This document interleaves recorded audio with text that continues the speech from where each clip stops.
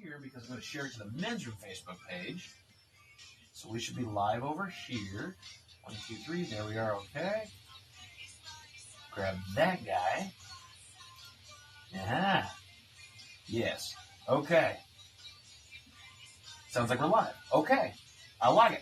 Let me pull that guy up so we can have the run over there. Bam. All right. Perfect. Apologies if I don't see you guys just yet. We've switched things over here. I'm having Tim stream live from the studio cameras that we got in here. So it's currently going to the KISW Facebook. And I'm going to share it over here on the men's room Facebook. So hopefully we can get everybody in there. That one can go away. That's good. I'm going to write up my email when we book this up and let people make their way on in here.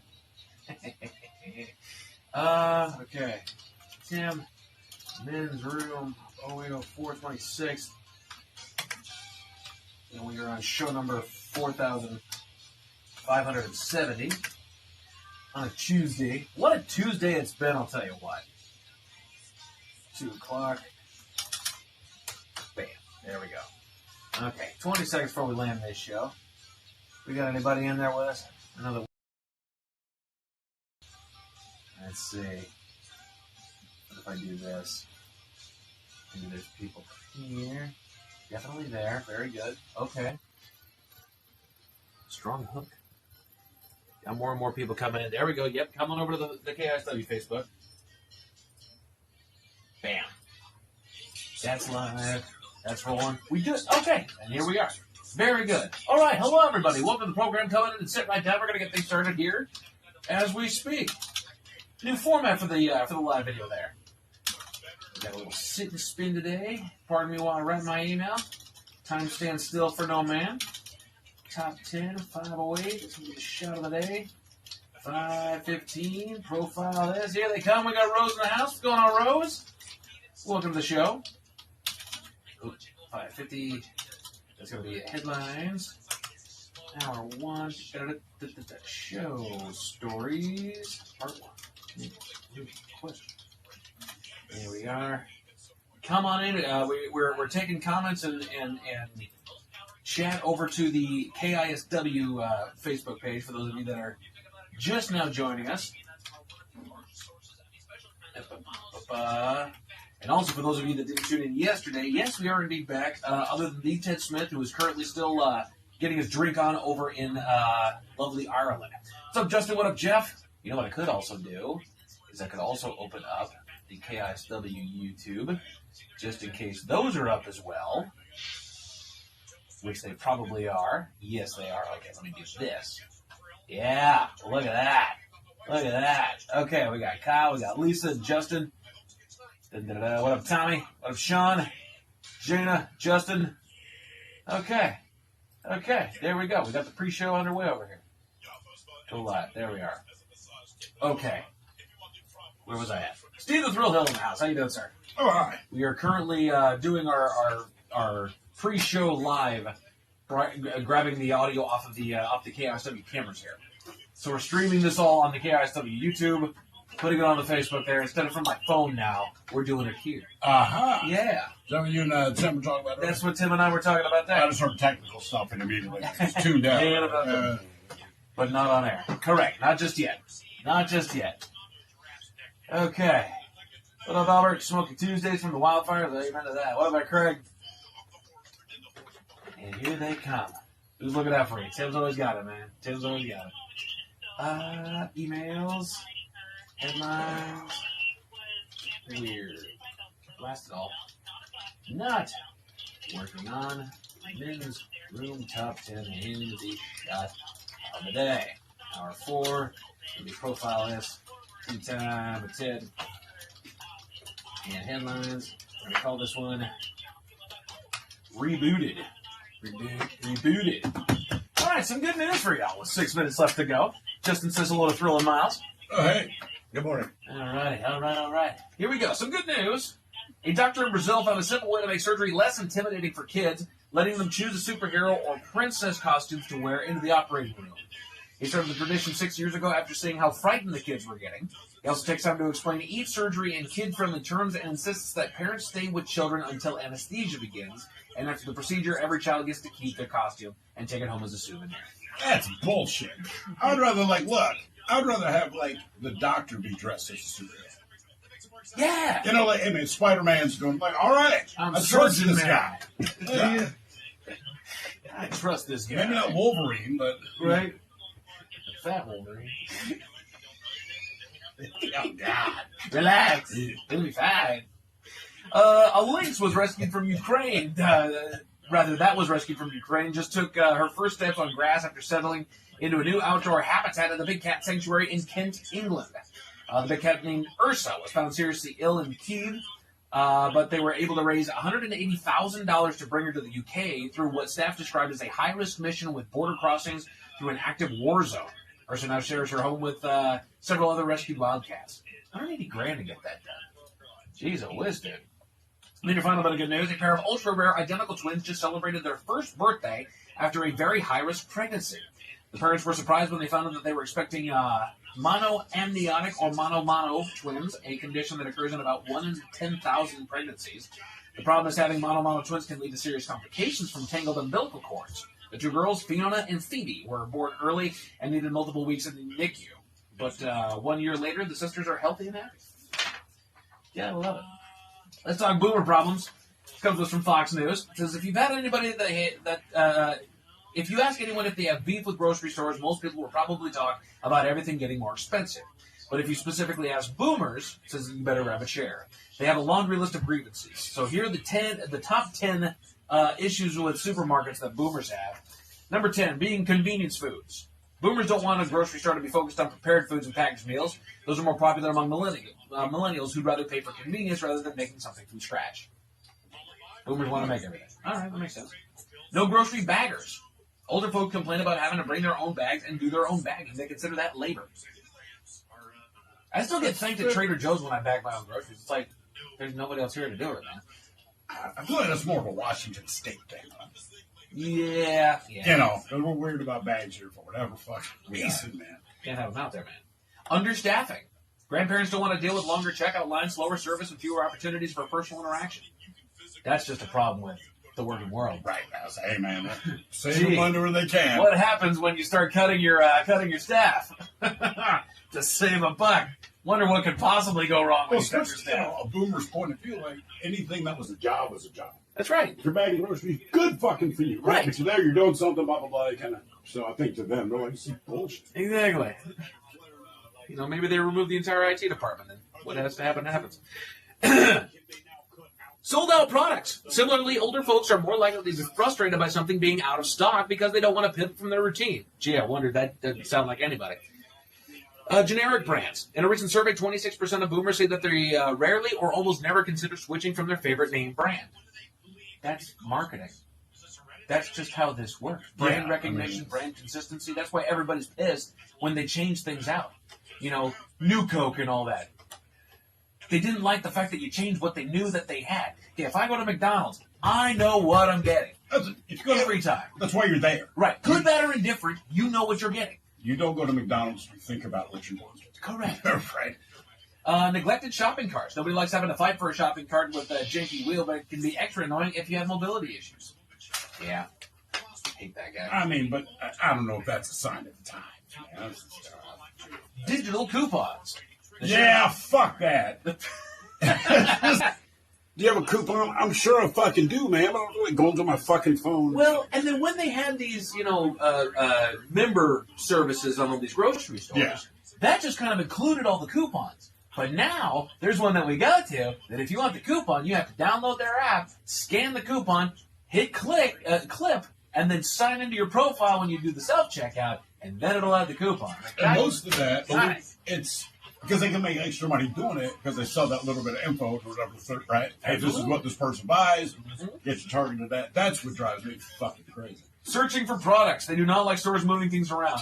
Nobody does. Right. Nobody does. As soon as you're old enough to buy groceries, you get pissed when they start moving stuff all over the dock. Because you don't want to, unless you're Ted, you don't want to be there.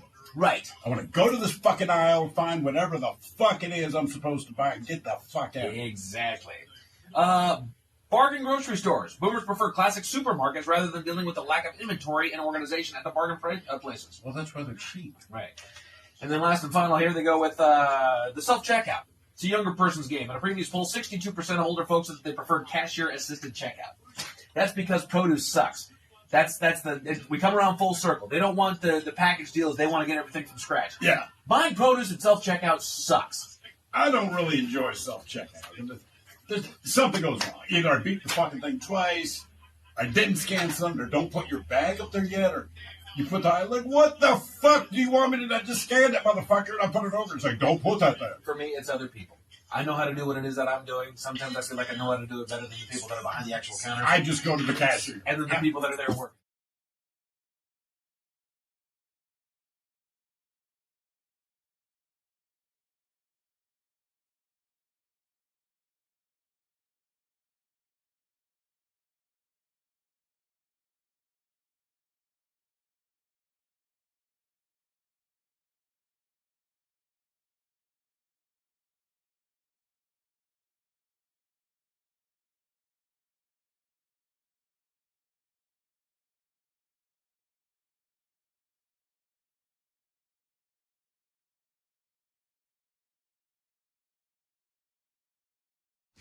All gathered in secrecy and flying high as a kite. This is the Men's Room with Miles and Thrill.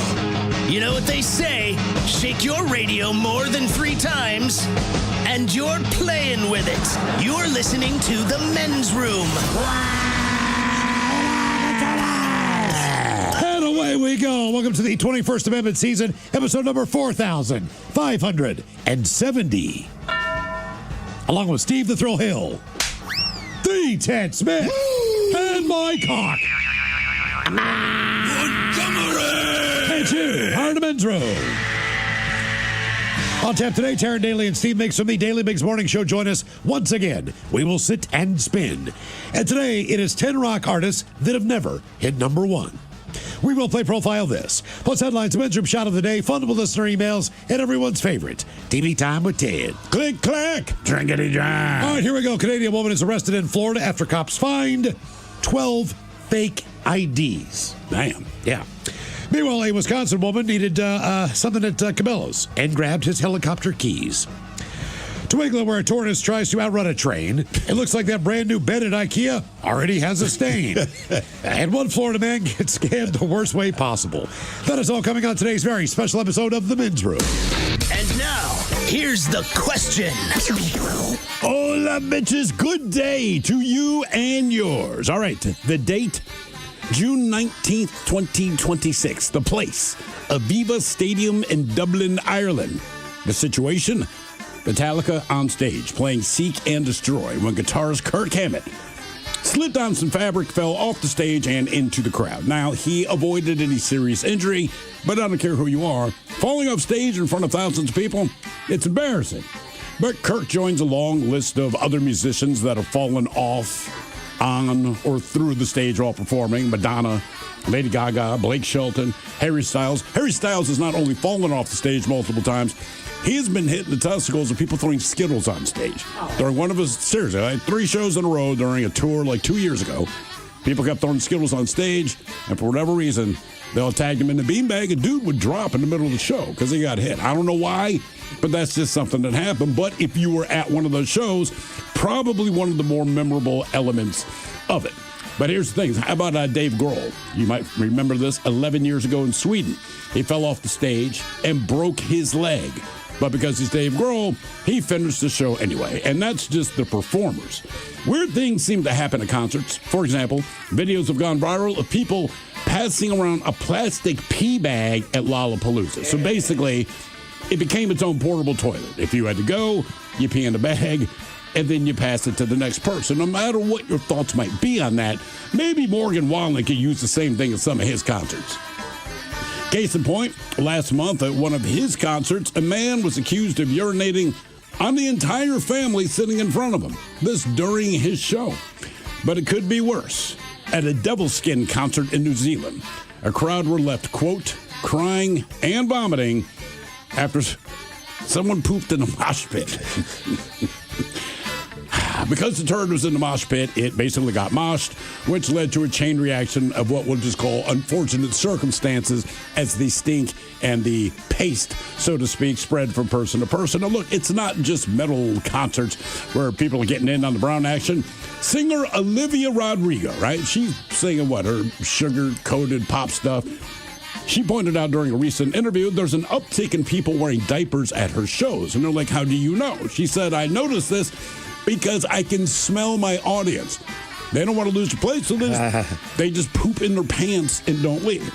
She's not saying she hates it. She didn't say she loves it, but she's definitely pointing out that she noticed it. But look, if you've been to a concert, aside from the band or artist that you went to see, you certainly saw something else that's memorable. Half the time it's people having sex in the lawn, people doing drugs.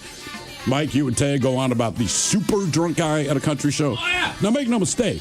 Everybody at a country show is drunk. Yeah. This guy was above and beyond where even every time you guys bring it up, he's the first thing. The second to last guy was still on the stage, and he was already out on the curb bawling his eyes out. This guy didn't make it to the second to last guy. He got that fouled That's up. what I mean. You go to a concert, I hope the concert was great, but when you walk out of there and tell people about it, you say, yeah, the artist was great. Here's the other thing that happened. And that's what today's question is all about. Those weird things that you didn't necessarily expect to see at a show or a performance or concert, whether you're in line or at the show itself, in the bathroom, who knows? So today's question, very simply, brought to you by our friends at Advanced Hair Restoration, is what happened at the show? To be a part of the big show, call 206-803-ROCK. Like the Men's Room on Facebook, follow us on X and Instagram at Men's Room Live. Send those emails to the Men's Room at KISW.com, and I'll watch the show live on YouTube at KISW Rock.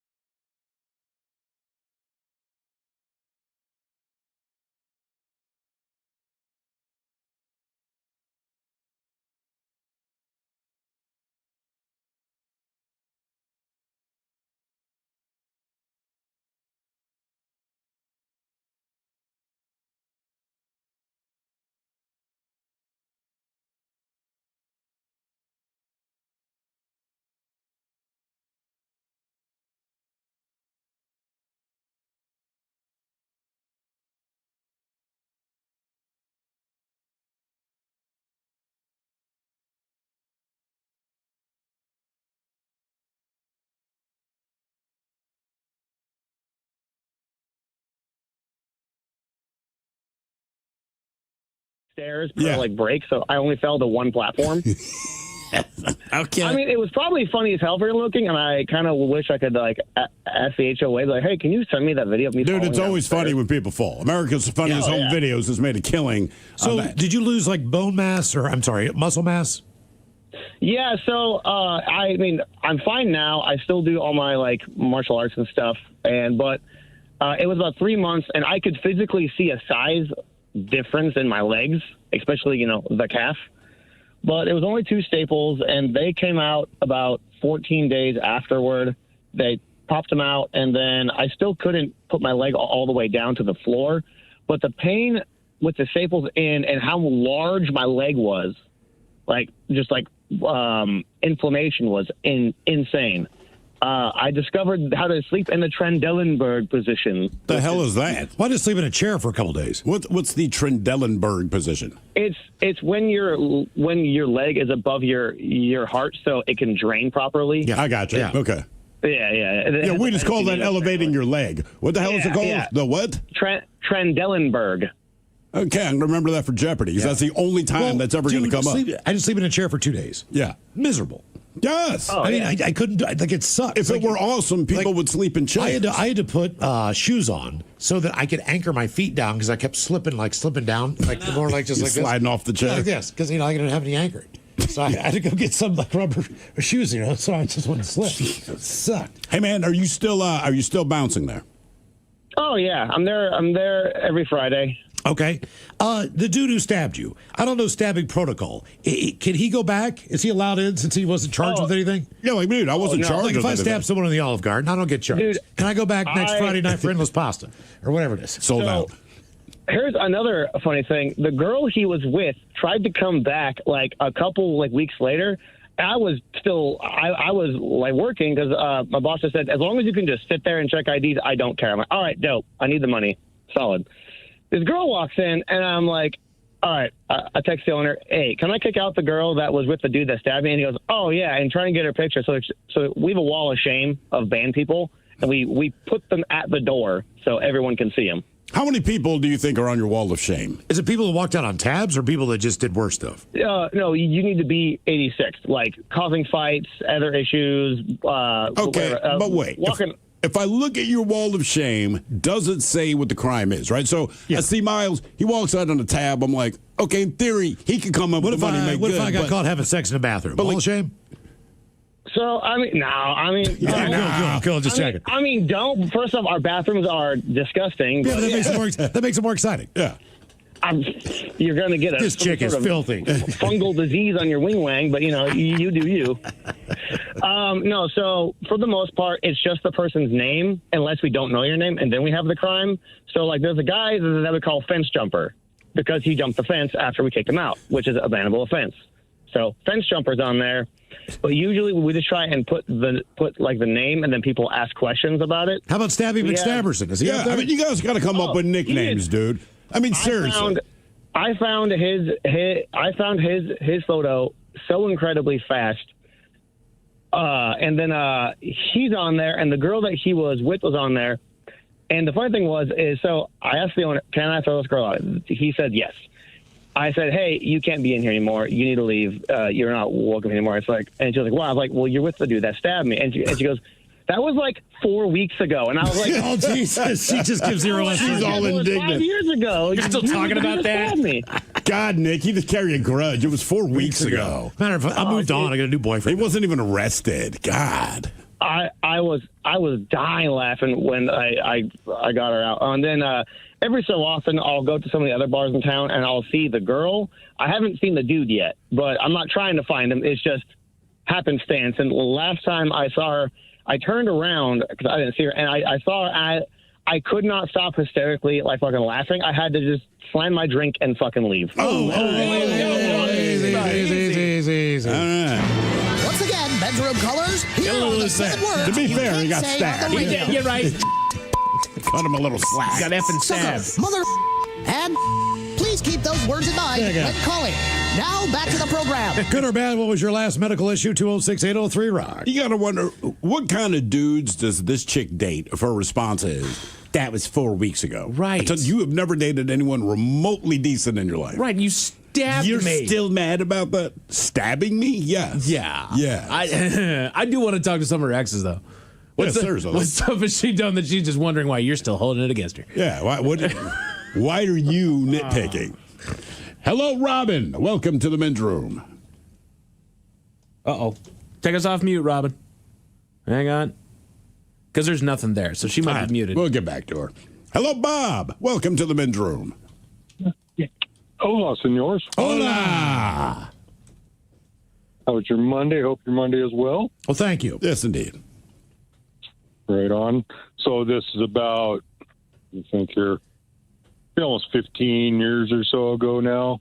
I was every other weekend dad for a bunch of years and everything. And it's my weekend to see my son. And I worked at a ski area down in Oregon, and we were going to go night skiing that night.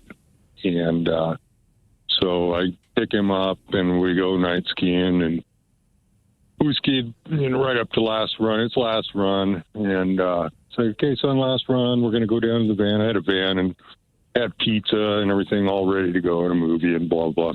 Anyhow, we're on last run, and there's a little cut where the snowboarders used to like to go up this bank. And so there's like a rut, and my son goes, "Hey, Dad, go off of that." And he's like, look over my shoulders, like, and I go off of it, and I'm going like 5 miles an hour. And I was a downhiller, so my bindings were really tight. And I just kind of landed weird and kind of twisted wrong. Had a spiral fracture, spiral fracture on my left leg. And the funny part about it was my son's and my skis ended up crossed over. My son's like, "Dad, uncross your other ski." And I was like, "Yes, son, I just broke my leg." And he's like, "Yeah, right." And so I pick up my left leg and it just drops. Oh. So, and he's like, "Oh." And it's like, and we're like last run, literally. So patrol is around. They're coming down, sweeping everything. It's like, "Hey, snag a patroller when they come by." So last run, the full toboggan ride and everything. And the thing is, I knew that the patrollers that picked me up and everything were kind of chuckling about it. And so emergency room, blah, blah, and ambulance ride. So my son got his first ambulance ride when he was about 9, I guess it was. And I just picked my son up that day, and I had to call up my ex-wife. I was like, "Hey, you want to come and pick up Kyler at the emergency room?" It's like, "What are you talking about?" And I gave her a brief explanation. But you probably ruined her. You ruined her date night. Yeah, man. She's been waiting to get rid of that kid for a month. Well, no, she was working, but the thing that was probably the worst part about it, like the one dude just a few minutes ago, is that I had a mid-thigh cast for like 3 months, Yeah. And I lived on the second floor of an apartment by myself, and 19 and a half stairs, and I never fell once during that, but thankful I lived right across the street from like the grocery store and the laundromat and all the stuff, but it was tough. I had to do, like I say, 3 months in a mid-thigh cast going up and down the stairs. What was your what's your day job? So I work graveyard shift. All right, so you could still kind of go to work. No, the company wouldn't let me go to work because I had that mid-thigh cast on it, and I worked in the snowcat. And that's fair. Okay. I understand that. Okay. Yeah, that makes sense. So they wouldn't let me, even though the doctor said I could, and I explained, I can do it. All I got to do is get up and into the cat and be able to get out and take a leak every once in a while and get out of the cat. That's really all I needed to do in the shift. So, but the company wouldn't let me do it. So I can see where they're coming from on that. Yep. Oh yeah, I mean, from a liability standpoint as well, I agree with them. But it was like, God, I can go back to work. I swear. Debauchery rolls on. You're listening to the Men's Room with Miles and Thrill. 99.9 KISW. Hold patrols, away we go. Welcome to the 21st Amendment season, episode number 4570. What a large and a charge program we have for you today. Guaranteed future repeat. Once again, we will be welcomed in studio by Taryn Daly and Steve Mix from the Daily Mix Morning Show. Now, one thing we know about bands, you can be incredibly popular with your fan base, with everything else. Sometimes, though, you will never have a hit that reaches number one. I don't think most bands do they, man? Look, the Grateful Dead. They're in the sphere. They have been touring for years. Mm-hmm. They have a legendary fan base. They have never even been close. One song at one point in time almost made it maybe the top 20. What was it? I will Touch of Grey. It was a terrible song. Wasn't their best, but it wasn't their best. It wasn't their worst tune, but it wasn't their biggest. It was their biggest. But it ain't gonna be number one. Yeah, and with rock bands, it's often a little harder to attain that unless you do a cover. Right. And you think about all the songs that even we play now that are popular now that really were not popular when the band released it on an album. There are all kinds of songs that kind of just break out at a different time. Like who you thinking of? Zeppelin is a perfectly good example. That is a very good example, yes. Yeah, I mean, look, Stairway to Heaven. It was not a charting song. Nobody cared about it when that album came out. They're listening to Black Dog and rock and roll. Exactly. Stairway to Heaven was the afterthought. And then somebody finally said, you know what? that slow ass song they do is pretty cool if you listen to the end. Yeah. Well, even like Kate Bush, like wasn't she fairly quiet back in the 80s? Then all of a sudden, Stranger Things put came her out. song out there, and all of a sudden, it blew Running up that hill. Well, and now she's doing shows again. Right. Thank you, Stranger Things. Brought seriously. Kate Bush back. But What a great name. So today we've got Kate Bush. Yeah. With Gavin Rossdale. Oh, yeah, the Bush and Bush store. full bush. The full Bush tour. I would go. I would too. I'm in. That's what I grew up with. The good old days. 10 rock artists that have never hit number one coming up as we'll sit and spin. We are going to talk about shows today. Sometimes it has something to do with what happens on stage. Sure. Other times it's your experience, whether it be getting to the venue, what happens at the venue while you were there, getting kicked out of the venue, what your friends do at the venue. There's a myriad of different things that can happen when you go to a show. Absolutely. And today we're going to share a few. They're not all positive. There are a couple in here that are positive. I found most of them funny. Like, I wouldn't necessarily want to be a part of it, but I found it hysterical. But either way, you're going to find something that makes the show look. A good show is a good show, and you'll say, "Man, that kicked ass." Those are fun experiences. But when things go a little bit off the rails, that's what you remember. You really do. You remember those shows even more. So, and everything. My wife took my daughter to see Lady Gaga, right? I don't know, 2-3 years ago. And I said, how was it? She goes, it was great. Lady Gaga puts on a great performance, blah, blah, blah. My daughter's losing her mind. She was screaming, I love you, Lady Gaga. Well, she said Lady Gaga. She's not stupid like I am. And then when she was done with all saying, I mean, just nothing but the best possible thing you could say about the show. Just like, there was this annoying guy in front of me who wouldn't stop, right? And then you realize, like, that's the story. She's just like, hey, we paid money for Lady Gaga. It was a great show. This guy in front of me is what I remember and why he annoyed me. And I'm like, it is amazing, right? To talk about this great show, fantastic. But that's not what she wanted to talk about. She just wanted to answer my question to get to the annoying, I don't remember if it was a guy or a chick, either way, in front of her. Who by the end of the show, she like wanted to beat this guy up. And I'm like, right, that's the part of it. You actually spent $400 to be annoyed by someone in front of you. That's really what you got out of it with a soundtrack. Yeah, you never know what you're going to get. Seriously, I was with my kids. I was with my wife at the time. We were down in Vegas, and we went and saw Bruno Mars at the MGM. He puts on a great show. He really does. So it's, I don't know, 2 o'clock in the morning, whatever. And I'm just like, I'm parched. I'm just like, I'm still up. I'm still kind of amped a little bit. Just like, you know what? I'm going to go downstairs, either get a beer, get a Coke, bring something up here. Like I'm not beer or Coke. Let me guess, beer. I'm going to go downstairs and get something to drink, right? So I go downstairs. I get whatever I get. I get in the elevator, and a guy, he hits the very top button. I'm like, oh, man. It's like, you're penthouse living, huh? He's like, yeah, man. I look over. I'm like, that is Bruno Mars. Oh, he is really no way. He's a teeny tiny little thing. Small man. I thought he was like, I honestly, no disrespect to him, the way he was dressed, he kind of had like a vest on. I thought he was a staff member. Oh no! I am not kidding. He looked like a dealer, didn't he? He had the Ray-Bans on. Oh yeah, like he was wearing like a tie kind of thing, but he had a vest on, and I don't remember him wearing that during the show. I mean, that's just what he changed into. Because he's Bruno Mars, you can wear that, right? But I looked at it, like it was like a little bit of a fro going on, like just starting to come out. I was like, dirty mustache. I mean, he looked like the guy that parks your car in Vegas. Yeah. So I didn't really dawn on it. He's like, yeah, man, he gave me the penthouse, man. I'm like, you get it for free? Because then I was like, he's like, yeah, man, I get it for the run. I'm like, that's really cool. He's like, they got to give you something, man. Well, I'm like, if you're playing on New Year's Eve or whatever it was, the night before that. Was it a residency? Like, was he? No. Just a one-off? Yeah, it was like two nights, 3 nights, something Damn. like that. Yeah. So a little teeny tiny self. He doesn't need all that space. I think that's why I hope my family never meets him. It was a very. Oh, look at the tiny little Bruno Mars. It's a very fine line between the guy that parks your car, the blackjack dealer, and Bruno Mars. They all look very similar. So what do you do here, man? Exactly. I'm being dead serious. So we go to Baltimore. A Morgan Wallen concert goer is accused of urinating on a family, including an 8-year-old girl, during the country music singer's concert at M&T Bank Stadium. This happened on July 18th. According to videos taken by Troy Grevending, who said his family was the victim of the incident, Maryland state troopers were unable to arrest the accused man. We cannot take him into custody, according to a trooper. He told the dad that.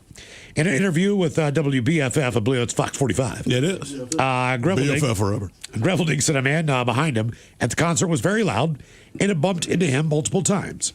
He said soon after, he said something to the man about his alleged behavior, and he took his attention back to the show before the situation then escalated. I literally feel something on my leg. My wife, she feels something on her leg. My niece is standing on the seats, sitting on them. And my wife says, whatever the gentleman is doing, it's all over my leg. At that point, I kind of see him like bent over out of the corner of my eye. So I turn to look. He had his genitalia hanging completely out, and he's urinating all over the back of my seat, my wife's leg, my leg, and my niece. At that point, we don't have to call him a gentleman. That is a good point. TMZ confronted the man. Believe it or not, he told TMZ he confronted the man. Maryland Transportation Authority police detective later detained him outside the stadium, but as troopers told him, they were unable to arrest the guy. They told me that there was absolutely nothing they could do. There was no way they could arrest this guy. They physically didn't see it, so they can't arrest him. That's what they were saying. They didn't see it. Troopers were seen in one of his videos telling him, Okay, wait. If I rob a bank, but they didn't see me do it, can I get away with it? yeah. Well, you guys didn't see me rob the bank. As long as you don't have evidence, I guess. He said he could pursue charges against the man if he wishes. In a statement to TMZ, police said there is an active and open criminal investigation into the matter. They don't care. Grivalding said in a video he wants accountability and justice for his 8-year-old niece as well. The incident comes amid a string of unusual fan encounters, they say, at concerts this summer. Last month, after feces were found on the ground at a Noah Kahan show. Noah Kahan. Do we know who that is? The singer asked fans not to defecate on themselves at shows. If you have to poop at the show, please, dear God, just go to the bathroom. He wrote on his Instagram. Oh, sure. He'll be at T-Mobile Park on August 30th. So he's a big deal. Yeah. He's an American singer-songwriter. Stick Season, Dial Drunk, Northern Attitude, You're Gonna Go Far. Is he Call Your country? Mom. I don't know. He's collaborated with Post Malone, which means nothing. All right. Hosier, which means nothing to me. Sam Fender, I don't know who that is, but you shouldn't have to ask your audience not to poop. He says, I poop my pants as much as the next 29-year-old. But you guys got to understand there's a venue worker out there with a 1,000-yard stare after dealing with that. Weeks earlier, Olivia Rodrigo said during a radio show that she has smelled fans who wear diapers, an increasingly popular practice fans use so they don't have to leave their spot at concerts. Smell it. I've been to certain concerts, certain festivals, where people are wearing diapers so that they can be front row of the show. That's been an experience as a performer that I have smelled. She told the UK's KISS FM. Everyone is wearing diapers. They sit there all day. I think about it kind of often because I can smell it. Olivia Rodrigo. Damn, man. It's that important to keep your spot.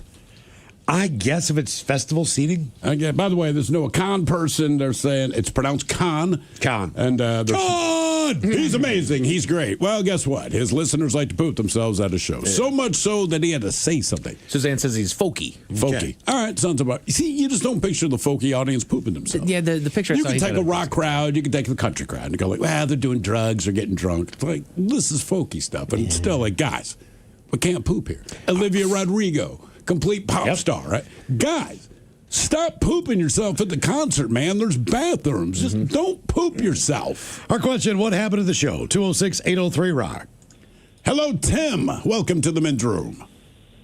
Hey, thanks, guys. How are you guys doing? Hola. Doing well, man. Hey. Hey, so I was stationed in Coronado years ago, and I had a friend that worked at House of Blues, and he's like, hey, I'll get you free tickets whenever. And so I took a girl to a Gavin DeGraw concert.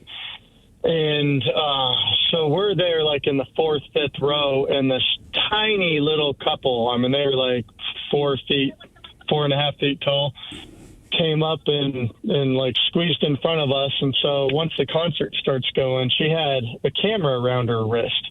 And so she'd throw her hands up in the air and be waving them around. Well, the camera would inevitably hit my date in the face. And so after that happened like 4 or 5 times, I like pulled the guy to the side and I'm like, hey, dude, will you tell your B to hold on to her camera? Did you use the word bitch? I did. Uh-oh. And so I guess he didn't even change or translate it to her. He just straight up like told her what I'd said.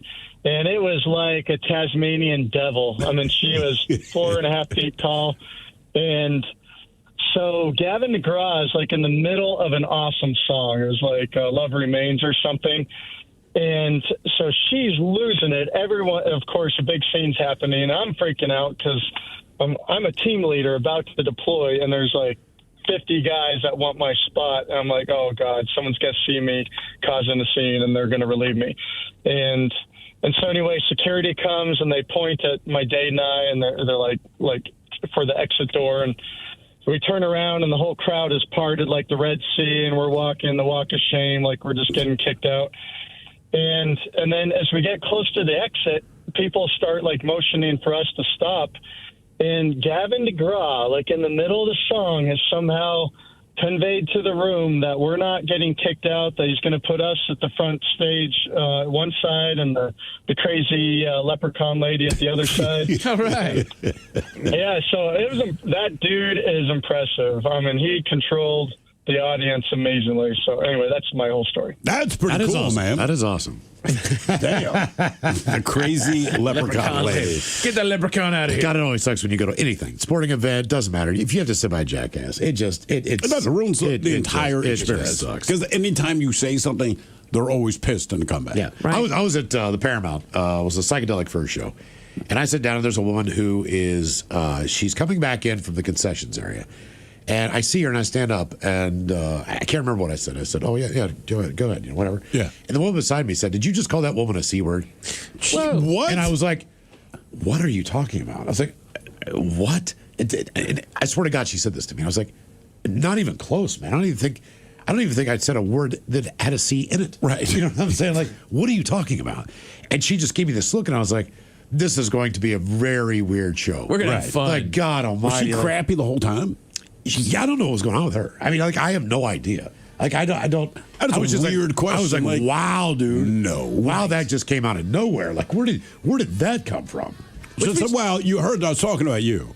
Jesus Christ. Just right off the bat. Right. Like, why would you assume that's what I said? She just got a beer. Just out of nowhere. chill Come out. on. What happened to the show? 206-803-ROCK.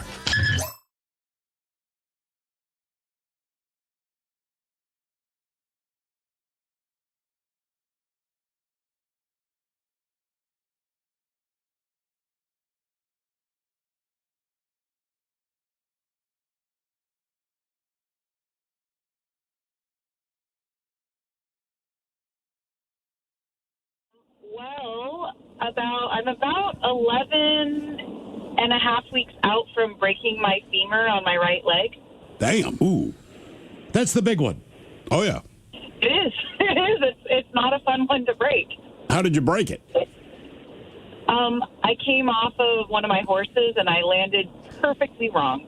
Did it sound like a stick of dynamite going off? No, it kind of felt it. You know how when you like feel and hear something at the same time, it was just like a pop. Honestly, like that's what I heard, a little pop, because it's pretty deep in there. Okay, so it is. Those are the biggest bone in your body. Well, I was gonna say, so where on your femur did it snap? Towards the top. Is that good, bad, or irrelevant? I don't really know. I just know it's not fun. So how much longer? I'm assuming you're still in a cast. You said this was 11 and a half weeks ago. No, I didn't get a cast at all. They put a metal rod in, and so that stabilizes it from the inside. So I broke it on a Friday afternoon, May 15th, and then I had surgery the next day, May 16th. And so, they never put a cast on it. They're like, don't bear weight on it for 6 weeks. And so, well, it sounds like you're driving. You could drive, right? Now I can. Yeah, I couldn't for the first 6 because it's my right. If I broke my left one, maybe I could have. How long? So, what's your leg like now? I mean, could you play hopscotch, or you still got to wait it out? I am building back the strength. They did X-rays at the 6-week appointment, which was June 29th. And they said, yep, you've got enough new bone formation that you're good. You can start weight bearing. But when you don't weight bear for 6 weeks, it's not just the bone that's got to heal. The muscle has to build back up, too. How many times have you fallen over? I haven't fallen over. Well, actually, I did fall over, but my horse pushed me. So that was my fault. Yeah, I mean, what inspires people other than like a guy in Thailand who wants to put a hut on top of an elephant and take a ride, to ride one of the biggest animals in North America? Like, what do you go like, I need to get on top of that thing and see what it can do, you know? It's just fun. Actually, it's funny because I got discharged from home physical therapy on July 16th, And then I started like outpatient physical therapy the next week, which was like 3 weeks ago. And I was talking with the physical therapist, and she goes, okay, so you were discharged from home physical therapy last week? And I said, yeah, on Thursday. And then I got in my truck and picked up my horses and went to a horse show with them. And she just shook her head and laughed. Because I just love horse people. Yeah, because you guys are all crazy. Like you never see a guy like holding on to a giraffe's neck in Africa, right? Just nah. They're even like no. So did you fall off the horse, or did the horse buck you off? It was kind of a combination. So I was riding her, and she was cantering, and she did like a little jump, not a buck, just like a jump. She's a younger horse. My trainer was there too, and she just did a little bit of a jump, and I fell forward a little bit, but when I went forward, my spurs got her in the side. Oh. And so then she really jumped and was like, oh! And I was already forward and not sitting how I should have sat because she jumped in the first place. And then I came off, and like I said, I landed perfectly wrong. And then, as soon as I came off, she stopped and looked at me like, I'm so sorry. Are you sure that was the look on her face? Or like, ha ha! I was waiting to do this. But then I told my trainer, I was like, I'm going to call 911. You get on her and ride her because I don't want her to think that that's how you get out of being ridden. Okay. Oh, I'll show you. Yeah, man. Okay. Oh man. All right. You're talking about horse. A friend of mine, her uncle is a trainer for a stable of horses at Emerald Downs. So last Sunday, myself and the family went down there, but we got like all the tour behind the scenes kind of thing. Those things are huge. Well, and we know they're big, right? We know they're big. I understand they're big. Racehorses are particularly big, and they're athletes, as it were. And but he takes us back into a stable, and it has to be 15 to 18 horses back there. They are all monstrous, man. And when you walk down, you walk them through these stables. They line both sides. They're all kind of looking at you. Some seem friendlier than others, but we're there with a couple of little kids. They're like 14, 15 years old. And two of the girls that were there, I guess they ride, they do equestrian, whatever the hell it is. And they're like, oh, this one's so cute, beautiful, like gray horse, white mane. And he's like, whoa. Not that one. Right? You could feed all. It was like, not this one. We're like, is he racing today? He's like, no, but he always thinks he's racing. Right? So the way he explained it, they're all in different schedules. And the day that they're going to race, they do different training. So once you do this different training with these horses, they understand, hey, in a few hours, I'm going to go out there and do the thing that I love doing. This particular horse, and that was gorgeous and didn't look particularly crazy. He's like, this horse is nuts. And he goes, it doesn't matter. He always thinks he's racing. He is always amped up. And all I can think is like, Mike Tyson before a fight. and you're going to go up and ask for his autograph or something, man. They are all so big. And they're all so weird. So at one point, he's just going on about it was interesting. But I realized when I looked over my shoulder, like, all of these horses are staring at you. And a couple of them are like moving their heads up and down. And I'm like, what does that mean, man, when they do that? When he said, well, sometimes it means they want attention. Like, well, what does it mean other times? Like, don't know. He's like, just leave him alone. I said, I'm going to. I just, like, God damn. And then I'm like, how secure are these things? Like, they are just massive. I feel like you were walking through a prison hallway. Yeah. And then basically, right? And then he's like, hey, man, you go down to the winner's circle one time. And we've done it once before. And I remember the whole thing. This horse had just won. It's still amped up because it just did its thing. Sure. The veins rippling. It's snorting. It's angry. 3 people are holding it. And I'm just like, I don't need to be here, man. Good or bad, what was your last medical issue? 206-803-ROCK. Hello, Wade. Welcome to the men's room. Hola, bitches. Hola. Hey, happy 55th, guys. Well, thank you, Wade. Thank you, brother. Appreciate it. Ted, I was just thinking about it while I was on hold. I was born in 1968. I've been listening to KISW longer than you've been alive, bro. All of us. Yeah. Not me. Yeah. Well, if he was born in 1960 and he started in 1970. 68. Oh, you were born in 68. You got to buy a year. But you weren't listening to KISW before it flipped the rock. Wasn't playing like classical music or something? Yeah. No, I've been listening, since I was about 6 years old, so about 50 years anyway. Okay. Yeah. All right. Yeah. I've seen all the transitions and everything, stations come and go and everything, and man, you guys are still going strong, man. Wish you many more years of success. Oh, thank you. Us too. Yeah. Yeah. So they put us out to pasture. They went to a farm up the road. They're out those guys. So this guy walks into a bar, namely me. Here out in Yelm, there's only a couple bars. And the back door, they've got, you come through the back door, and there's like a little threshold, like a wooden threshold in the bottom. You know, underneath every door, it's got a little threshold. And I rolled my ankle on that thing, and it's like 3 steps down into where the pool tables are, concrete floor. And I ate crap. I fell down those stairs, and I broke my femur, my ankle, and tore all the ligaments off the outside of my left foot. Jesus. What is it with everyone breaking their femur? And again, as you pointed out, it's not like you fell 15 stories. You went down 3 steps, right? That's all it took. God. I feel like the smaller the fall, somehow, like, look, if you fall off of a roof, we kind of know what the damage is going to be. But somehow people step off of a sidewalk, and just like you're saying, you tear every ligament in your leg, you break your femur, and you made a total step of 6 inches. What was the recovery on that?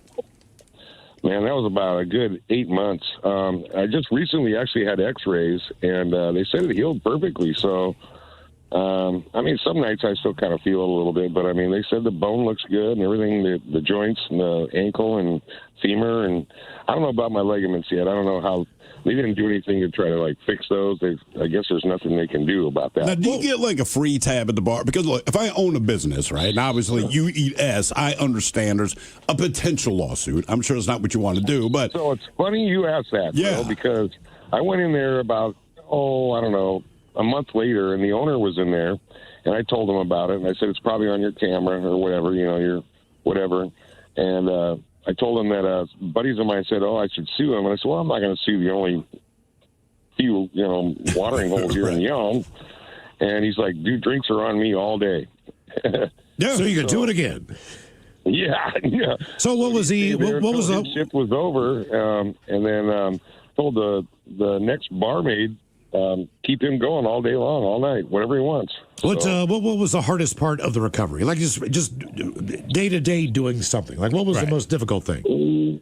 Well, so I've got a 5-speed pickup truck, a little Ford Ranger. I could not. I mean, they scooped me up and mopped me up off the floor, and they drove me home. And but I could not drive my truck. I couldn't push the clutch in. So yeah, it sucks. Okay. So, and then work was a no go for.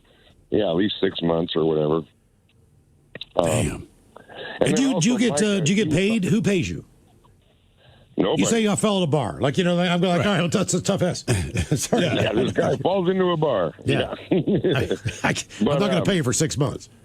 Yeah. No, so I just was out. I lost my job and everything. I couldn't work. I couldn't walk. So they didn't do surgery or anything, kind of like the other caller. They just pretty much let it, and being a guy, you know, like I didn't go to the hospital right away. I waited a few days. A few days? Maybe a week. And they said, well, you've already waited too long. We can't really do anything, so you're just going to have to let it set on its own. And so that's what we did. But apparently it seemed to work out fine. Okay. I'm back working again. So same place? No, different place. Okay. Yep. Also, though, Mike was talking about his index toe. So when I was a little child, I might have told this story before, but you know the old swing sets where they had like the tubular steel frame? Yeah. And if you didn't cement them in the ground, when you're swinging on them, those legs lift up and down. Well, we used to take turns holding that leg down so that other people could swing, and that leg came up and came down and cut off my index toe.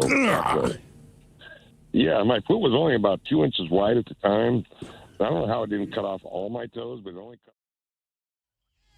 This is the mighty 99.9 KISW and KISW HD1 Seattle. Always live on the free Odyssey app. Text the guys at 206-803-ROCK from the Pinky's Plumbing Studio. You're in the men's room. Been going to a lot of shows in my lifetime. I've never heard of anything like this. All right, what do you got? They say country swag usually means a T-shirt, but Zach Brown just took things a bit further. Marking his 15th consecutive sold-out show at Boston's Fenway Park on Sunday. Damn. The country star told the 37,000 fans they were all getting a cruise for two via the Margaritaville at Sea cruise line on his tab.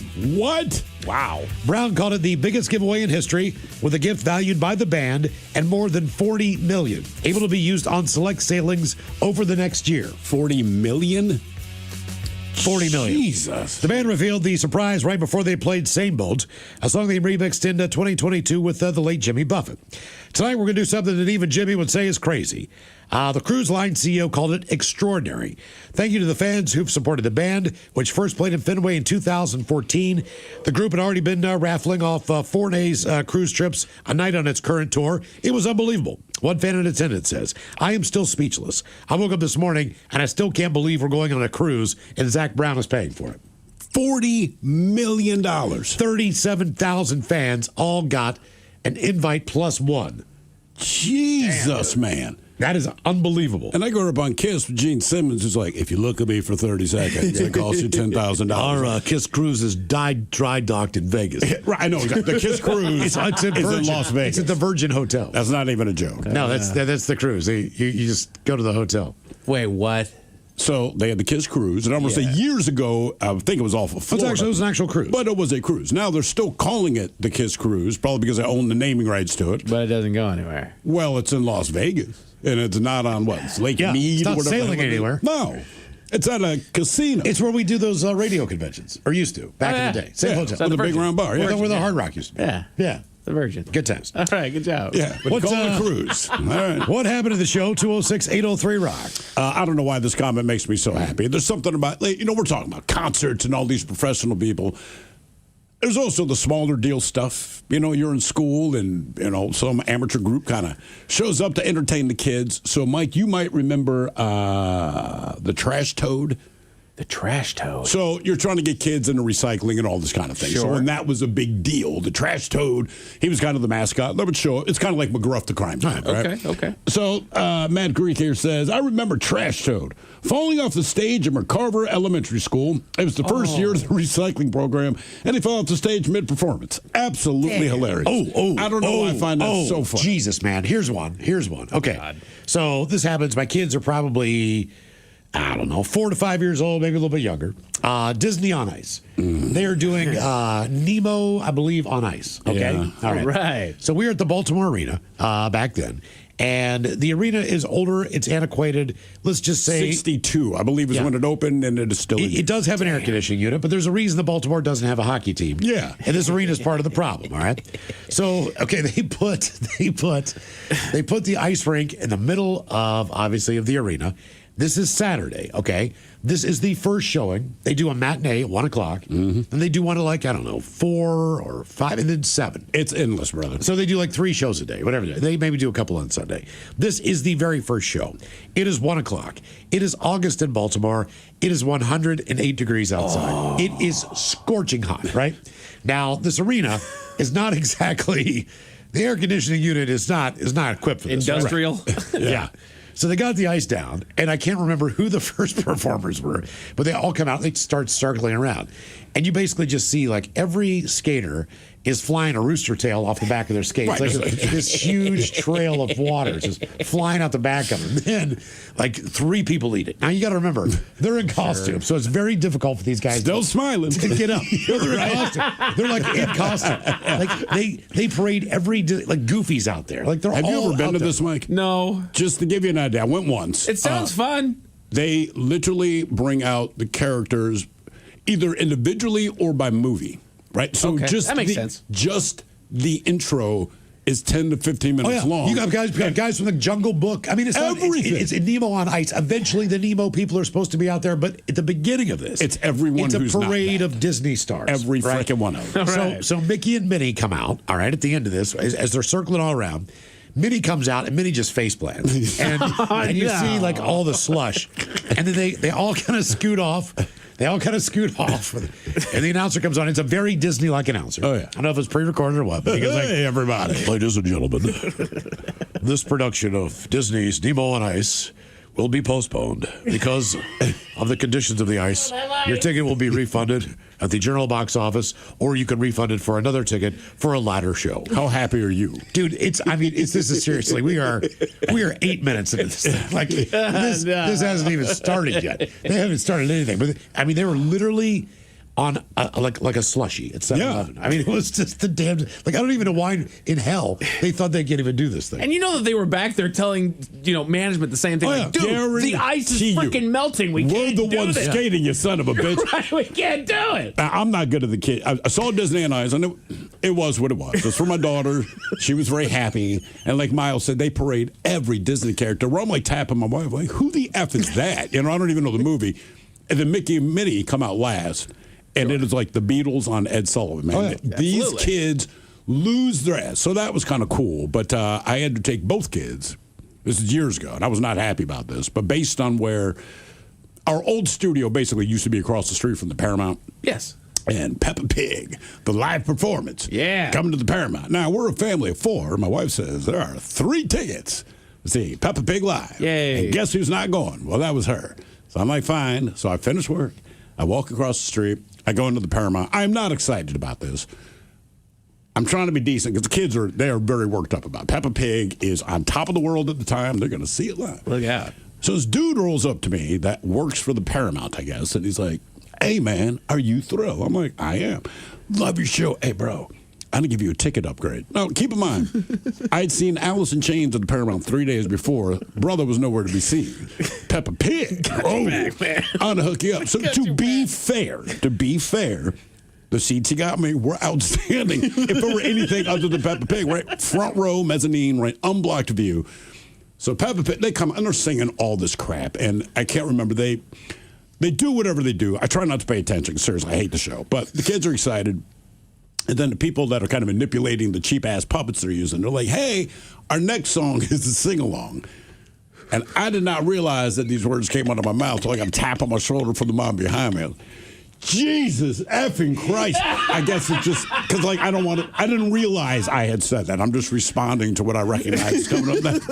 This woman taps me on the shoulder. I don't even know why, right? I turn around. I'm like, what's up, man? She's like, your mouth. I'm like, what are you talking? And so she kind of mouths it to me. I'm like, oh my God, I'm so sorry, man. Because her little kids are there and they're staring at me with their mouths hanging open. I'm like, I am so sorry, man. What does that mean, Mommy? I was like, I was thinking that. I did not realize that I also said that out loud. I am so I can just picture so sorry. Seething at the show. Oh, dude, it's right there. Hey, the next one to sing, Jesus, what happened to the show? 206-803-ROCK. How much worse does it get? Bro, there was no bottom to that. That is the worst, longest show. Let me rephrase that. The show itself was very well done. And if your kids like Peppa Pig, send them. Don't go. Yeah. Because to get through that as an adult, I'm just like, I can't do this. I was going to throw myself over the mezzanine. Have you guys ever been at a concert with, like, overly drunk guy? Yes. So I don't remember. It was last year. I don't remember if it was Morgan Wallen or Post Malone, but we were over there at... I'm going to guess Morgan Wallen. No, you know what? It was at T-Mobile. What? Never mind. Doesn't matter. Anyway, there is this dude. I remember I was in line getting a beer, and there was this dude decked out. He has got the most American outfit I have ever seen. Red, white, and blue, up top to bottom, and he's noticeable. He walks through this crowd of cowboy boots and cowboy hats, and he's noticeable, right? We get our drinks. We go back to our seats. We're up in the upper deck area. Pretty soon, you kind of start seeing people have a commotion down there, and they're pointing down to the ground, down to the floor level. Yeah. This Captain America down here has 6 officers holding him up as he's spreading down there, and they're carting him out. He got so freaking blasted, dude. And then all of a sudden, I'm scrolling through TikTok later on that night, and there's photos of him and videos of him. Like, he almost set out on a mission to just get as loaded as he could, and then he got carted out by the cops. I kind of like it. It was great. The guy was legend. What happened to the show? 206-803-ROCK. Hello, Wade. Welcome to the men's room. Get your poll, brothers. Hola. All right, I'll make this short and sweet. September 6th, 1991, taking it back in a time machine. Pantera shows up at the Paramount. And as Pantera shows go, as the show went on, they let some people get up on stage and start moshing with them and having a good time. Was that something Pantera normally did? Yeah, it was kind of known. They let you get up there and jam with them and just stage dive or whatever floated your boat. All right. And somehow, or not somehow, some guy was up there with everybody. There's probably 15, 20 people on the stage with him while they were rocking out. And this guy decided to pull a knife out somehow and started nicking people while they were moshing on stage with the band. This guy was just cutting people. It was, anyways, so Phil, after a moment, kind of figured this out. He shut the whole concert down right then and there. They found the guy. Or I don't know if they actually found the guy, but they cleared everybody off the stage. We got a Phil Anselmo speech about how not to be a douchebag. And this show continued. And to boot, I knew a stripper from Oregon who had seen him the night before. She gave me a call, said, hey, you want to come up and get backstage and meet the boys after the show? And I said, well, certainly. So after all that, my stripper friend drugged me backstage. I got to meet Dimebag, say hello and give him his kudos because I'm a fellow guitar player and he's one of the legends. Sure. And had some stripper action after that, and it was a good night. That's awesome. Right. Everything but the show. Yeah. That's what I'm saying. Yeah. Knife a guy, got laid, met the band, but the show, oh, yeah, I think it was good. Yeah. Always the Vinny Paul in Vegas, he just wants to talk about Arby's barbecue. And, is that the dude who walked in when you were eating pizza in the bathroom? No, that was Jesse James Dupree. Vinny Paul's the guy we're doing shots with at the bar. He's an old drummer. Oh, yeah. Yeah, he was a good guy, man. What happened to the show? 206-803-ROCK. Hello, Fayago. Welcome to the men's room. Hola. Hola. Hey, guys. So at the time, I was some 29 years ago, I was living in Salt Lake City, and they had an awesome venue there called DV8. It was kind of 2 floors. The second floor had a mezzanine or area there where the bar was. And we went to see Machine Head. And a friend of mine, halfway through the show, when Davidian came up, he was up there, but he was a massive fan of Machine Head. And he decided to just go crazy, and he jumped down from the second floor onto where the crowd was. Jeez. And caused a huge commotion. Yeah, I bet he did. Needless to say, he got thrown out and kicked out and banned forever from the venue. Did he hurt anyone when he landed on top of him? No, there were enough people there to kind of landed on multiple people at the same time. Didn't get to hurt them, but it was he could have. Wow. Now, did you kicked out with him, or did they just take him out? No, they took him out, but I just watched it from afar like, you're so stupid. That is pretty dumb, man. Did he hurt himself at all? No, I don't think it was anything serious. Okay. Jesus Christ, man. That is a long way to drop. Never seen anybody fall at a concert like that. No, not like that. Not like that.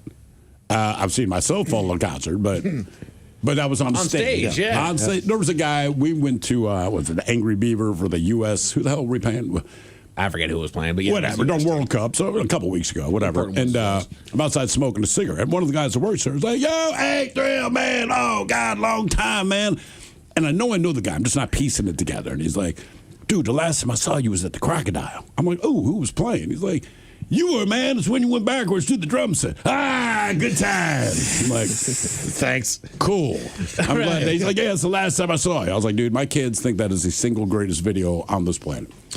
What happened to the show? 206-803-ROCK. Hello, Eric. Welcome to the men's room. Hey, great. Hola. Hola. Hey, my story is about 1984, D.C. Capitol Center, and we saw Ozzy and Motley Crue, and my buddy and I, we didn't sit with the guy we rode with, and we took acid, and so we're flying hard. We couldn't even get up to go to the restroom in intermission. We just sat there and couldn't even speak, and then the show comes around, and you guys probably been there. That place is an oval. So when we walked around looking for the car, we never really went all the way around the whole thing. And then now it's like 1 o'clock in the morning, and we need a ride home. So Billy wants to call his mom. And I'm thinking, oh, that's horrible. We're tripping. No way. I'll call my brother. So that was, he did come get us, but it was horrible. Standing around there, and then by that time of night, with the dregs of the people that are left. Oh yeah, I thought that was that. You only need to go like 1 block or 2 away from that venue, and you're like you're not in a good spot. No, not at all. I walked out of there at 4 o'clock in the morning, 4:30 in the morning, And I woke up, and it was the summertime, so the light was just kind of starting to come up. And I'm like, first I walked down into the main area, and the entire stage is gone. The bands have left. Yeah. It's just me and like 2 or 3 other stragglers those guys were getting on a plane. It was Bad Company and David Lee Roth's band. So they were going to fly, but all those other guys, they pack up, they drive. So they drive to the next location. I walk out there and I'm like, oh my God. So I start going what I believe to be the right way out of town, which is where I need to go. I'm going southeast, and I'm not going east just based on the way the roads are shaped in D.C. It's everything's diagonal. It's not north-south. It's everything. Yeah. Everything. It's like think of like a pizza pie. Yeah. Right. You're kind of doing that. And I pull into the 7-Eleven, and this guy, he's standing there, man. And I'm like, he's like, what are you doing here? And I'm like, I just got done seeing a concert. He's like, no, you didn't. He's like, what are you doing here? I'm like, well, I need directions. I need to leave. He's like, give me $20. I'm like, why? He's like, do you want to get out of here? I was like, yeah. He's like, give me $20. I'm like, well, why do I need to give you $20? Give me $20. Here's $20. He tells like, it's like 1 block up. Oh yeah, but if you don't know, yeah, exactly. No kidding, yeah, bro. And it's that hard to figure it out that you're 1 block away. If you are in Washington D.C., and where I was, if you don't understand where you are, it's very difficult to get where you want to be. But where Miles was, yeah. If dude asked for $20 to get you out of there, it's worth $60. That's almost like a discount. Yeah, like, cheap. Just give him the $20 and get the hell out. I was following the stripper from Scores because she said she knew the way out. So I was following. I always trust someone from Scores. Well, she pulled into the 7-Eleven and went in to get something to drink or whatever she was doing in there. In the meantime, this guy basically asked me to leave politely before he killed me. Damn. Yeah. What happened at the show? 206-803-ROCK. All right. How many?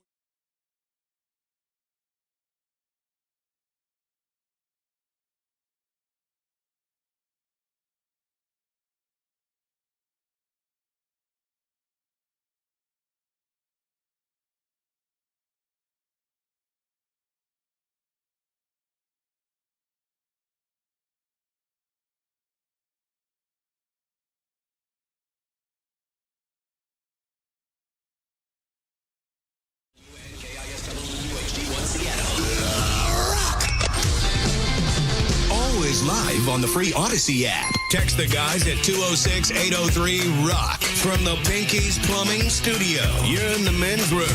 Yes, is as good as my count of our categories. Got 3. We got growing old, fair foods, and the 2026 NFL season. That is on the way after emails on our question, good or bad. What was your last medical issue? 206-803-ROCK. Hello, Ryan the Iceman. Welcome to the men's room. Oh. Can you guys hear me good? Yeah, man. There it is. So I want to start out by saying that I am very healthy now for what I'm about to tell you guys. Uh-oh. So the last half of January 2025, well, prior to that, I had gone through a breakup, so I was just putting myself through the S. I was like smoking 2 packs a day, drinking, not eating, drinking alcohol, not drinking water. I was just going through it. And I was driving back to my workshop from out at the Aberdeen area to Olympia. And I just start feeling this chest pain. And by the time I get to Tumwater, I'm in my shop and I'm just like looking at my coworker and I'm like, hey man, I got to go to urgent care. Like there's something seriously going on with my chest. Like it's not getting any better.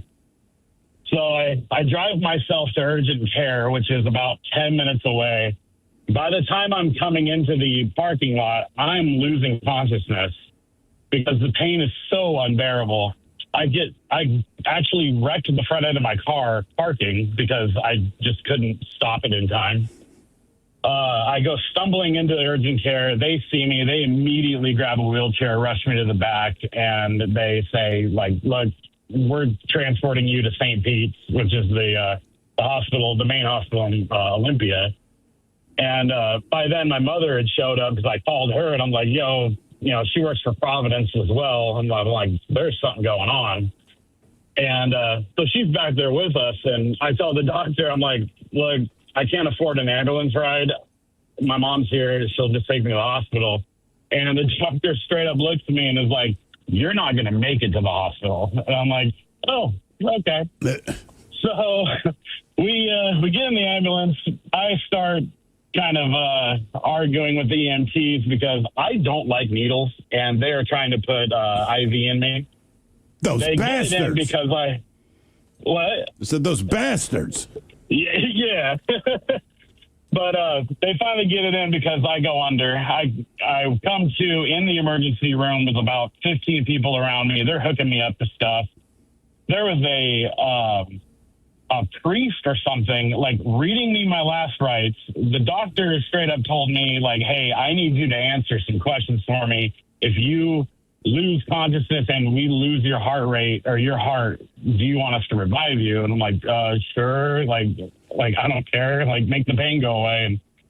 And they thought that I had what was called a AAA. Mind you, I was 37 when this happened.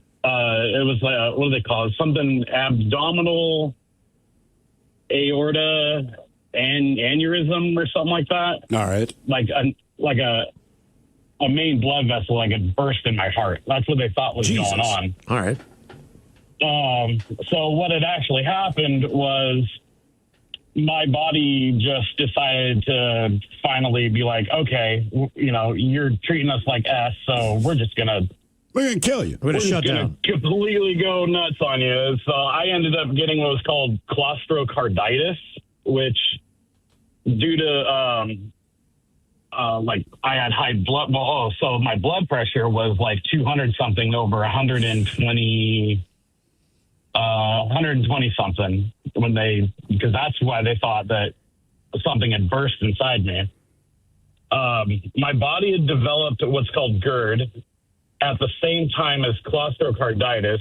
So claustrocarditis, the cartilage in between your ribs and your breastbone, like inflammates, and then it pushed up against my ribs and my heart, which made my heart just go completely haywire. And then the stomach acid was like built up or something because I was just drinking damn near nothing but alcohol. And so yeah, my body just went completely nuts. They did a whole bunch of tests, like they put a camera through my wrist up to my heart to check everything out. Jesus. They had me on Dilaudid. Ooh, I've heard that's the good stuff. Yeah. Yep. My dad was taking it every morning when he was in my house. And what kind of mood was he in? He died after that. Oh, Jesus. Okay. It didn't take long. He must have been in some pain. Now, I've heard of GERD. What is GERD? It's like it's something to do with like your intestine. It's like I mean, you had it, like man. I figured you're the source. It's like a heartburn. It causes heartburn, regurgitation, like where the acid starts coming back up, and then it also causes Ryan. How hot was this woman? I mean, to put you through all this, how good looking was this woman? I mean, she's good looking, but we were together for about 15 years and 2 kids, and then it just ended God. Yeah, that's kind of a big deal. Yeah, but healthy now. I spent a week in the hospital. I had my work let me keep my job, so that was nice. What have you changed in your life? 5 different pills. I mean, obviously you probably quit drinking and all that kind of thing, but I mean, like, are you eating healthier? Are you exercising? All that stuff. Eating healthier. I try to get at least 2 miles in every day for my lunch at work. I work for a different company than I did then now, but Ryan, do you don't smoke cigarettes anymore. All right. Could you get a platform for your bed to elevate your head? That'll get rid of your GERD. I don't, but I have added a couple of pillows, so I kind of dude, that was a big game. I had that too. That was a huge game changer. Really, just being able to elevate my head. You know, I just got one of those platforms that picks the front, and picks up. It also vibrates. It's pretty good. They also gave me pantoprazole, which kind of settles everything in my stomach, and then 4 different type of heart medication because my blood pressure has not recovered since. You know, man, I'm hearing all this. This would just lead me to be like, I'm not dating again. No. I'm not dating again. No. Right? It's just like the fallout's too much. Well, man, good luck, Ryan. I hope you're okay. Yeah, no kidding, man. Jesus. Good or bad, what was your last medical issue? 206-803-ROCK. Hello, Ryan, not the Iceman. Hello, Ryan. Hello. Hola. Hola, bicholas. Hola. First time caller, long time listener. Well, we appreciate that. Glad we had a question that brings you to the table. So what horrible news do you have to share with us? When I was 35, I was diagnosed with stage 3 brain cancer. Jesus. How old are you now? 45. Okay. All right. And so when you hear this, what's the next step? Hold on. Let me roll up my window. Thanks, bud. No worries. Yes. We got you. It doesn't sound like you did anything. Question? I was saying, so once you hear that you have stage 3 brain cancer, what is the first step in treatment? What's the first thing you need to do? They took me in for surgery and were able to cut 98% of it out. Okay.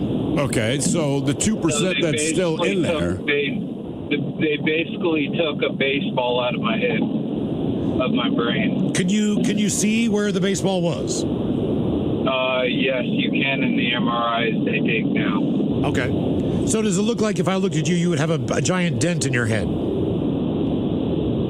No. Okay, well, that's good. All right, so they take out 98% of this, which includes part of your brain. Is there anything that you notice that is different about you after this? No.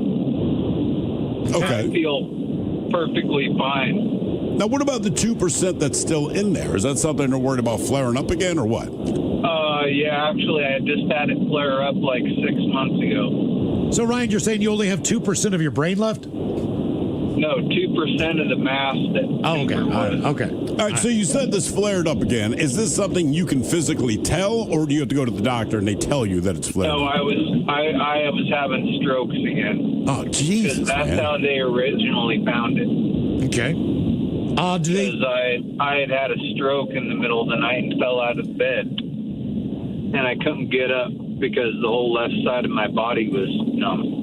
All right, so with the 2% that's in there flaring up, like a fish on the ground. are they going to? Can they now cut out that 2% that's still in your brain, or what? No, I'm not eligible for any more surgery. Okay. So they maxed me out on radiation, and then they put me on chemo again. What do they believe to be the cause of this? Is this hereditary? I don't know. Okay. All right. Jesus, man. Not a clue. That's a lot, man. That is a lot. So it's like, well, it's bad. We can't give you another surgery. And I get it, but also, like, guys, look, if this is a one-shot deal, this would just be negotiating, and I'm sure there's a perfectly good reason. But, like, can we go for 100% clearance? Yeah. Like, if you can only do this one time, cut my head open. Like, try to get it all if you can. Jesus. You know. Good or bad, what was your last medical issue? 206-803-ROCK. Hello, David. Welcome to the men's room. Gentlemen. Hola. How's everything going? Doing well. My face is in pain. Nice. Nice. Yeah. It's like a big tight thing. At about 19, my vision starts getting really blurry. And I went and saw a couple doctors, and at the time, my father was working at Swedish. And he goes, okay, we're going to go to see this guy at Swedish. He's a 99.9 KISW. The shenanigans continue. This is the men's room with Miles and Thrill. Our question, what happened in the show? 206-803-ROCK. This is a doozy. A crowd at a devil skin show in Dunedin, New Zealand were left crying and vomiting after one fan had an accident in the middle of the mosh pit, turning what they say started as a routine concert into what attendees described as a night ruiner. Now, the incident happened a few songs into the band's performance on July 25th. According to people at the show, the atmosphere had been pretty typical for a metal concert until one attendee lost control of their bowels during a medical emergency, with feces ending up on the floor in the middle of the crowd. Concertgoer Damon Radburn told Stuff Magazine he noticed the smell before realizing what had happened. He said he and his fiancée were standing close to the person involved when the situation unfolded. This comes, by the way, after a stateside performer here also had audience members walk out on his show. Guy who was directly in front of me proceeded to shake a log down his leg, Damien said, adding that the man then tried to deal with the situation in a way that made things worse. Rather than stepping away immediately, the individual attempted to move the mess with his foot, which only spread it further across the mosh pit. Damien said he and others nearby tried to distance themselves once they realized what had happened. We shoveled to the side of a meter or three. Then I realized that I needed to alert security. One guard came over and verified with me the culprit and saw the offensive material on the floor. Now, before security could fully respond, other concert goers unknowingly stepped in that area, then spreading the smell throughout the crowd. Another attendee said the odor had an immediate effect on those nearby. She said she believed the smell triggered a lot of people to then vomit, which quickly escalated as more people reacted.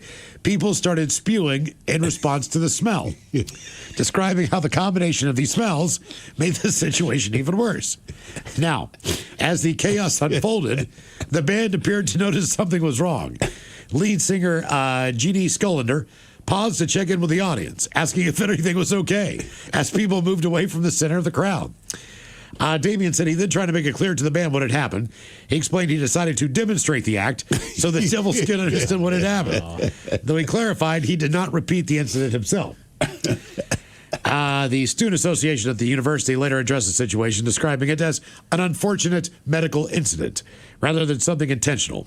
They confirmed that the person involved cooperated with staff and left the venue with security. Despite the disruption, the show continued, though many attendees said the moment overshadowed the rest of the night. So there you go. How is it a medical emergency if you shook it out of your leg? Right. And that was it.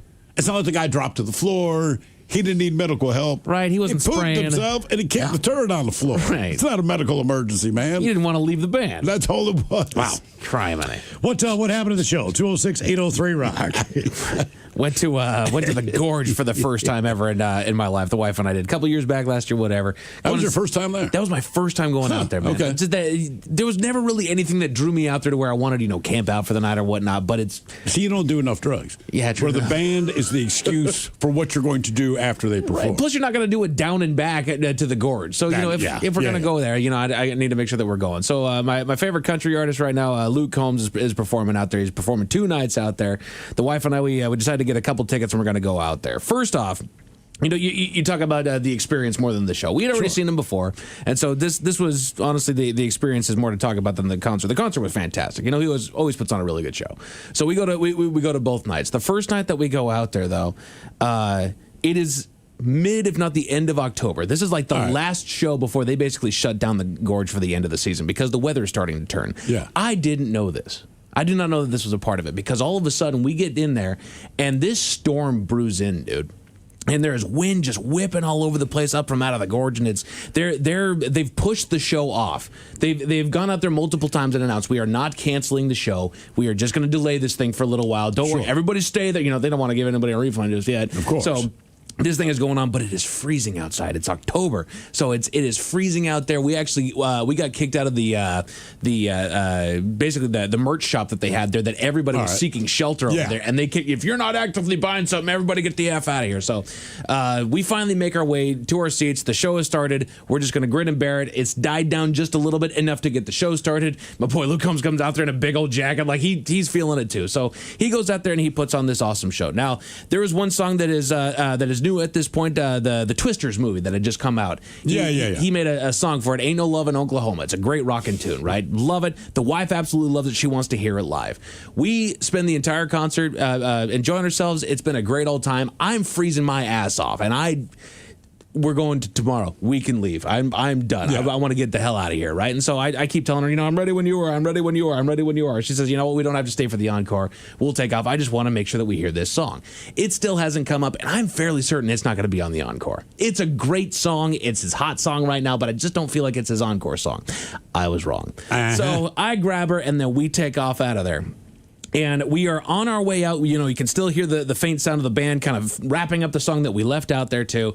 And then bam, Ain't No Love in Oklahoma comes up. Disappointment. Oh my God, I wanted to see it. Oh well, we'll be there tomorrow and away we go. She was not alone in being disappointed that it was on, because as we're walking out and as that song goes over there, we hear a very large woman over to the side over there shout, "Hear that? Ain't no love in Oklahoma, bitch!" And then this fight freaking breaks out, dude. She's smashing her friend right in the face. What? There's a scuffle that breaks out because of this doggone song. Because of the song? Yes. And you were just outside of the concert venue. You're like, yeah, you're not in your seat, but this is like his last song. He's going to go back in. And she beat the crap out of her friend for it. We walked away. Wow. Wow. Yeah, that's right. I feel like that's the way the Gorge operates. I mean, every time I go there, I end up in a different frame of mind. But the last couple times I've been, it's always with Castle. And I want to say the second to last time, we can never find our campsite again.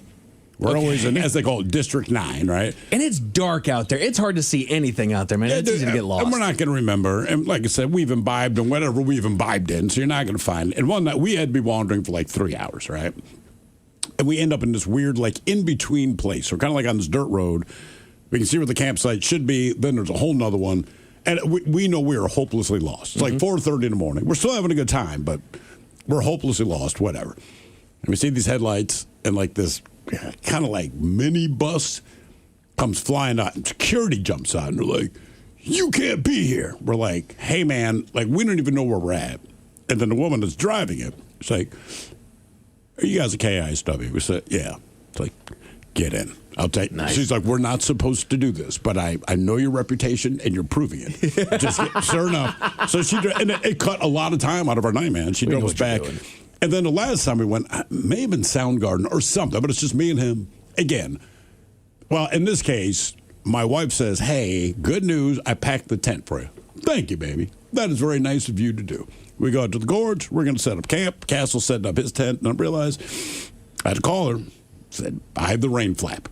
No. There is no tent. It is just a rain flap and then the poles, right? I mean, no. Yeah, I mean, so it's just laying on the grass. We happened to find our campsite that time. So she's like, "Well, what'd you do?" I'm like, "I just laid under the rain flap." Man. And it's the desert, man. You know, like the temperature drops a bit. So I'm snuggled up in that. But all night, I hear comments from people. And I'm like, the tent was not in the bag. Guess who had it? Was it Castle? The Ted Smith. Ted Smith had it. He had used it, I don't know, like 6 months earlier for something. Somehow we just never got it back. I'm like, cool. That's my biggest deterrent. Is it just having a camp? Yeah, I'm not a fan. I hate breaking it. I don't mind setting it up, breaking it down. The last time that I was there, well, I went to the Zach Brown Band show. Yeah. That was when we stayed in an yurt. Oh, the yurt. The yurt, whatever the hell that thing is. But before that, it was Velvet Revolver and Alice in Chains. Mm-hmm. And that was the time where I don't know what I did. I know what I did. I know what you did. I shouldn't have done all I did. But I did. I was eating some mushrooms. And then Steve Rock had some stuff in a Visine bottle. Mm-hmm. All right. And so I took a drop in each eyeball. Now I'm just absolutely losing my mind. I'm fried on the grass. Like I'm rocking back and forth. I've got my sweatshirt over my knees. I'm just going back and forth and back and forth. I am just flying. Yeah. And Ted goes, "Hey man, I'm going to go down and bring out Velvet Revolver. Do you want to go?" And I'm like, "Hell no!" I'm way up in the grass. I'm losing my mind. Like, you do it, dude. I believe that was the time that Ted says the only time he's ever seen it where he's gone up and said, "Hey, Miles, you want a beer?" And he responds, "No." No, I don't. Do you want to smoke a joint? No. Because everybody kept asking, "Dude, is Miles all right?" Because he's about 20 feet away from us, right? You need your space. But like you say, he's rocking back and forth with his shirt pulled over his knees. Right. So I said, "Let me ask you something. Does he look all right?" Have you ever seen anyone doing what he's doing, the way he's doing it, and they turn around and say, "I'm great"? So Ted goes, "Yeah, I got to go bring out the band." I was like, "Okay, you do that." So I turn around and say, like, "Well, what time do you..." And he's gone. And then I look him on stage, and there he is. Like, he's just like, it's all teleported.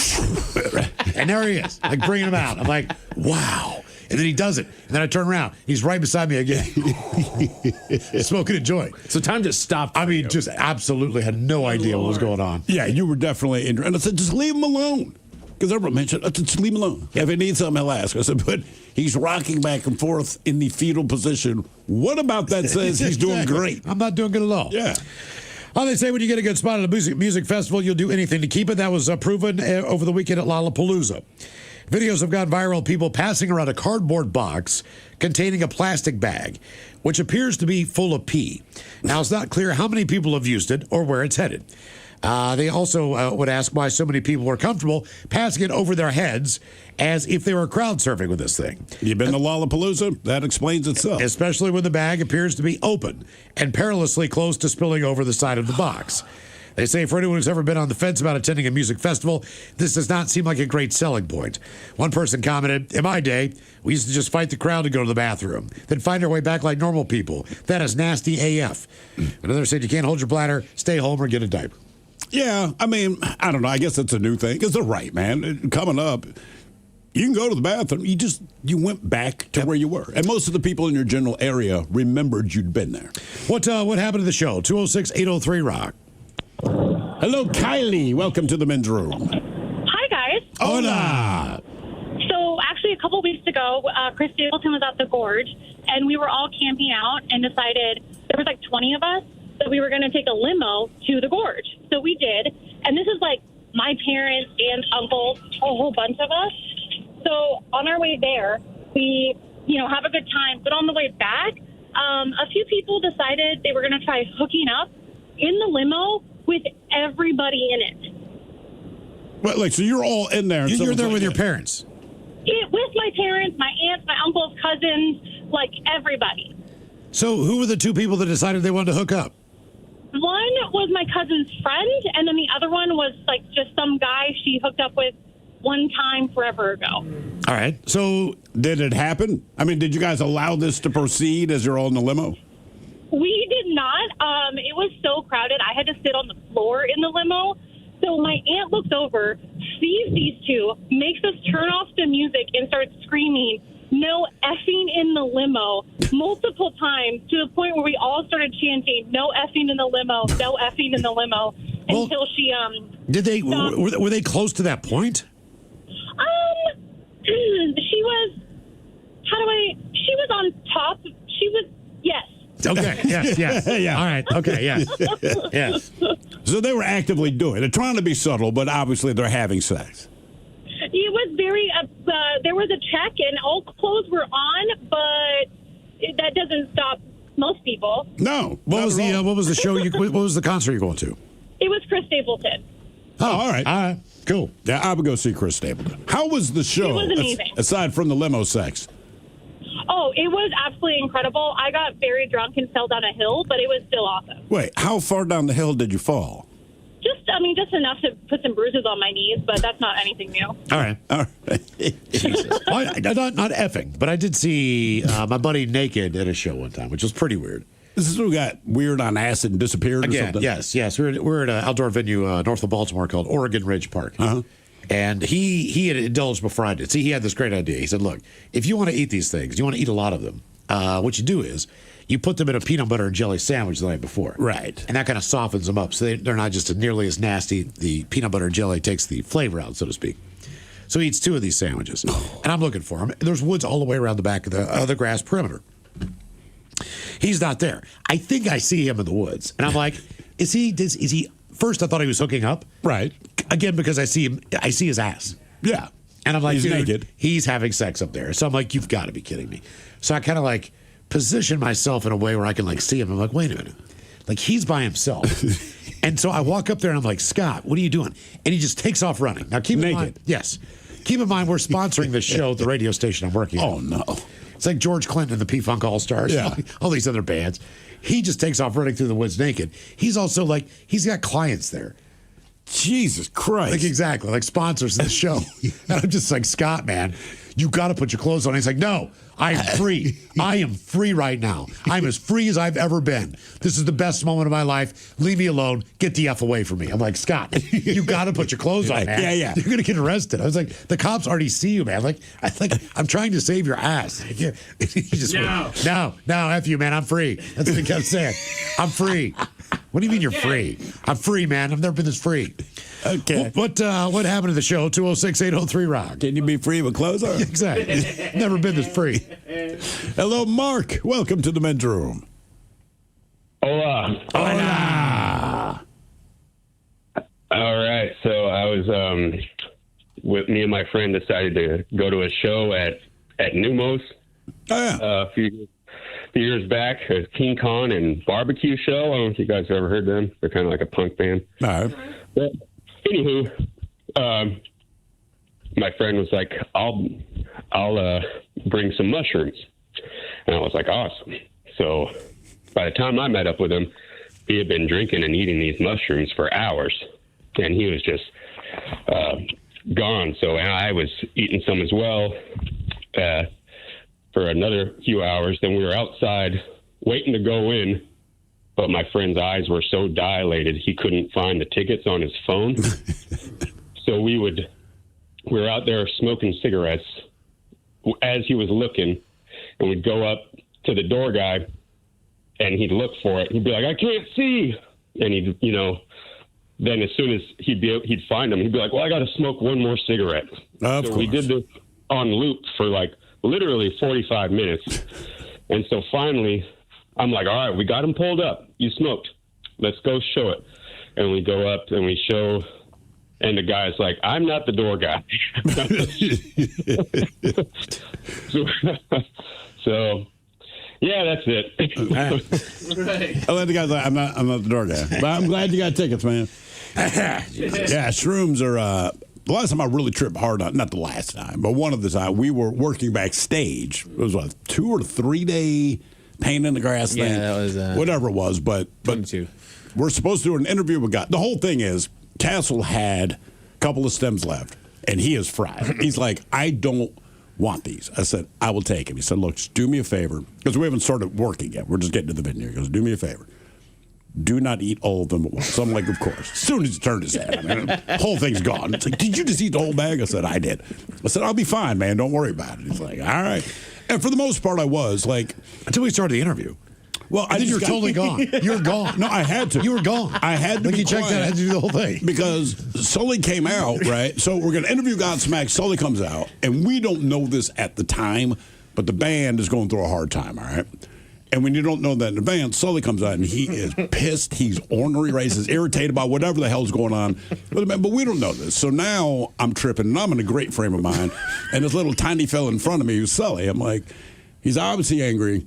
Someone's not going to say anything, right? And you did a hell of a job. No, he's Boston angry. He's Boston right, angry. which is just different. You know what I mean? A different level of anger. There's nothing subtle. It's not. Look, he's very professional, but when you're from Boston and you're angry, it's still very obvious that you're angry. So he's not trying to give us all the info of what's going on because they don't know if they're going to go on hiatus yet. I want to say a week later they announced they're going on hiatus, but he's not sure of that yet. You could tell, but whatever's going on is going on, and I'm tripping hard. I'm in a great mood, in spite of the little fella just being so angry, right? But he's shirtless, and it's super hot.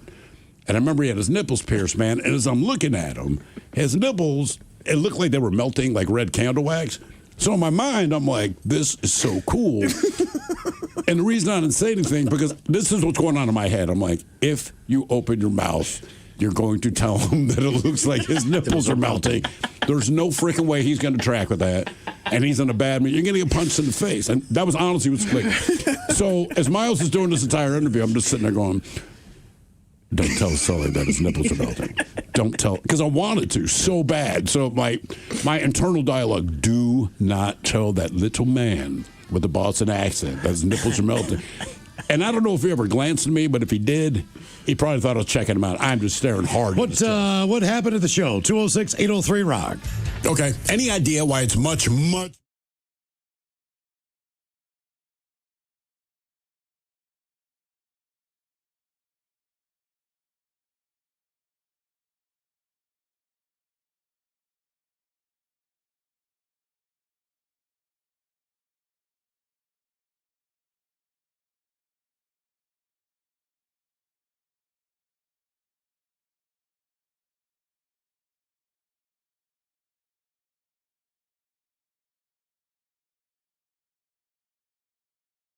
Crap, I don't know, maybe. My last surgery was actually earlier this year, a deviated septum and widening of the nostrils. Doctor said it was one of the worst cases he had ever seen. How narrow were you? I do not have that problem. I'm one step away from Joe freaking Camel. They can get pretty narrow. Really? Yeah, your wife has narrow nostrils. That's what she was told, and she was also told it was one of the worst cases that the doctor had ever seen. Did they make her nostrils bigger? A little bit. Can she do this? No, she can't. Yeah. No, she's still got still very slim nostrils. Okay. All right. That's what attracted you to her. Don't lie. That's right. That girl's got some slim nostrils. That'll make her my wife. Guys, 3 months ago, I was told I had esophageal cancer after an endoscopy. I had the more imaging done afterward. Was told it was stage 3 with 1 lymph node. VA hospital in Seattle removed a 2-centimeter tumor, and it came back as a precancer. Was told the image was blurry afterwards. Procedure sucked because they poked 3 holes through my esophagus. But at least I'm cancer-free. Yeah. Ola boys, I called in a couple months ago right after I got hit by a car on my e-bike and got a compound tib-fib fracture.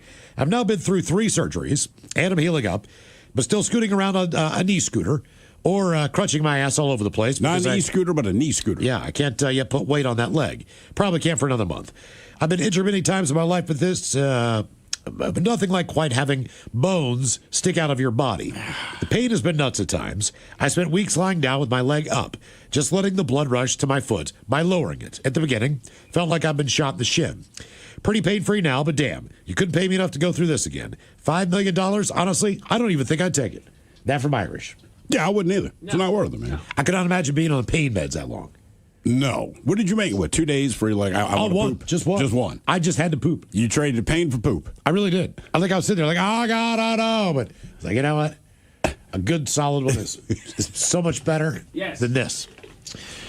But just glad you're back. My last medical interaction was getting all of my teeth ripped out June 2nd. Bad genetics and depression left me with my teeth falling out of my head in chunks the last 7 years.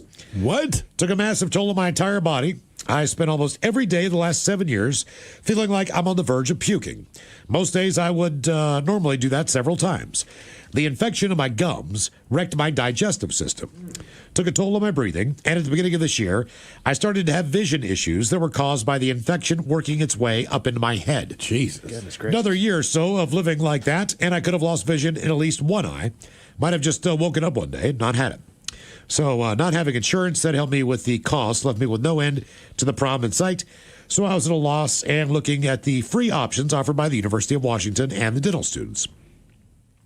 A very dear friend of mine went around to several people he knows and clients through his job and found me an amazing dentist, as well as I got those people to donate $19,000. Damn. I needed to get a full extraction surgery and a set of the nicest dentures the money can buy. I truly feel like one of the luckiest people in the entire country. Don't overstate it, but I hear what you're saying. I'm 36 years old. I can't put into words how much the surgery helped my life for the better. It's been a complete turnaround. The amount of energy I got back is more than I can remember. Confidence, another level entirely. Sure. I spent the last 7 years hiding out in a warehouse job because there was no way I could get a job working the public eye with the way I looked. Now, 2 months out of surgery, I've already nailed my goal of getting back to bud tending at the weed shop. And I'm happier and healthier than I've ever been, with a wider, brighter, more confident smile. So for anyone struggling with dental stuff, do what you can do when you can do it, and don't be afraid to be honest with people and ask for help. It could mean the path to life, a better life, that you've ever known. How unsightly are you that you can't work as a bud tender? Yeah. Like, no one's in a bad mood when they're buying weed from you, you know? Shout out to Andrea and the entire team at Advanced Dentistry at Century Square in Seattle, and Joey and the family at Berlanga Dentures.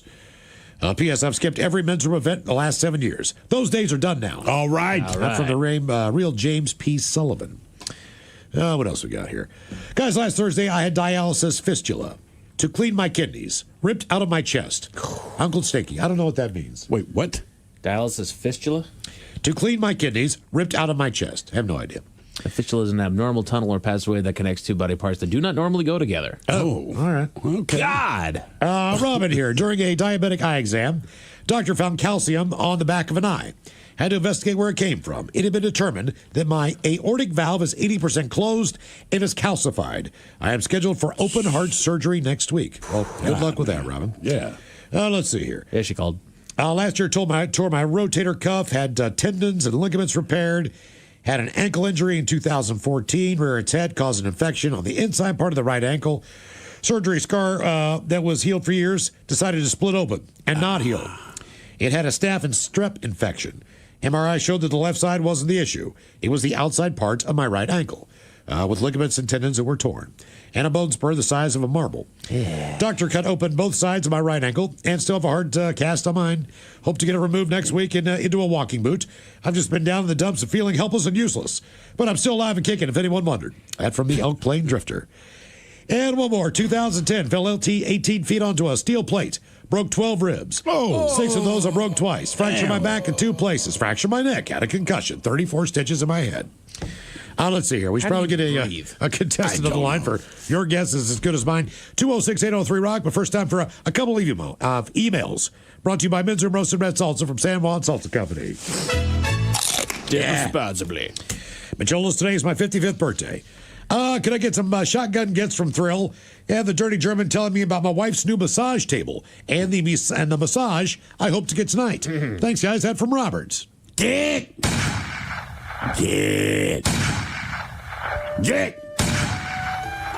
Yeah, first of all, any table can be used as a massage table. However, if you want the proper massage from your wife, have her do it hands-free, just mouth.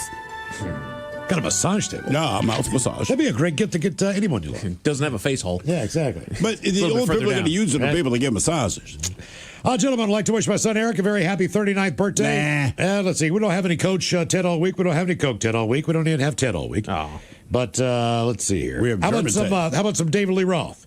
Running for some Thrill shotgun gets. I love you, buddy. That from Mom, Dad, and TJ. Get. That means I hit him. Get. Oh, yes. All right, guys. Here you go. Happy, happy, happy birthday. Happy, happy, happy birthday. Happy, happy, happy birthday to you, to you, to you. Ya's a Dirty Germans brought to you by Men's Room Original Sausage. Available through Uli's world famous sausage, mensroomlive.com, and other fine retailers. Schweinefleisch. You know, because of this nose surgery, no offense, man, you're a little flat, the birthdays. Oh, I know. I can barely breathe. Happy, happy, happy the fact that I got through on you, that was amazing. Happy, happy, happy birthday. Yeah. I'm going to bring some more nasal spray tomorrow. You bring more? I have to.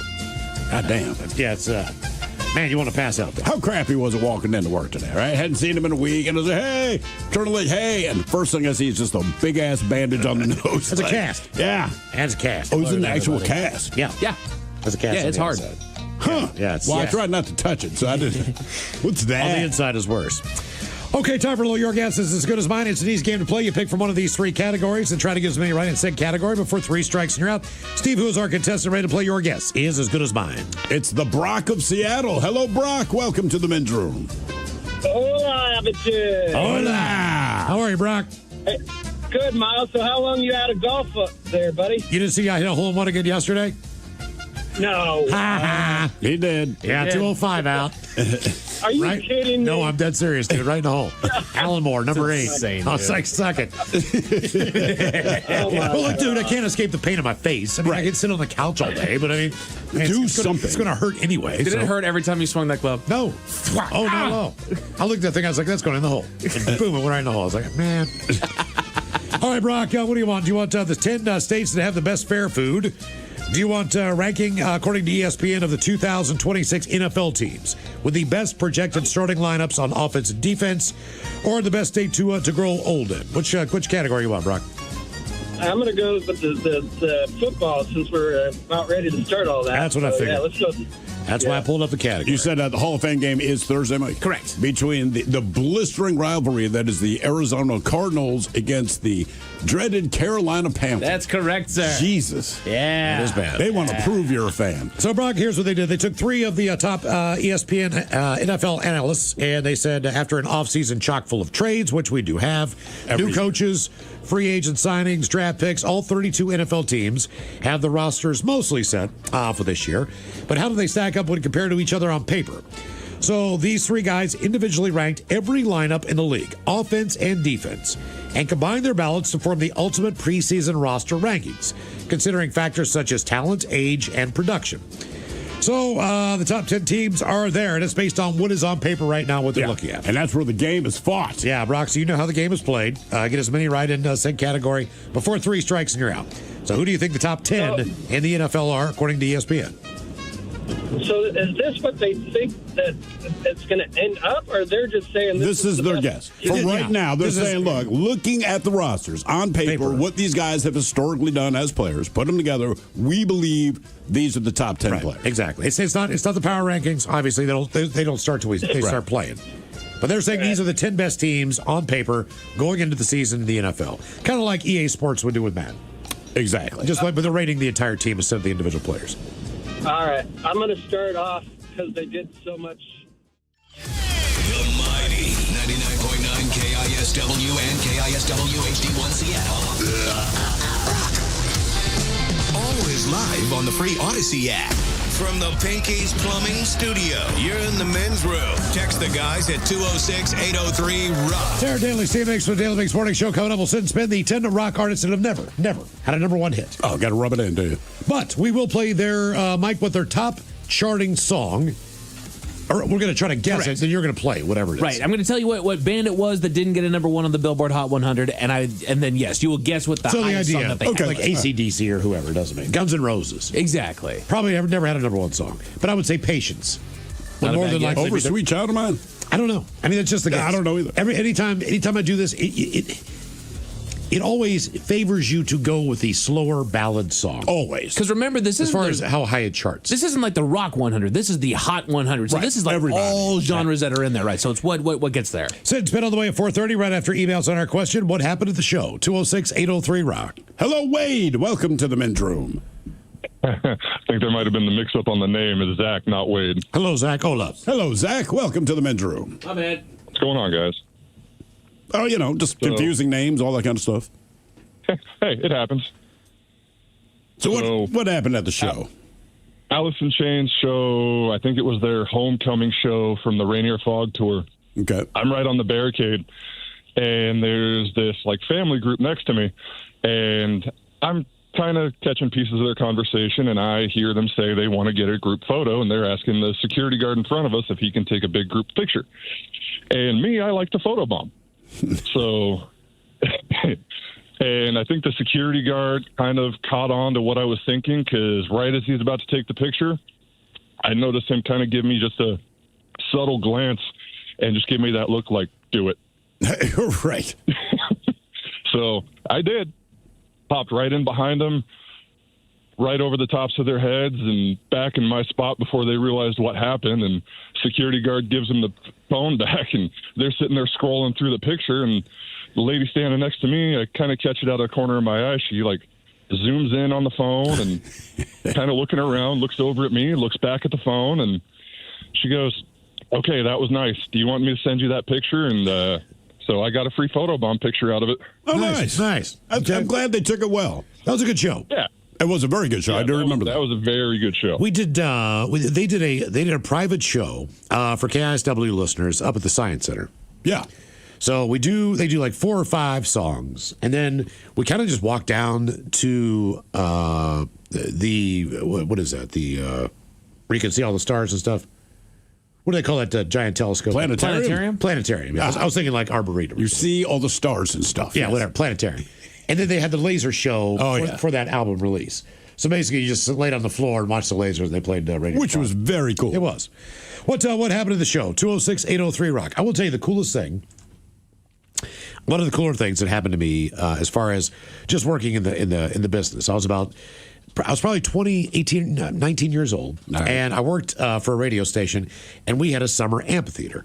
Now, the summer amphitheater was part of a park, but where the amphitheater was, it was kind of gated off as far as entrance to parking, roads, and all that stuff. But it was Hall & Oates, and they were playing with Dave Mason was the opening act. He's a guy from Traffic and had a couple solo hits. But they do the stage, the sound check early. And so there's this giant pond right behind the amphitheater. And Daryl Hall, he's like, hey, and my job is to drive them back and forth wherever they need to go. Like if they need their laundry dropped off someplace, dry cleaning, that's my job. Sure. I take them to the hotel. I take them back and forth. I do whatever. And so Daryl Hall's like, we're driving out. He's like, hey, man. He's like, are there any fish in there? And I'm like, dude, the legend is there's a lot of them in there, but I don't know that anyone's really allowed to fish in it, because this is always closed off. It's because it's an amphitheater. Like it had, barbed wire fence going around the perimeter so nobody could sneak in and all that crap. So I was like, well, I don't know, but, supposedly there's some big fish in there. He's like, do you want to fish it? And I was like, yeah. He's like, do you have a fishing pole? And I'm like, well, I mean, I do at my house. He's like, let's go to your house. I'm like, all right. So we go to my house. We get 2 fishing poles. Come back. I've got like weedless frogs and just like little tiny salmon roe eggs, crap like that, man. And we just started tearing it up. We fished for probably like an hour and a half. You catch any fish? Yeah. We caught tons of largemouth bass, smallmouth bass, huge sungills. We caught catfish.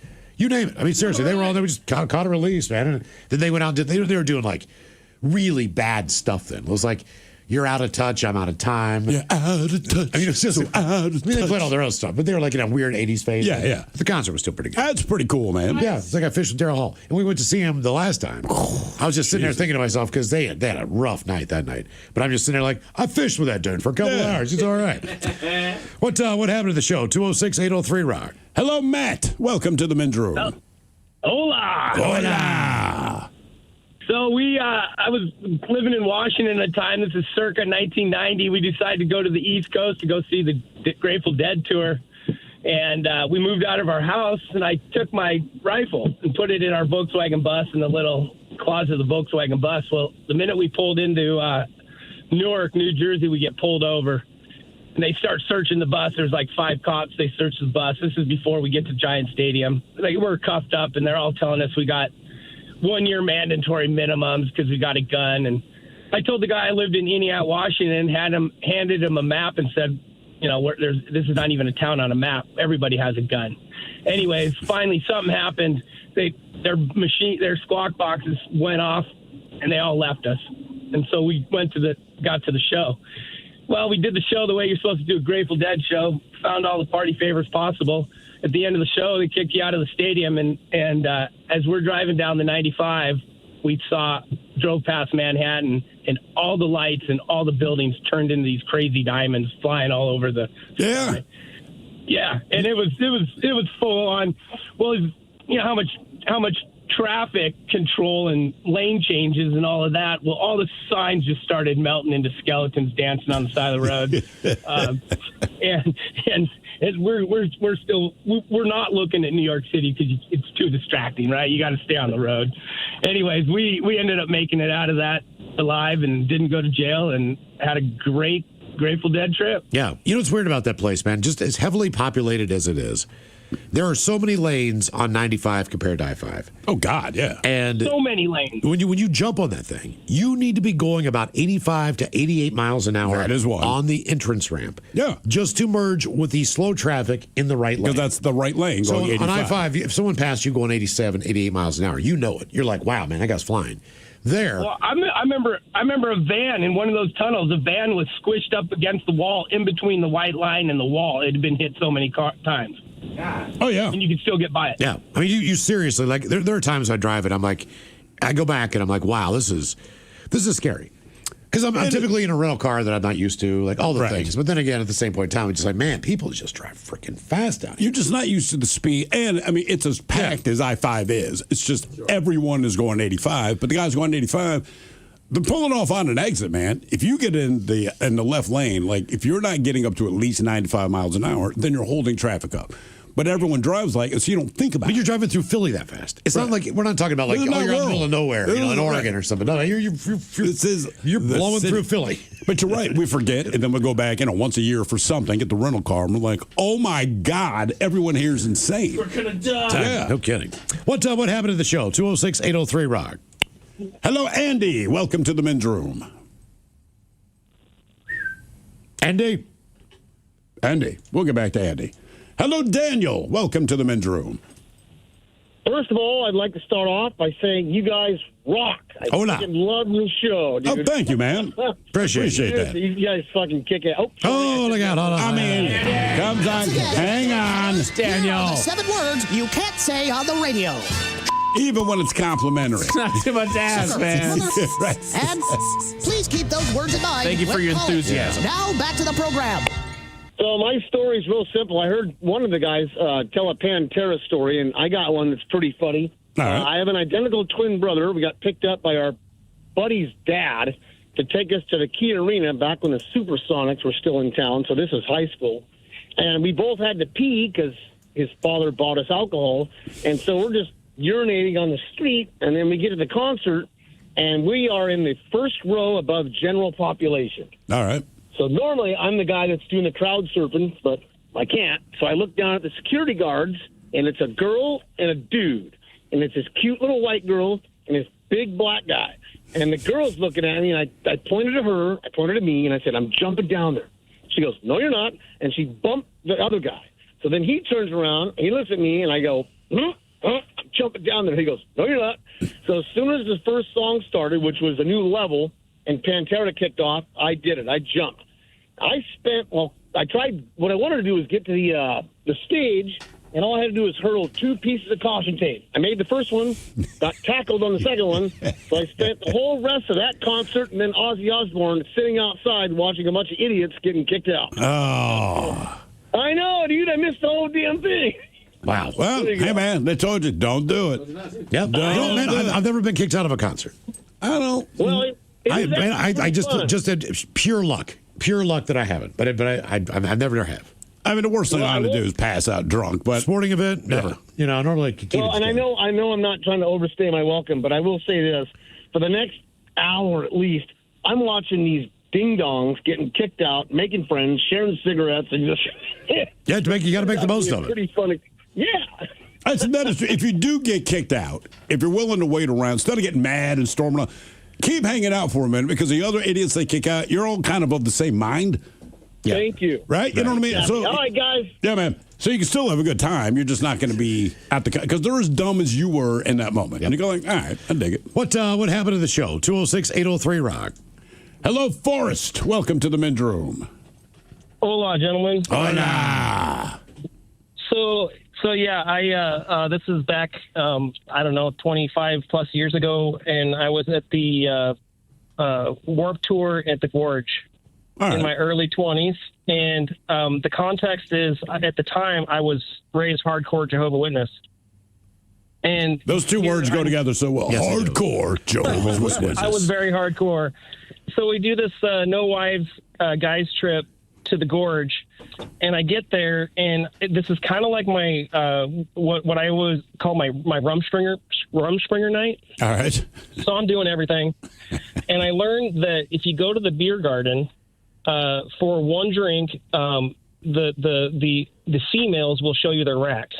What? And wait, the math was fantastic. So hold on. You go to the beer garden, you order a drink, and the women show you their boobs. Yeah, if I buy them a drink. Oh, okay. Well, well, that explains it. Okay, sure. Yeah, I just figured this out. So what I do is I figure out that this really small margarita booth, which is kind of over in the corner, has the cheapest drinks and the ones that the women want. So I tell them that my credit card is over at the bar and just to put it on my tab. And so the whole day, I'm just racking up the tab, no pun intended. I get to the end of the day, totally drunk off my butt, and I close out my tab, and I'm not kidding you, my tab was $20. What? Somehow the margarita booth was not like giving the bar my drink list. So I basically saw boobs all day, drank all day, had the best friends the entire day for $20. And then to boot, when I was crawling to the outhouse, I found $20 bill as I was going to go vomit in the Santa can. So basically, the entire weekend was a wash. Nice. That worked out perfectly, man. Okay. All right. So you were basically. I figured God wanted me to do it. Well, obviously. Are you still Jehovah's Witness? No. All right. No, so does that mean what was the first year you actually celebrated your birthday, so to speak? Actually, I'll have to say that my current wife, who because I eventually had to leave. I had to get leave to get a divorce. And my new wife, I was 31 years old, and she gave me 31 birthday cards because it's the first time I ever got to celebrate my birthday. Wow! So were you like involved in not like a fixed marriage or something that was kind of set up? No, they don't really. I mean, kind of. All marriages. Basically the way it works is no sex before marriage. So you get married young. If you want to get laid, you got to get married. Which making that decision at 18 is horrible. Yes, it is. Yeah, it really is. Yeah, you should not legally be able to do that. So in a way, yeah. But so I get my divorce and then find out what sex really was like. It was fantastic. Thank you for the update. Right. Everyone listening, good news. Well, what happened to wife? Sex is fantastic. What happened to wife number one? She's still in the church? No, we both left. You both left. Okay, right. so if you do leave the church, because I don't know how it works, there are certain religions are a little more strict than others, but can you still talk to the family? Is everyone still in good standing? So technically, I did what I just phased out. So I just stopped going, and I didn't tell them where I lived, and so they couldn't at the time. They call it disfellowshipping. So that's kind of the shunning part. If they can't find you, they can't disfellowship you, and because they didn't officially disfellowship me, technically my family could talk to me. There was a few that kind of followed the letter of the law, and they wouldn't talk to me for a lot of years.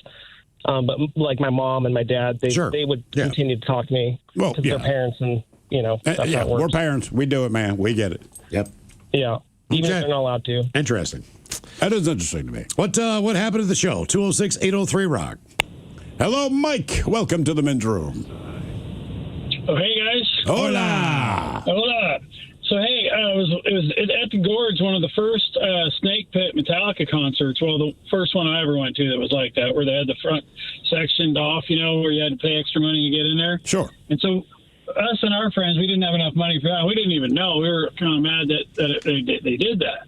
So we thought it was general admission. Well, it was for us, just not the front. So anyway, we go up to the fence, and I see somebody hop the fence and make a break for it, 'cause that's kind of the same thing I was thinking. And so the security guards rushed and tackled that dude. So right when that happened, I jumped and went my own way, ducked in the crowd, got in there. They didn't catch me, so I was like, okay, this is cool. So I was in there for probably 20, 30, 40 minutes, and I didn't have any of my friends with me because I was like, well, this kind of sucks now. We all went together, so I went back to the gate to go out, and I seen a little kid there kind of like ducked down, and he was grabbing the wristband sheets, and there was like 10 on a sheet. And so I kind of like looked at him, and he saw me, and I pointed at him and said, throw me one. So he throws me one. I got 10 wristbands, put one on, went out and found all my friends and got everybody in. Oh, nice. The wristband. That is cool. That is very cool. Cool.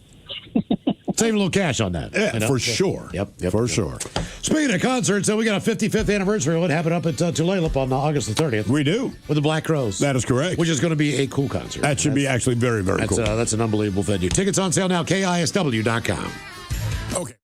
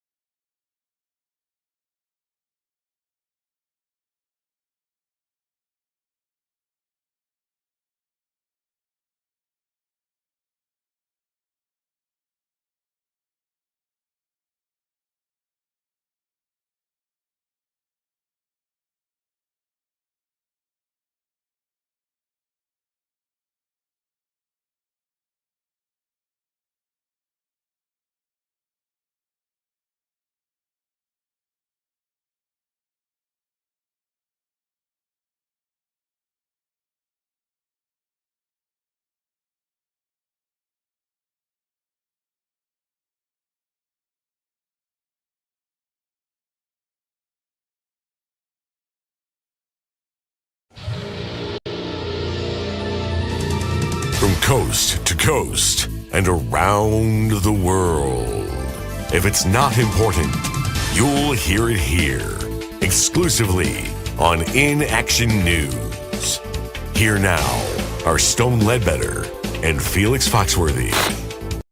Tonight, a family of 6 agrees that yes, the milk smells bad. But first, a bit of good news. And of course, it's from the good people at a Hope and a Prayer Foundation. A local 8-year-old cancer patient at Municipal Children's Hospital submitted a wish to the folks at a Hope and Prayer Foundation, and they answered his hope. He's cancer-free? Okay, the folks at a Hope and a Prayer Foundation answered one of his hopes, Felix. So he still has cancer? Well, yes, but he'd always wanted to meet Jeff Dunham, and Mr. Dunham was kind enough to oblige and visited young Billy at the hospital. Even did a personal performance for him. Jeff Dunham. Why do I know that name? Jeff Dunham. He's a comedian. He's best known for his stand-up act with his puppets. Puppets? People like puppets? Yes, I certainly hope so. Jeff is a ventriloquist, you see. Possibly the world's best-known ventriloquist. What, you don't like ventriloquists? Well, it's not that, man, but I can talk with my mouth closed, too. Ain't nothing to it. You can perform ventriloquism. You can throw your voice. You're telling me that you have this talent. Yeah, man. Okay, do it. Do what? Throw your voice. Now? Yes, Mr. Ventriloquist, if you can throw your voice or talk with your mouth closed, as you like to say, wow us with your ability. Right now? Yes, Felix, right now. Okay, man. Can you hear me now, Playboy? Oh, wow. Felix, I had no idea that you could do that. That's what I was saying, man. I can talk with my mouth closed. I can do what Jeff Dunham does. I just don't like working with puppets. Puppets creep me out. That's very impressive, Felix. You may have missed your calling. Bonnie, Bonnie, are you seeing this? I'm sorry, am I seeing what? I've been stuck on the phone with Dolores in HR. Felix, he can talk without even opening his mouth. It's impossible to talk without opening your mouth. That's what I thought, but Felix literally just did it. It's very impressive. But it's impossible to talk without opening your mouth. I understand that you believe that, Bonnie, but we can show you. Felix, if you would, do it again for Bonnie. Do what for Bonnie? Talk with your mouth closed, Felix. Peter Piper picked a peck of pickled peppers. I heard him! Oh my gosh, I have ESP! Bonnie, you do not have ESP. Felix was talking with his mouth closed. It's impossible to talk with your mouth closed. You keep saying that. It's ventriloquism, Bonnie. I've seen ventriloquists. They're really good, but you can still see their mouth moves a little bit, even someone as gifted as Jeff Dunham. You're telling me that you think that you have ESP? I know I do. I just heard Felix. Can you still hear me, Bonnie? Oh my gosh, yes! Bonnie, cheese and rice, I can hear him too. You have ESP too? No! Obviously, Stone has ESP because it's impossible to talk without opening your mouth. That's what I keep telling him, but he doesn't believe me. He's a sad little man. Okay, stop! Bonnie, Felix is a ventriloquist. And Felix, stop trying to convince Bonnie that she has ESP. Well, how can she hear me if she doesn't have ESP? I can hear you too! We both have ESP. That's why you can hear him too. This is ridiculous. What am I thinking right now? I have no idea, Bonnie. I do not have ESP. Just guess. You were thinking about winged goats eating a bucket of fried chicken on a Ferris wheel in Greece during a lightning storm. Oh my gosh, yes! You were actually thinking about winged goats eating a bucket of fried chicken on a Ferris wheel in Greece during a lightning storm. I was thinking a thunderstorm, but yeah. What are the odds, man? I really do not know, Felix. You really want to go to break now, don't you? You read my mind, Bonnie. I told you I have ESP. How else could I know that? I have no idea. We'll be back next hour.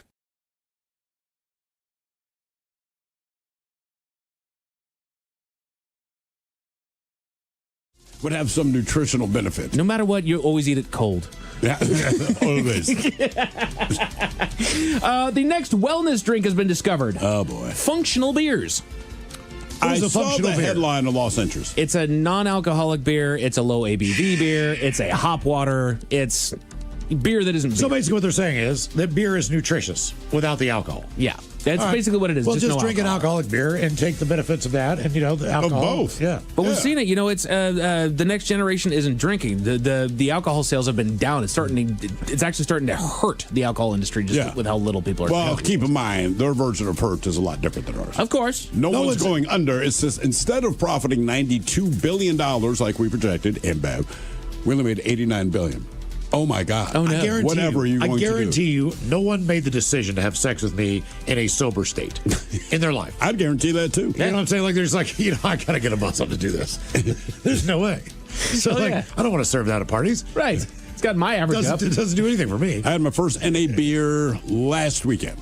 Okay. I did not know it was an NA beer. It was just a cooler full of beer. The non-alcoholic crap was supposed to be in a different cooler. So I just saw a beer I hadn't seen. I didn't look at anything, cracked it open, and this one woman says, "What do you think of that beer?" I said, "To be honest with you, I'm just being nice. It tastes horrible." And then I finished the beer. Finally, I'm reading the side. I'm like, "It's NA." Gotcha. So, look, if it had tasted good and it's NA, I go, huh. But, I mean, it really tasted terrible, and I did not know that it was NA. Gotcha. It needs booze. Miles, what day is it, my friend? It is a Monday. It is also a National Grab Some Nuts Day. Yeah, I did that earlier. Top 10. The Men's Room Top 10. And because I'm a child and I can't stop myself, I went to rebootwithjoe.com, who's got the 10 most common nuts here in the United States, as far as snack nuts go. Peanuts got to be number one. Peanuts. So don't shoot the messenger because there are things that are not considered nuts on this Cashews, list. You might find those somewhere. Believe it or not, number 10 on the list, peanuts. That's number 10? They're actually a legume, not a nut, but are commonly used as such. Though given a bad reference association with food allergies, they contain the highest amount of protein at 7 grams per ounce than any other nut. I'll tell you this. It's my favorite nut. Peanut? Peanut. All right. Gotta be. Just go straight nuts, or do you do salted? Do you get them seasoned at all? Man, dry roasted is the way to go. But I mean, I'll take them shelled. I'll take them anyway. I actually have some peanut butter at home right now. Attaboy. Oh, look at you. I'm waiting to die to choke on that. I bought some milk, so. The last time I actually had peanuts was at a baseball game. I eat a bag every time I go. That's my go-to. Some people like soft pretzels. Yep. Everyone has their thing. Hot dog, whatever. I'm a bag of nuts guy. Gotcha. If you're looking to get more omega-3s into your diet, look no further than walnuts at number 9. I'm not a big walnut fan. They contain significant amounts of alpha-linolenic acid, or ALA, or the plant-based source of omega-3 fatty acids. And if you can hear the sound of my voice, understand walnuts have no place in chicken salad. Nuts have no place in salad, period. Thank you. I will fight people on that. I'm sorry. The crunch that I like out of a salad is the lettuce, carrots, period. What's the one? Is it pine nuts work. Is it a Waldorf salad? Is that the one that has like walnuts and a bunch of other crap? I like that when they do that with, I mean, look, I don't eat it, so it's blue cheese. Fruit and nut salad generally made of celery, fresh apples, walnuts, and grapes. Little fruit. Dressed in mayonnaise.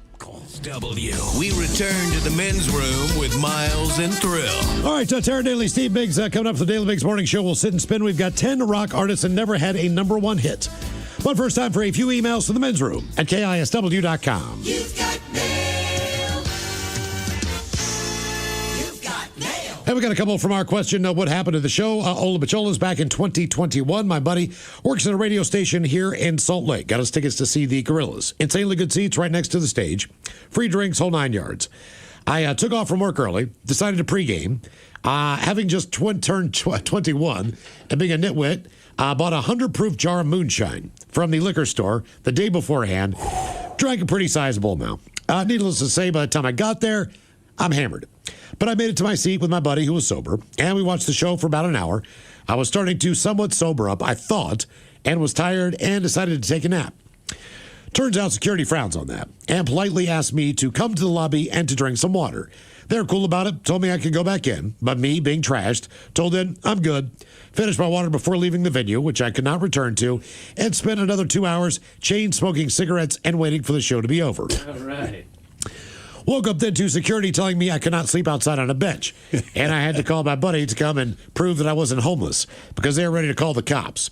To this day, I still have no memory of how I got home, much less in my own bed. Keep on rocking, gentlemen. That from Nathan. Damn, dude, and the Gorillas are a great band. Right. Police reunited. I looked over at Steve. He was asleep. Yeah, it was a boring show. Fourth song in. Yeah. Guys, I worked my way through the crowd at an Ozzy concert, Darien Lake, New York. No rest for the wicked tour. Walked past the guy getting a mouth hug, general admission. Guy looks at me. I being a 17-year-old smartass say, hey, I'm next, bro. He says, sure, just don't drag the teeth.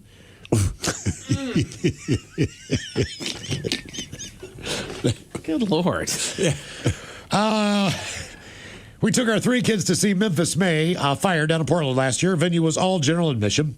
Had definitely sold out to capacity. Our youngest was 5 at the time, and only one of a few kids at the show. Their team actually brought us all the way to the front of the room, in front of the gated off section. Got to watch the show front row with security right next to us to protect the kids. They are honestly one of the coolest bands to see live and treat their audience so well. That from Kaylee in Shelton. Cool. 16 years old, first concert, Metallica, Cantrell Days of the New at the Gorge, sometime in the late 90s. Mosh pit was super aggressive and wild. I was intimidated, but I went for it anyway. Pushed my way in, and somewhere in the middle of the crowd, I got knocked down and trampled. Some random guy grabbed me by the arm and lifted me to my feet. I still remember him yelling at me, "You're going to get yourself killed." I pushed my way forward anyway and made it all the way to the front, center stage. I felt like I was being crushed against the wall. But it was worth it, though. While shredding Master of Puppets, Kirk stood over me with his foot up on the feedback speaker, looked down right at me, pointed his guitar at me, and went into the signature headbang in unison with James. It was incredible. Like I was the only one there. Almost 30 years later, and it's still a core memory. All right. That's cool, man. I like it. Guys, I have a brother who's 9 years my senior. Back in '94, he took me to my very first concert. Honestly, one of the defining moments of my life. Completely changed my taste in music. 9 Inch Nails and the Pretty Hate Machine tour. Absolutely incredible show. Frankly, been hard to top. But that's not the point of the story. Point of the story is the opener. Was a artist at the time by the name of Marilyn Manson. Guy comes out on stage in a full patent leather bodysuit with an extension for his third leg. At one point, he's chugging a bottle of champagne on stage. Begins to pour it on said third leg and do other things to that leg I won't outline here, but you know what I'm saying. Now, mind you, I'm 13 years old. I just remember looking at my 22-year-old other brother and saying, "What the hell did you bring me to?" Clearly something I'll never forget. Oh, yeah. Rock on, that from Irish. Yeah, that tracks from Maryland. It does, for sure. I can't believe how big that dude is. What is it, like 6'7"? He's a large man. He's a big dude. A bunch of friends and I went to see Deftones and Sword about 10 years ago. Massive show. We were all in the pit enjoying the chaos when we see this shirtless dude spin around, cock back, and sucked our friend Rob right in the eye, full force. As we all rushed in to help our little buddy there, we saw his fellows hanging out, and he was peeing all over this dude in a mosh pit. Oh. By the time we got to Rob, he had staggered up to his feet just in time for shirtless dude covered in urine to rock Rob in the other eye. And back to the floor Rob went. He was still peeing this whole time, mind you. When we realized what happened, we asked the dude to quit hitting our friend, even though he definitely deserved it. And they both got kicked out. Yeah. Okay. Let's see another one here. A coworker invited me to go see System of a Down at Key Arena years ago because he had an extra ticket. We also went with his girlfriend's younger brother and his buddy. Now, the buddy knew a girl that was also at the show, but she had floor tickets. And he wanted to try to join her on the floor. Wasn't sure how to do it without being caught. I was dressed in all black and told him the best way to do it would be to be dressed like I was, stand next to the railing, and talk to her until the lights go right out when the show starts. Then jump over the railing, disappear into the crowd before eyes of security had time to adjust to the darkness, and they would never find him. He is that well thought out on this. Well, he decided not to wait until the lights went out, and I got to watch him enter the crowd, only to have security descend on him from every direction. Watching it from up in the seats, it looked like the scene from Jurassic Park, where all the raptors approach him from every direction in the tall grass. Only they were all wearing yellow shirts. They ultimately caught him and escorted him out of the building right as the lights went out, and the show started. Legend. We caught up to him after the show out on the sidewalk, where we had to listen to the entire thing. That from the Dread Pirate. Tedski. Very good. All right. Time for a couple emails brought to you by Men's Room Roasted Red Salts from San Juan Salsa Company. Get responsible. Of the birthday variety. Pachols, my lovely wife Maria's birthday is today. Can I get a coked out Ted? Oh, we don't have Ted today. Oh. I'm getting her pumped up to be a year older. Drug and a year more beautiful. I love you, babe. That from Spencer Dealer's Choice there, Mike, on whatever we got. Yeah, Ted's out all week if you got a birthday coming. So, suck it up, cupcake! And based on the picture we saw of him yesterday over in Ireland, he's doing fine. Hang on, let me see. He is doing fine. What's the chance he got the gout? Oh, dude, he's going to get it. Yeah. I'm just saying. Man, man, he can drink with the best of them and still not get the gout. But this is Ireland drinking, man. It's just different. You're on vacation and you're in a drinking culture. Like that's. We'll see when he comes back and he's tiptoeing around. Yeah, he's doing all right. Is he? Did you get another picture? Oh Lord! Yeah, the picture we saw yesterday. Like wow, man, you look rough. Yeah, What's in there? He did all right. Let me see all of it. Is he? Are you sure that's all right? No, I don't think so. He's checked out. No, bro. he is gone. Yeah, he's trying to keep it together. No, but he's not there. Wow. Our boy's trying. If windows are the eyes of the soul, he has no soul. Exactly. There is nothing there. Dudes, happy birthday to Joe as he circles the sun yet one more time. Please wish him with a Leroy Jenkins, a bong rip, an OG fish sandwich, and have the captain elaborate on the joys of RC car racing. Thanks, guys. That from Evie. Let's do this. Leroy Jenkins!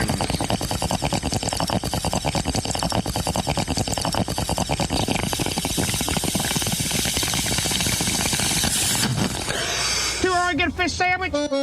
Ooh, well, ahoy there, and happy birthday. Well, the joys of RC car racing. Well, the RC, of course, stands for Random Cunnilingus, and it involves race cars. You see, us mascots played this game, where we enter a vehicle with a blindfold and then perform a mouth hug or candy noodle on whoever's driving. And it is a race. The driver can win if they can drive 20 laps before orgasm, and the blindfolded mascot can win if you can bring them to completion before they drive the 20 laps. Surely you played that at birthday parties. But you know that already. That's why you asked about the joys of RC car racing. Or did you mean Joy Bayer, who also likes to join us when she's not on The View, and of course, everyone's favorite halibut, Anya Taylor-Joy. Got it, man. Both of whom have joined us for the festivities. By the way, Charlie the Tuner from Starkill loves Anya Taylor-Joy. Can't quite put a finger on it. So that's the girl for me. You bastard. Crunchberries. All right, guys, here you go. Happy, happy, happy birthday. Happy, happy, happy birthday. Happy, happy, happy birthday to you, to you, to you. Ya's a Dirty Germans brought to you by Men's Room Original Sausage. Available through Uli's world famous sausage, mensroomlive.com, and other fine retailers. Mmm, Schweinefleisch.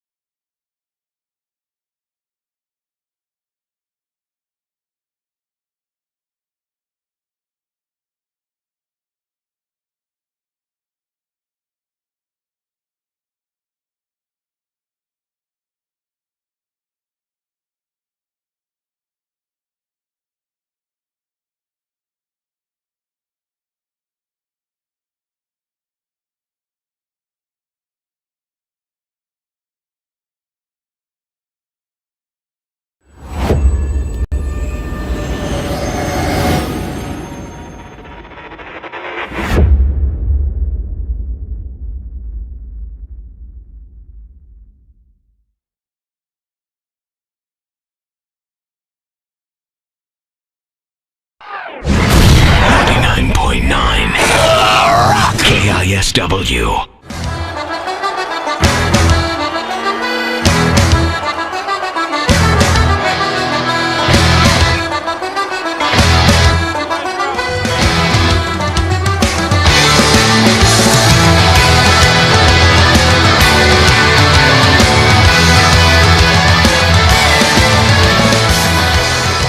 Smith, the Ted Smith. Death.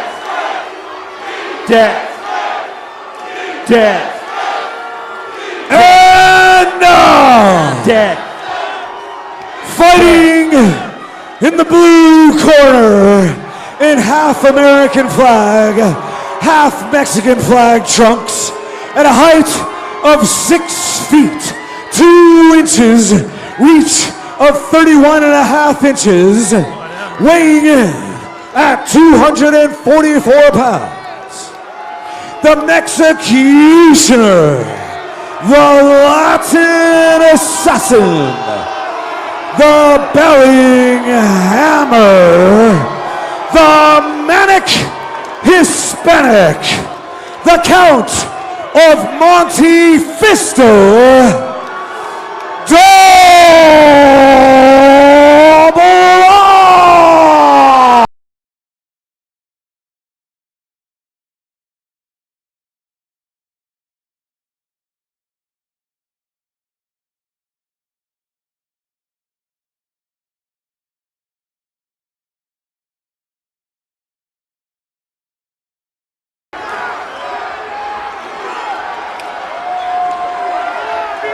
Double R!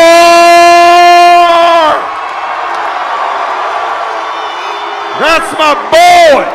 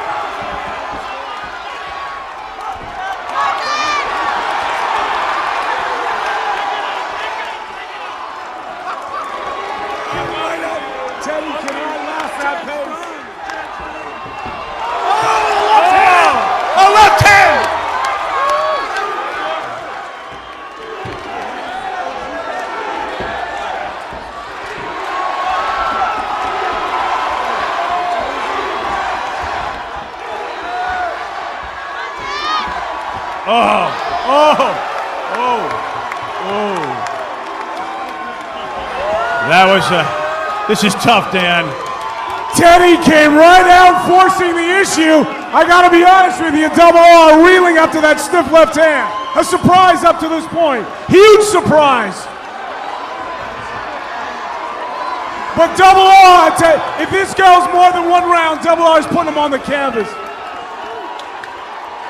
Yeah, it seems, Dan, that Ted's going all. He's going for it all now. But that could be a terrible strategy, as you said, later on. They are wasting no time.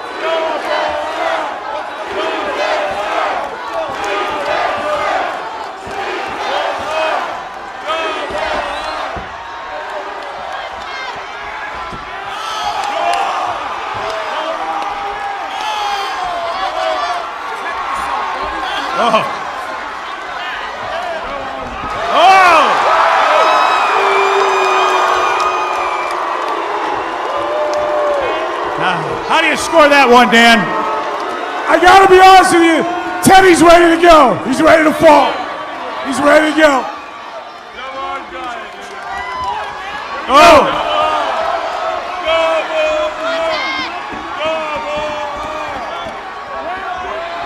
Oh! Oh! There's a lot of punishment. Oh, right hand! A lot of punishment. Oh! There we go! Wow.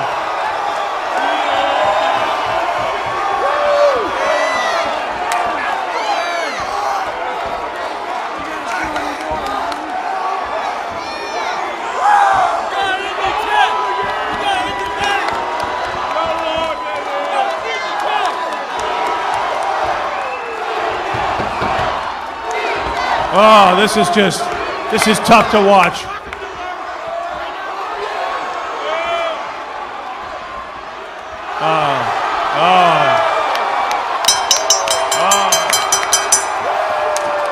Mercifully, the first round is over.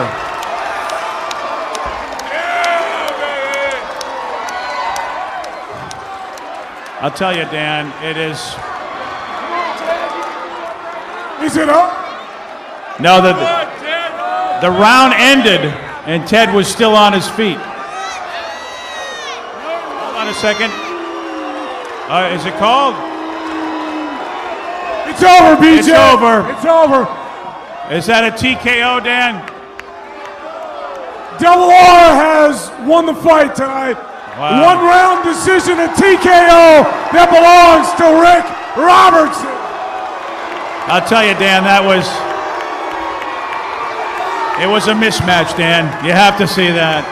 I mean, Ted's strategy was to go all out and hope for the best, man, but I will tell you this about the Ted Smith, is that he came out and forced the issue. He wasn't dancing and looking to get this into the third round. And Double R did what he had to do. yeah. The strategy was obviously go out there and pummel as hard as you can, see what could happen, and a valiant effort. You just don't see people willing to take that kind of battle on there, Dan. And Ted Smith did it. Nearly saved by the bell, to be honest with you. And who would have known if this goes into 2 rounds? I tell you what, though, people got what they paid for. These guys came and they threw leather from the jump. Yeah, there was no holding back, no doubt about it. You got to respect Ted. It was just an all-out assault. There was no dancing. There was no hiding, Dan. Ted Smith said, you know what, I'm going out, and I'm giving it my all. No doubt about it.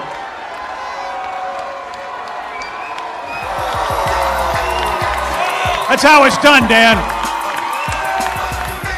Double R. That is how it's done. You trained for a long time. You fought a great fight. How did your plan of attack work out for you this evening? I'll tell you what. I got a lot of props for the Ted Smith. I respect him tremendously after that. He came out swinging, showed some balls. There's no loser here tonight. And hopefully you all had a good time. I told you I was going to f him up, though. And I did. I love you all. Big Low. The other half of the Clam Diggers, Yoko, and of course Team Eastside MMA. They did what they had to do. Well, you saw what happened. I let them down early though with the bloody eye. But well, you're the champion tonight. But it looked like for a minute that Ted Smith was going to challenge you. How'd you feel after that first punch that he hit you in the face? Thank you, bro. Oh, I felt like it was about to shock the world. But then I dug in and did what I had to do. What do you want to know? I'm a champion. And you know what else is a champion? Ricky, you're a champion. Ted Smith's a champion. The men's room champions. KISW is a mother champion! Ladies and gentlemen, the victor tonight, Double R.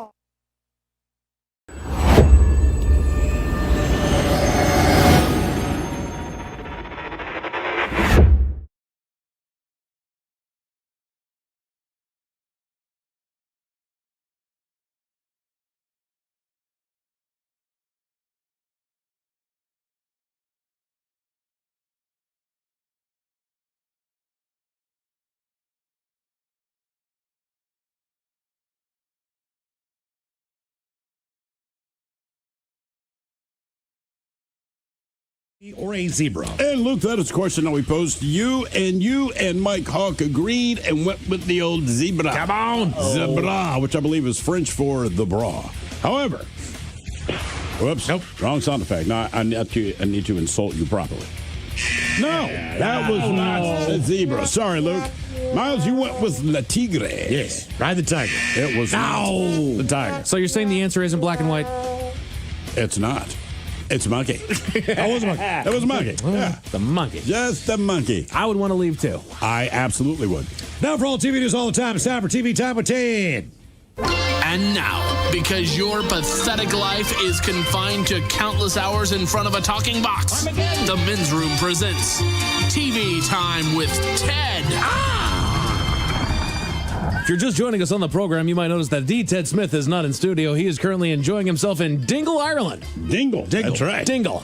Well, like, just eat one berry, dude. I tried to tell him, man. Just get a strawberry. Right. It doesn't matter. I don't just say I ate a dingleberry. Right. I don't care if it's a Driscoll's. Get a doggone strawberry. Yeah. Something. One dingleberry. So here on TV Time, if there's ever some bad news that needs to be hit, we tend to get it out of the way right at the very beginning. We got to start, and that is no different today. We are starting on a somber note. If you are a fan of The Sopranos, you probably already know the news that I got coming up. Steve, don't smile. We do have some very, very sad news. Unfortunately, the actor Vincent Pastore, best known for his role in Sopranos, has died. Who was he? What character? I can't remember. Seriously. He was just one of the guys in Sopranos. But he was like one of the bigger guys. He was a big guy. Known for being a big guy. Yeah, he was. Yeah, but what was his name? He was soft. He wasn't like the toughest guy. He was large man. He was large, but he was soft. You understand? He wasn't. He was a large guy, but he wasn't like the enforcer. Like he was anything but that. But he was big. He was a big guy. Kind of a wimp. Yeah. He was a large man. Right. Unfortunately, he did pass away at the age of 80. Let's see. According to his manager, he says, "I had the privilege of representing Vinny for more than 30 years. Long before The Sopranos made him a household name, his manager, Robert Atman, said in a statement to the world, he will always be remembered as the unforgettable That's how he'll be remembered as Big P. But to those of us who knew him, he was so much more. He'll always be my. He was. Need to put that on his gravestone. Here lies Big P. I understand that you are solidified in the history of television. Oh, the yeah. history of acting, of cinema, and all of it. You are known like, this is your character, and your name is Big P. Big P. That's right. Oh, yeah. Do you want that? I mean, I'd have it on my credit card. Table for four for. I decided this one. And everybody would know, too. Yeah, exactly. As soon as you Oh, walk my in. God, look at there he is. That's the only thing I'd sign. Yeah. And the thing is that, again, if you're in the restaurant, back in the kitchen, like, man, Vincent Pastore's coming out here.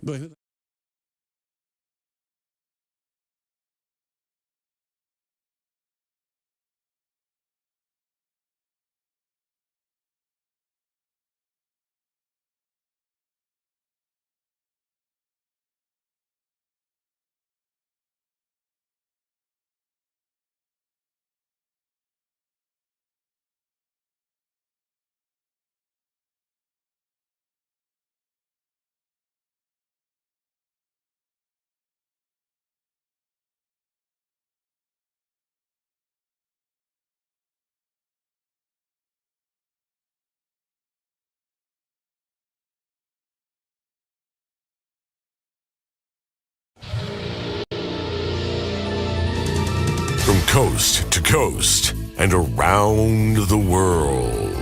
If it's not important, you'll hear it here, exclusively on In Action News. Here now are Stone Ledbetter and Felix Foxworthy. Tonight, a family of 6 agrees that yes, the milk smells bad. But first, a bit of good news. And of course, it's from the good people at a Hope and a Prayer Foundation. A local 8-year-old cancer patient at Municipal Children's Hospital submitted a wish to the folks at a Hope and Prayer Foundation, and they answered his hope. He's cancer-free?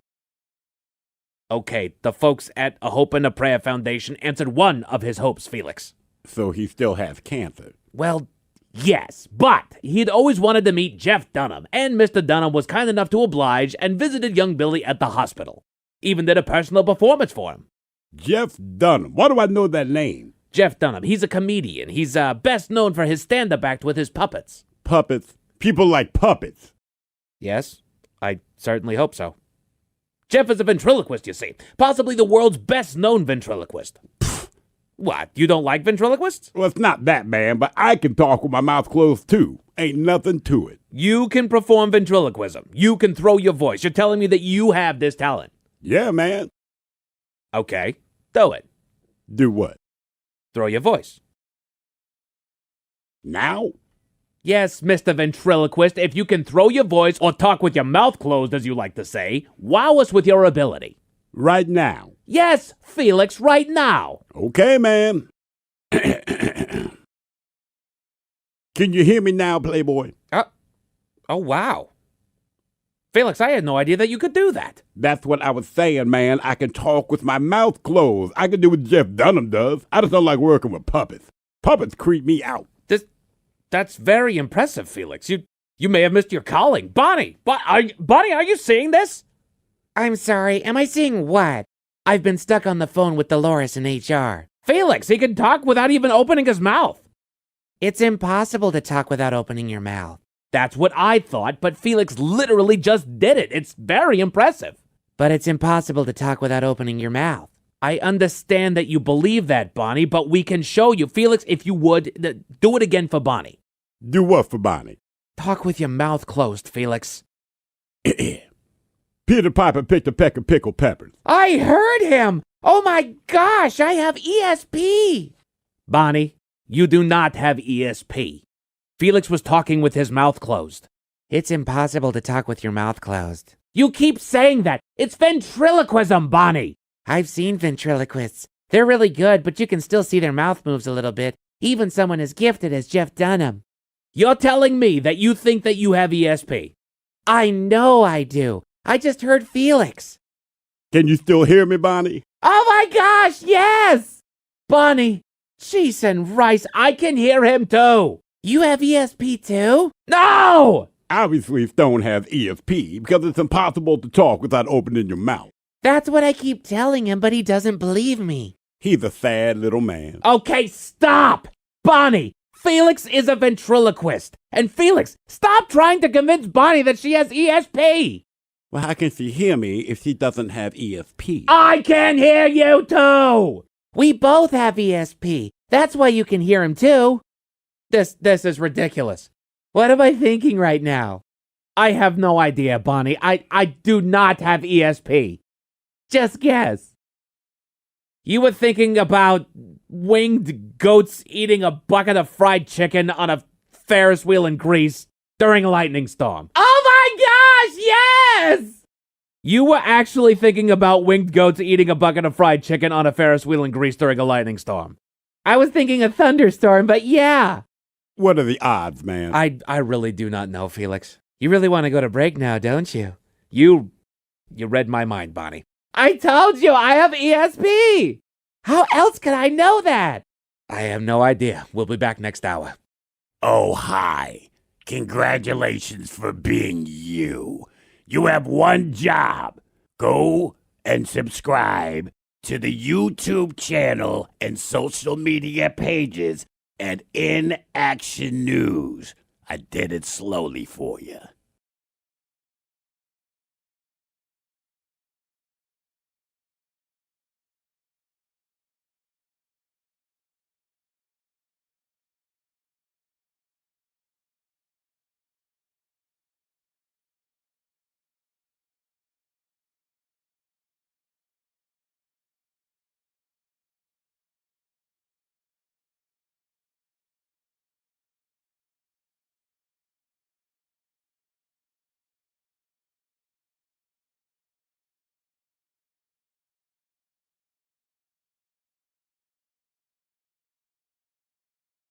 Encrypted copy of a movie that hasn't been released. I mean, I get it. I get why he's mad, but like, look, man, you still have proprietary everything over it. You do. So I'm just like, financially, you're not going to take a hit.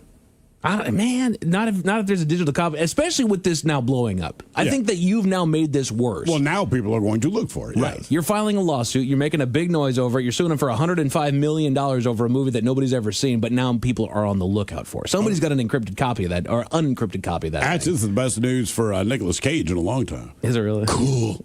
They're looking for my Tell you, man, movie. he kills it. The Spider-Man. He's killing it. They find it. I know the box office was huge this weekend, but I'm telling you, Spider-Noir might be better. Jeez, but something that you can watch here over the summer. This is a BuzzFeed list of the best TV shows that are premiering or returning in the summer of 2026 that are worth checking out. So, so some shows are getting a renew here. Some shows are premiering. Number one, they start with The House of the Dragon. Is anybody here watching House of the Dragon? I think we all watch Game of Thrones? I watched Game of Thrones. A buddy of mine even asked me. He said, "Look, it's not bad. Check it out. I need to be in the right frame of mind." Yes, you do. You know, and I haven't been there yet. And I watched season 1. It wasn't bad. It was a fine show. You know, it was a continuation of Game of Thrones, and it had been away long enough to where I was able to grab it again. But honestly, at the end of season 1, I had zero interest in season 2. Really? Yeah. Damn. Okay. It ended nice enough for me. You know, yeah, it could keep going, but do I really want it to? Okay, that's fair. You know, and it's fine. And I've had a couple people that have watched it, and they say it's fine. Season 3, I think, is the latest one that had come out. Now season 4 is on its way out, and he said it's kind of getting that HBO treatment, where it's more about the fantasy aspect as opposed to what was really fun about Game of Thrones and about House of Dragon in the beginning, which is more the politics of everything. And, right, that's and the whole thing. The nefarious nature of everything. They got Ted Lasso coming in at number 2. Oh, yeah. Which I still need to watch. I just don't have Apple. Okay, well, that's a problem. But yeah, it's a good show. Anne Rice's The Vampire Lestat, which is based off of an interview with a vampire. Nah. The Other Bennett Sister. based on a book by Janice Hadlow and is a continuation of Jane Austen's Pride and Prejudice? No, thank you. That sounds like a jam right there. That sounds like we would truly enjoy that. Deli Boys. One of the most underrated comedy series from last year, Deli Boys returns with its second season. Turns out inheriting a criminal empire that you knew nothing about was the easy part. Okay. Soon to find out more money really does mean more problems. So, all right, adopting a criminal empire. Let's go. The show Silo comes in at number 6. Again, the shows to check out this summer. Third season of this beloved dystopian series survives her. Juliet survives her forced exile and returns to the silo with memory loss. So that should be fun. Off Campus comes up on the list. Adapted from L. Kennedy's Off Campus and Breyer University's Universe. Off Campus follows Hannah Wells, a songwriter at Breyer U, has just found out her scholarship might be in trouble as she navigates a potential pivot. I think my wife's watching that. I think. Is that on HBO? I don't know. When she told me what it was about, I knew I did not care. So I think that might be it. Right. The Bears coming out with their, I believe this is their last season. Yeah, my wife's already watched the whole thing. Which is another one. I've seen the first season and it was fine. I haven't picked up any other season after that. My wife loves it. It was fine. It's not bad. I'm just like, Cape Fear, inspired by Martin Scorsese's chilling remake. 99.9 KISW. The Men's Room returns with Miles and Thrill. All right, check out over here at 5:08. We'll drink a toast for the shot of the day. And we do have your headlines all the way at 5:50. But first, quick check in with Mike Hawk and some of the stories and headlines he is not working on. Well, thank you, Miles. The numbers are in. Last year, marijuana smoking surpassed cigarettes for smokers. There you go. Okay. Makes sense. It's not, I feel like it's not quite as bad. It's not nearly as bad. It's not addictive. Well, you don't smoke marijuana 20 times a day. Typically, smokers will run through a pack. Yeah, that's a good point. Exactly, right? You know, it doesn't quite ramp up near as much. So there you go. I feel like that's a natural progression. Oh, yeah, for sure. There's a restaurant in Florida gaining attention for its dress code. It's a nude steakhouse. Yeah, I saw that. I'm like, I don't know how I feel about that, man. So you walk in, you take off your clothes inside. Pretty much. Then you sit down. You eat a steak. Eat a delicious put your clothes porterhouse. back on. That's and right. You walk out. That's right. Why don't you stay at home and do that? No kidding. Yeah, I know. That's what you're into. Just cook a steak at home and be naked, dude. But I think some people just like to be naked out in public. Yeah, but I can't really see you. You're sitting at a table. It's not like you're standing up eating. Sure, but you're still flying. I You're would. looking around at everybody else. Sir, could you sit down? No. I want a high top without a stool. Yeah, I want to be naked. This is how we're doing. Can I get the high chair, please? Yeah. I'm guessing you don't have a kids menu here. Okay. No, I want the onion rings. Let them cool first. Trust me. I need the tower. No, give me the sauce. No, just give me the rings. I got the tower. Dang it. I don't. If there's a market for it, if it succeeds, you know what? We're all wrong in this room. So have at it. It's Florida. I'm sure there's a market for it. Yeah, true enough. Some men are getting concerned about the phenomenon known as gym penis. Ooh, I saw that, but I don't go to the gym. Oh, I thought it was a guy, Jim. Yeah. Jim Penis. You have a penis like Jim. My name is Jim Penis. Hello. Penis. Jim Penis. I don't have this problem. It's where there's shrinkage after a workout. Don't you feel like you have more blood flow?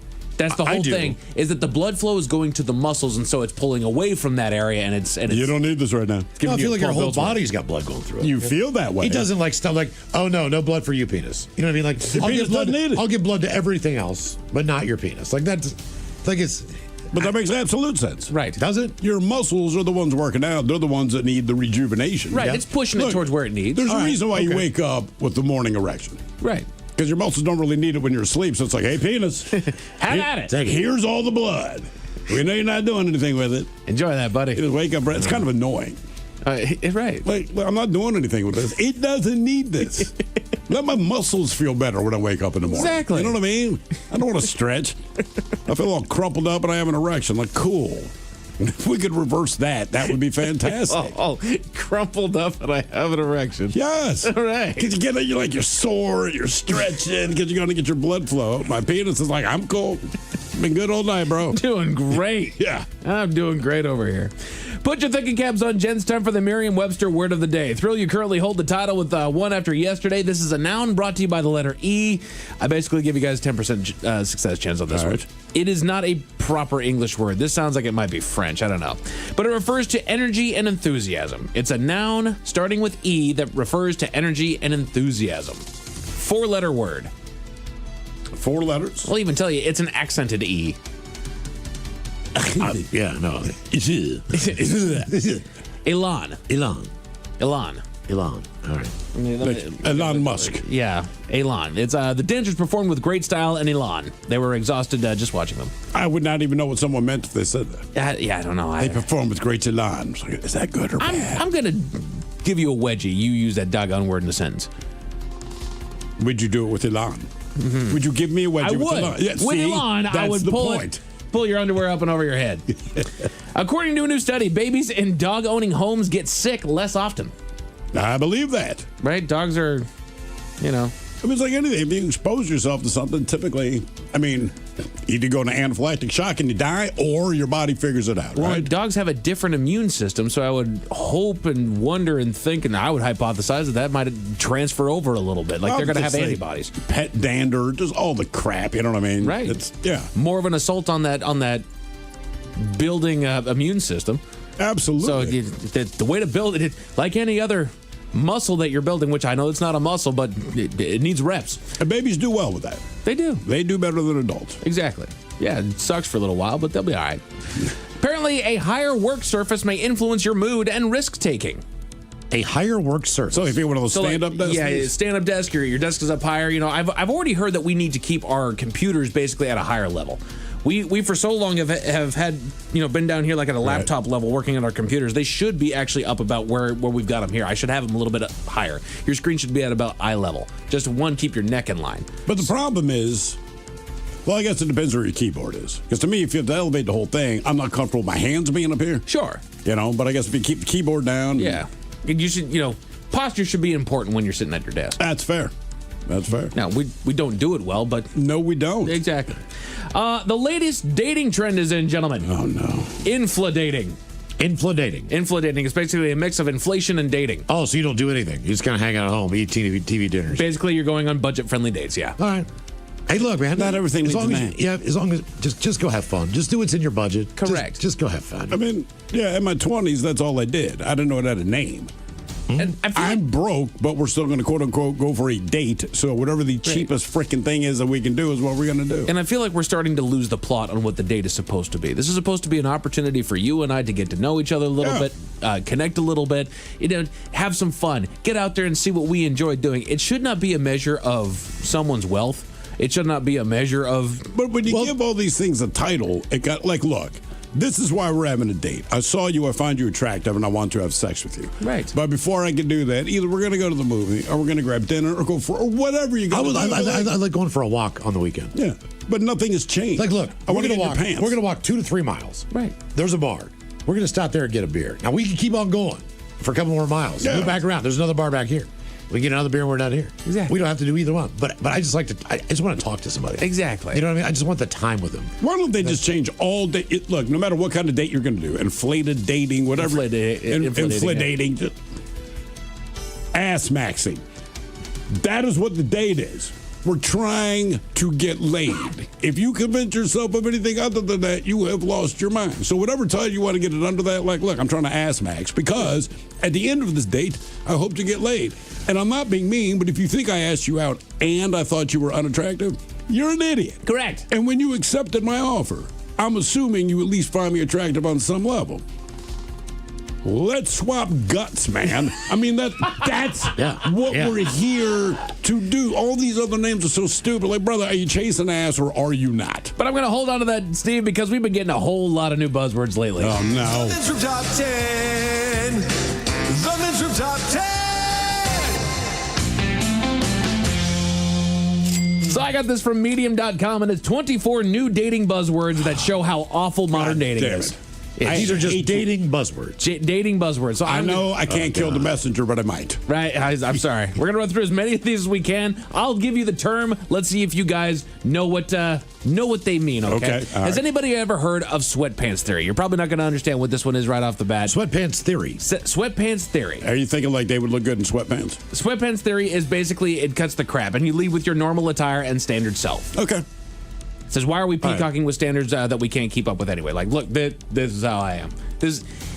I'm not a sweatpants guy, so that doesn't bug me too much. And rarely do I look terrible. Right. I mean, my face is what it is. I can't do anything with that. But I also assume that everybody gets to that point somewhere in your day. your sweatpants version of yourself. Yeah. Look, I've got a polo shirt on. I've got some nice shorts on. I've got some good shoes on. I've got a little bit of jewelry going on. Soon as I get through the door, my first order of business is to shed all this and get in something comfy. I do. We do have an advantage working in radio, though. We do. We absolutely. I'm just saying, if I did work in the business world and you see me in a business suit all the time, right? Yes, I'm definitely going to dress down. Right. Yeah, we kind of dress how we're going to be anyway. So I don't like leading with your normal attire because there are certain cases in life where you do need to kind of up your game a little bit. Depending where you're going, right? Right. If you're taking the wife out, you're not going to go looking like a schlump. You're going to go... No, apparently I would, but I'm off the NAS. By is that what standard, you're you wearing that shirt? Is that what you're wearing? Breadcrumbing. Anybody ever heard of breadcrumbing? Again, new dating buzzwords that show how awful modern dating is. Give them little details about yourself. The new way to lead someone on. They'll stay in your orbit and perhaps even be complimentary or flirtatious, but at the end of the day, they'll never give you enough yeast to rise to the occasion. I don't know if yeast is the word. That's the wrong one to use there. Future proofing. Future proofing? And these are all for kids, right? Yeah, these are young people. Right. So a lot of these things are just they're things that are in the ether already. They're just we need to put a name on it. So future proofing. I don't know. It's where you simply look for a long-term potential in partners and date exclusively those who match your future goals. You're future proofing. You're dating somebody because you're looking for somebody to go down the future with. That's what dating is. That is what dating is. Right. You might want a one-night stand and end up with this person for the rest of your life. You might date them for 7 years and end up breaking up. You don't know, and the future is going to be what it's touchdown marching. The idea of the team is to score a touchdown. We're touchdown marching. Right? Yeah. Right. Yeah, exactly. You're playing the game. Exactly. Shut up. Floodlighting. Floodlighting. I don't know. Show them everything awesome up front. It means you're oversharing in your relationship to try to create a deeper connection. My bees itch. Exactly. It means you're oversharing. Right. TMIing. That's basically what that is. Pretty much, yeah. Zombieing. Has anybody ever heard of zombieing? You just sleep your way through the day and hope she likes you anyway. Is someone undeading themselves. It's when someone who ghosted you rises from the dead like they're Gandalf the White. It doesn't mean that they'll shuffle around brain dead for a while before becoming a phantom again, but perhaps it should. Okay. In my world, let's call it you up. Exactly. It's a booty call. We know each other. It may have been a hot minute, but you up. Right. Which goes back to my thing of ass maxing. That's what that means. Dry texting. Dry texting? Dry texting. I got nothing. They even say this. It's not dry humping here. It means that you send short, lazy, or unenthusiastic text messages, responses, instead of texting like a human having a conversation. Oh, like children. Well, I still try to keep it to the quick. I don't want to waste anyone's time. You do, I but texted my son today. His response, I had this big long text about what he needs to do, blah, blah, blah, blah, blah, blah. Make sure you check this. Not okay, just okay. I get it. As long as you get it. Okay. Right. Well, and two people that are, if you're having long conversations over text, like, you do need to hold part of the conversation as well. You can't be breaking somebody's back trying to carry that whole damn thing. Because I'll text my wife something, she texts back. I'm like, all right, that's my response. All right. Right. And then more texts come. Finally, I'm like, I'm going to call you because we can get this conversation done in 2 minutes, or I have 20 minutes. Right. K. Dry dating shows up as well. Dry dating. So you don't drink when you out. Exactly. All right. You date without alcohol. No. It's meant to foster a more authentic connection on dates. That's not authentic for me. It's not authentic for me. That's not who I am, man. No. You know what I mean? Like, I'm not certainly going to get pissed drunk, but like, yeah. Right. I'm going to have some drinks, man. You're not going to see me sober. Right. Not entirely sober. That's not how this works. Orbiting shows up on the list of new dating buzzwords that show how awful modern dating is. Orbiting. It says you might have been benched or ghosted by somebody, but they're still hanging out in your ether by dropping by your social media sometimes. They'll like an Instagram story from time to time, but not outright talk to you. That's orbiting. No. Keeping close there. That's somebody who's just not locked down yet, and you're on the bench. Yeah, don't worry about it. You're down there. I don't care. Wait for the you up text. Speaking of which, benching. Yes, I've been there. Sometimes people bench a player on their roster because they're not ready to commit, but don't want to turn them into a free agent. It's a D-head way to keep somebody as an option by putting them on the back burner to stay lukewarm but not hot. Uh-huh. And if you've ever been benched, yes, it is one of the worst doggone feelings that you've had in the dating world. Called them at 20s. No kidding. You know, I've been on a lot of professional teams. I haven't played a game yet. Right. Leading on sons against. Don't worry, hang on. We're about to put you in after this inning right here. After this inning. Wait. Oh, dang it. Can I just be the designated hitter? That's right. Let me get in there right quick. Groundhogging. Wait till last call. It's like prairie dogging. You circle back around to old chicks you dated before. You're dating the same type of person again and again and again while expecting different results. It's based off Groundhog's Day. That makes sense. Yep. Which, isn't that just having a type? Whether you know it or not, and you're attracted to what you're attracted to, right? So if you're looking for people with the same interests, if you like a certain physical feature, whatever it is, it's like you're not doing it on purpose, Miles. It's just what happens. Just where you go. God, look, man. You go to a restaurant, I know what I like on the menu, and I understand the menu's bigger. Okay, Ted's the same way. We'll walk into a bar, and it's like, I know which one he's going to go after. Ted, look over there. There you go. She's built for you. She's dumb as a box of rocks, has 14 pounds of makeup on. There's no way breasts. Her boobs are real. That's right. And hair is blonde. That's right. God, she looks easy and good. Go get you somebody. Have at it, buddy. And she can cut your hair, but you don't have any. What a waste. What a waste. She works in the beauty business. I know. Damn it. I know exactly where she works. Dating buzzwords that show how awful modern dating is. Cinnamon roll. That was just my nickname. Let's see here. Cinnamon roll. Finding a kind of partner who brings comforting warmth to the couplement. Well, yeah. I would hope everyone kind of does. You found your cinnamon roll? Like, is that the new, you found your lobster? That was a thing, I think, from Friends, where, like, lobsters mate for life or something like that, so they found their lobster. Okay, both of those are terrible, but I would think inevitably that is what you're looking for. I want somebody that makes me uncomfortable. Fellas, if you find a woman that's right for you, you call her your little cinnamon roll and see how well that does. That would be the end of it. Which part of me is the cinnamon roll? But say it in bed. Yeah. When you get down, whatever the filthiest thing is that the two of you agree to do, that's when you call her my cinnamon roll. Just without the icing. Mm-hmm. Not yet. That comes later. Oh, damn it. Ghost busting. If someone you were talking to disappears into the ether, you got ghosted. Some determined souls, however, won't accept ghosting, and they'll try to ghost bust someone by repeatedly trying to contact them. It may involve creating second profiles, ghost phone numbers, or other debt collector level debauchery. See, when I was growing up, we called them stalkers. Yep. Yes, exactly right. Yep. Like, wow, man. Right. Let's dial it back, brother. Right. Honestly, ghosting is probably the best thing that's going to happen to you at that point. That is probably the easiest way to let you down. It's fine. Right. If you suspect you've been ghosted, 2 communications. Hey, you still there? Have I been ghosted? We're out. It is what it is. Exactly. It's fine. It's fine. Yeah. Just leave. Walk away. Delulu shows up of the new dating buzzwords that show how awful modern dating is. Delulu? Delulu. I've seen this one a lot. It's short for delusional is what it is. Let's see here. A Delulu dater is someone who has unrealistic thoughts about potential partners, but it can go all the way to irrational and outright delusional. You think you're really going to get some of that? Okay. You really think you're going to get with me? That's right. Good luck. You think you can get this done? Yeah. I've seen this one a lot. Beige flags. Flags. You've heard of green flags. You've heard of red flags. Beige flag is how people categorize elements of your life that don't make them come hither or run like a bull is chasing them. Yeah, we call that life. Pretty much. That's what they do. Like, look, if you were going to be honest about your life, you can say what you're interested in, the things that you find fun, but the truth is, I go to work, I pay my bills, I go to bed, I wake up, then I go grocery shopping. Like, right, that's beige as F, but we all do it. Then I'll leave you with this last and final dating buzzword that shows just how awful modern dating is, and still one of my favorite. It's called shrekking. My mind, yeah. It sounds so dirty. Somebody that you find as attractive as a swamp donkey and hope to beat you better than Prince Charming and Lord Farquaad. Told you, man, there's a chick we used to call it's way Shrek. too complicated now. I got in trouble. My boss was like, hey, do you call so-and-so Shrek? I was like, yeah, not to her face, man, but yeah, I mean, like, that's her nickname because she looks like Shrek. And my boss at the time said, look, that's it, May. You can't call her Shrek. And again, I never called her Shrek to her face. I don't know where it got back to him. I swear to God, the next day, this is when people still got newspapers, Shrek whatever was coming out. And there was a full 2-page ad.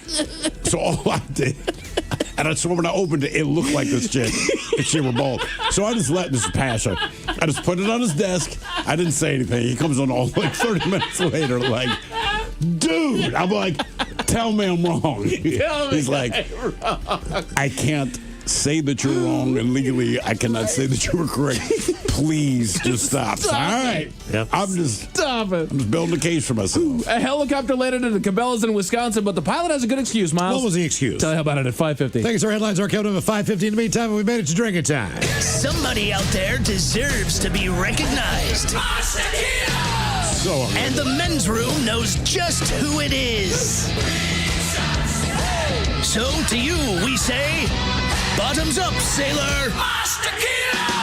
You're the toast of our shot of the day. Drink time it is. As usual, we head to the drink desk and Steve will throw a hill to find out who we're toasting. Yes, indeed. And today we toast the Cinema Columbia Multiplex at the Boca Grande Plaza Shopping Center in Cartagena, Colombia. Anyway, the multiplex was one of the... How many screens do you think the latest Spider-Man debuted on internationally? In this place? International? Just internationally. Oh, God, I don't know. Right, it's great. If you get like 1,500 screens, if you get 3,000 screens, like that's a big effing deal. This multiplex was one of the 90,000 screens worldwide featuring the new Spider-Man movie. But about halfway through the movie, the audience members began to flee their seats before theater staff actually came in and evacuated the rest of the audience into a hallway. Now, the reason for the mass exodus, you would think it's violence, fireworks, a fire, anything like that.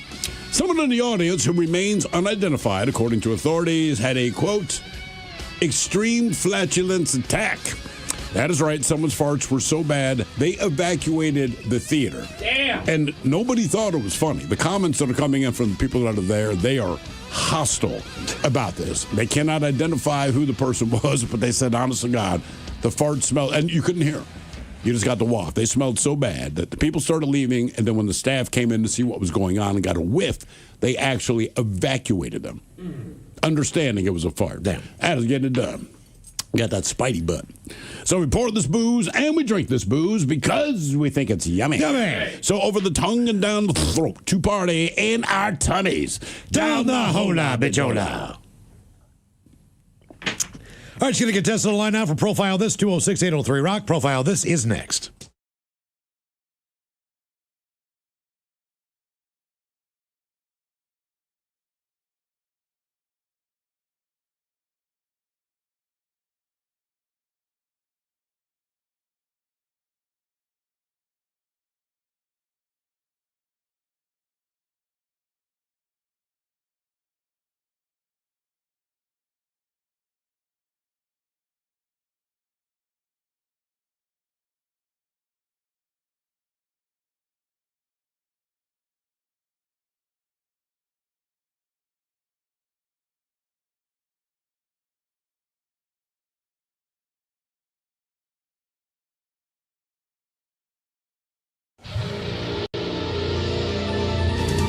From coast to coast and around the world.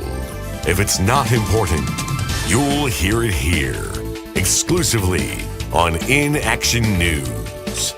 Here now are Stone Ledbetter and Felix Foxworthy. Tonight, a family of 6 agrees that yes, the milk smells bad. But first, a bit of good news. And of course, it's from the good people at a Hope and a Prayer Foundation.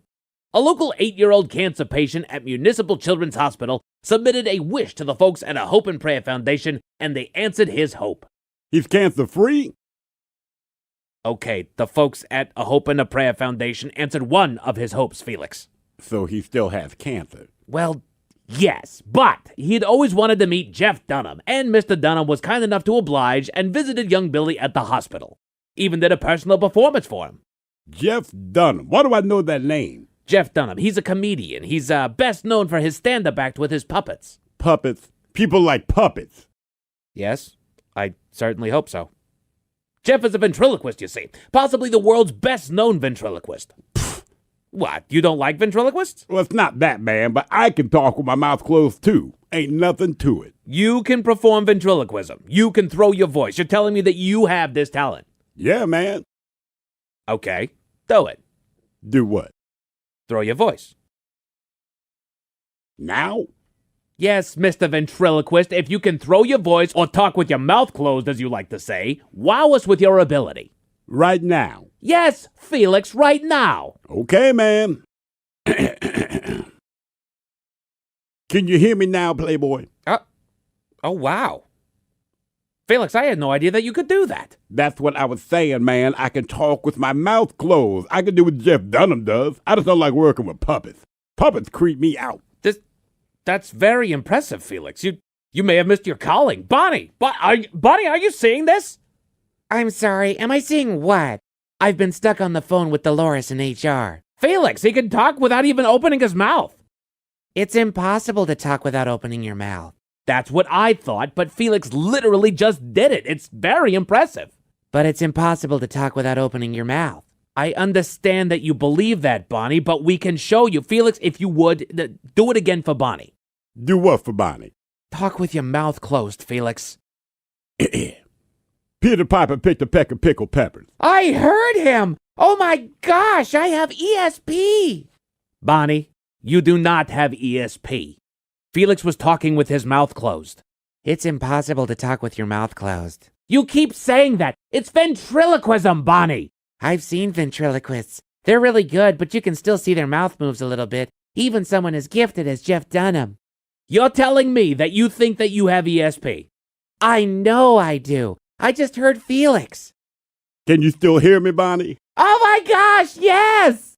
Bonnie, cheese and rice, I can hear him too. You have ESP too? No! Obviously, don't have ESP because it's impossible to talk without opening your mouth. That's what I keep telling him, but he doesn't believe me. He's a sad little man. Okay, stop! Bonnie, Felix is a ventriloquist. And Felix, stop trying to convince Bonnie that she has ESP. Well, how can she hear me if she doesn't have ESP? I can hear you too! We both have ESP. That's why you can hear him too. This is ridiculous. What am I thinking right now? I have no idea, Bonnie. I do not have ESP. Just guess. You were thinking about winged goats eating a bucket of fried chicken on a Ferris wheel in Greece during a lightning storm. Oh my gosh, yes! You were actually thinking about winged goats eating a bucket of fried chicken on a Ferris wheel in Greece during a lightning storm. I was thinking a thunderstorm, but yeah. What are the odds, man? I really do not know, Felix. You really want to go to break now, don't you? You read my mind, Bonnie. I told you I have ESP. How else could I know that? I have no idea. We'll be back next hour. Oh, hi. Congratulations for being you. You have one job. Go and subscribe to the YouTube channel and social media pages at In Action News. I did it slowly for you.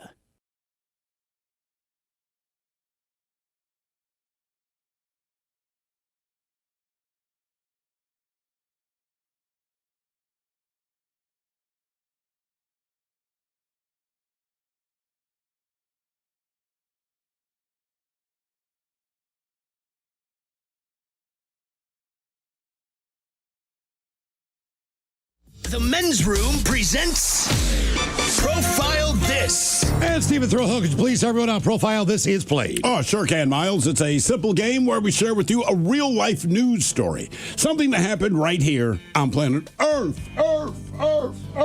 Earth. And as you listen to the story, based on the stereotypes you believe to be true of people and the decisions that people make, we'll ask you what it is you think makes the story a story. Hello, James. Welcome to the Men's Room. Hola, bicholas. Hola. All right, James, you understand how this here game is played? Yes, sir. Fantastic. You have your choice today of one of three categories. Today we have Bite Me. In other words, what did someone find in their food? We have Animalize This, where you guess the animal responsible for causing the problem. And finally today, License to Spill, where you guess the substance responsible for creating the mess. You know what? Let's go Bite Me today. Just eat it. Get yourself an egg and beat it. All right, we go to the fine country of India, where authorities there have taken a serious note about a shocking incident in the city there, where something unsavory was found inside of a sealed, home-delivered nutrition food packet. So the food packet was opened by the family on Friday night, but the alarm was raised on Saturday afternoon. The grievance was not raised immediately upon opening the package. So as the story goes, the mother opened the sealed packet to prepare a meal and found the unexpected addition inside. So the family immediately alerted local villagers. Authorities collected the packet and sent it to a lab for forensic testing. Legal action may be taken against the facility that handles the packaging if they're found negligent, which they probably will be because, again, what they found was inside of a sealed package. So the question is, what did they find in their pre-packed meal? Was it a dead bird, a human finger, a condom, or a frog? So dead bird, human finger, condom, or frog. Unfortunately, one of these things was in their sealed meal packet. Wow. That's, my first instinct's condom, just because Ted's out of town. So, gotta go that. Miles, what are you thinking? I'm going to go finger. They got the finger. Okay. I'm gonna stick with condom. Yeah, I'm stuck between condom and finger as well, just because you said that the forensics team went in there, but I think that they went with a condom as well. Got it. Okay. What did they find in this sealed food package? Was it a dead bird, a human finger, a condom, or frog? We'll find out next. That was a tease. You are listening to The Men's Room.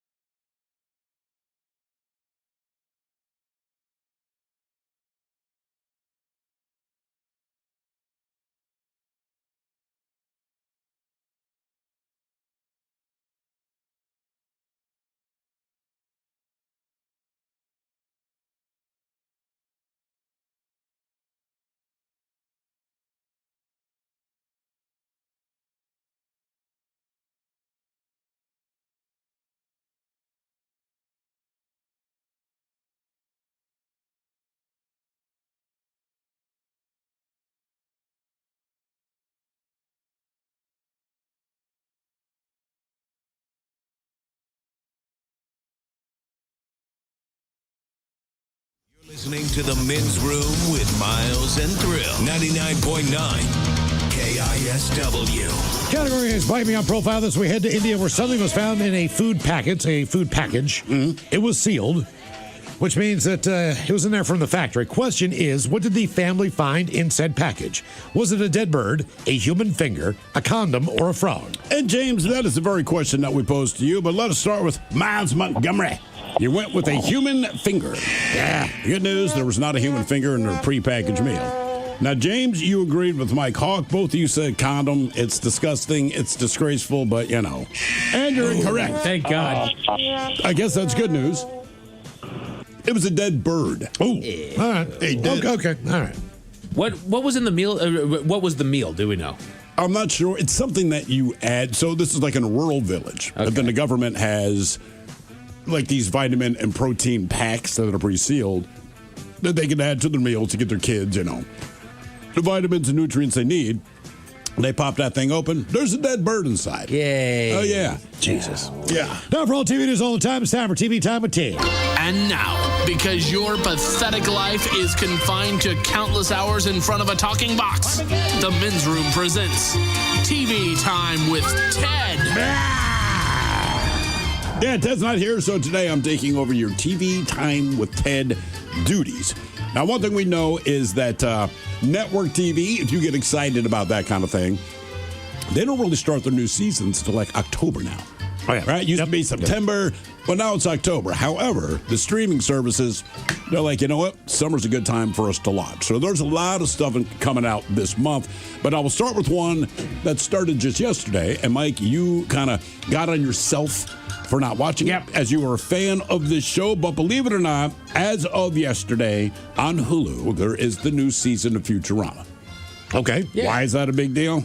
I'll tell you why. Because in my mind, I'm never sure Futurama is actually still on the air or not, which got me to thinking, like, how many shows just get canceled but keep showing up on TV? And believe it or not, Futurama is listed as number one. So Hulu is putting out new episodes. But if you're like, man, I thought it was canceled, you're right. If you thought, man, I thought it was still on the air, you're right. So Futurama, right, originally aired for 4 seasons. And despite Fox's shifting time slots and seeming lack of interest, it earned huge acclaim. So it found a second life over at Adult Swim. Then they put out the DVD box sets. Well, those things sold crazy. So when syndication rights shifted to Comedy Central, its success led that network to order an official revival of the series. But after season 7 aired on Comedy Central, the show, Futurama, was canceled again in 2013. Until 10 years later, when Hulu revived it once more. Thus, the show has technically ended 4 times, with each ending at about the same thing. Correct. So Futurama's back on. It's been canceled 4 times. Now it is back. Wow. So what's another show that had a bunch of cancellations? Well, it's our same boy, Family Guy. Yeah. All right. So it originally aired in 99, got a lot of attention, caused controversy, blah, blah, blah. But after another season of shifting time slots and declining ratings, Fox canceled the show back in 2000. The network then reversed their own decision and ordered a 3rd season just a few months later. But that season also suffered from low ratings and split attention, so they canceled it again in 2002. But those 3 seasons, well, the rerun rights were sold to Cartoon Network. They put it on Adult Swim, where it got new life, and they say that combined with more DVD sales of the seasons prompted Fox to renew it again in 2004. And at this point, Seth MacFarlane's got So that's the 3rd time they canceled the show. That was the 3rd time they've canceled it. They're just waiting on the 4th. And Seth MacFarlane will tell you, like, look, they'll cancel it. If I wait around, they'll bring it back in a couple of years. But think about that, right? So these 2 shows. But other shows that have been canceled multiple times. Baywatch, all right? So it originally debuted on NBC in 1989. Jesus, I'm old. Before it got canceled after 1 season. It's canceled in 1 season. However, the show did incredibly well overseas. So the producers decided to film more episodes of Baywatch, but they put it directly into worldwide syndication. Then the show ran for 10 more seasons, and during those 10 years, it became the most watched show around the world.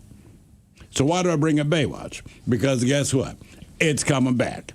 Amazon has decided to snatch up multiple international territories for the upcoming Baywatch reboot. Now, if you're like me, reboot does not give you a whole lot of confidence, but here we go.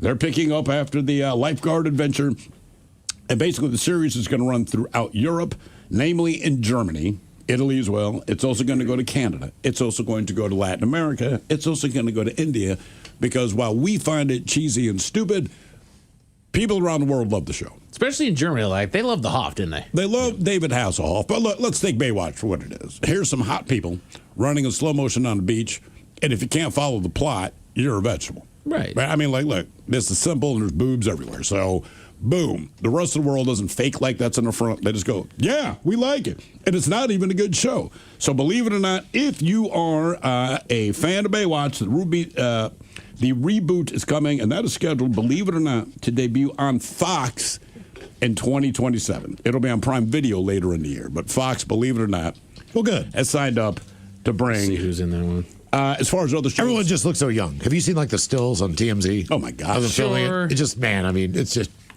we're just getting old. It's not that they look young; it is that they are. It's a lot of very hot people. Oh, it's Stephen Amell, right? That makes sense. And then another show I'll bring up that was canceled a couple of times, and this is, if you could go back in time, I'm sure they would have changed their decision. So the show Jag.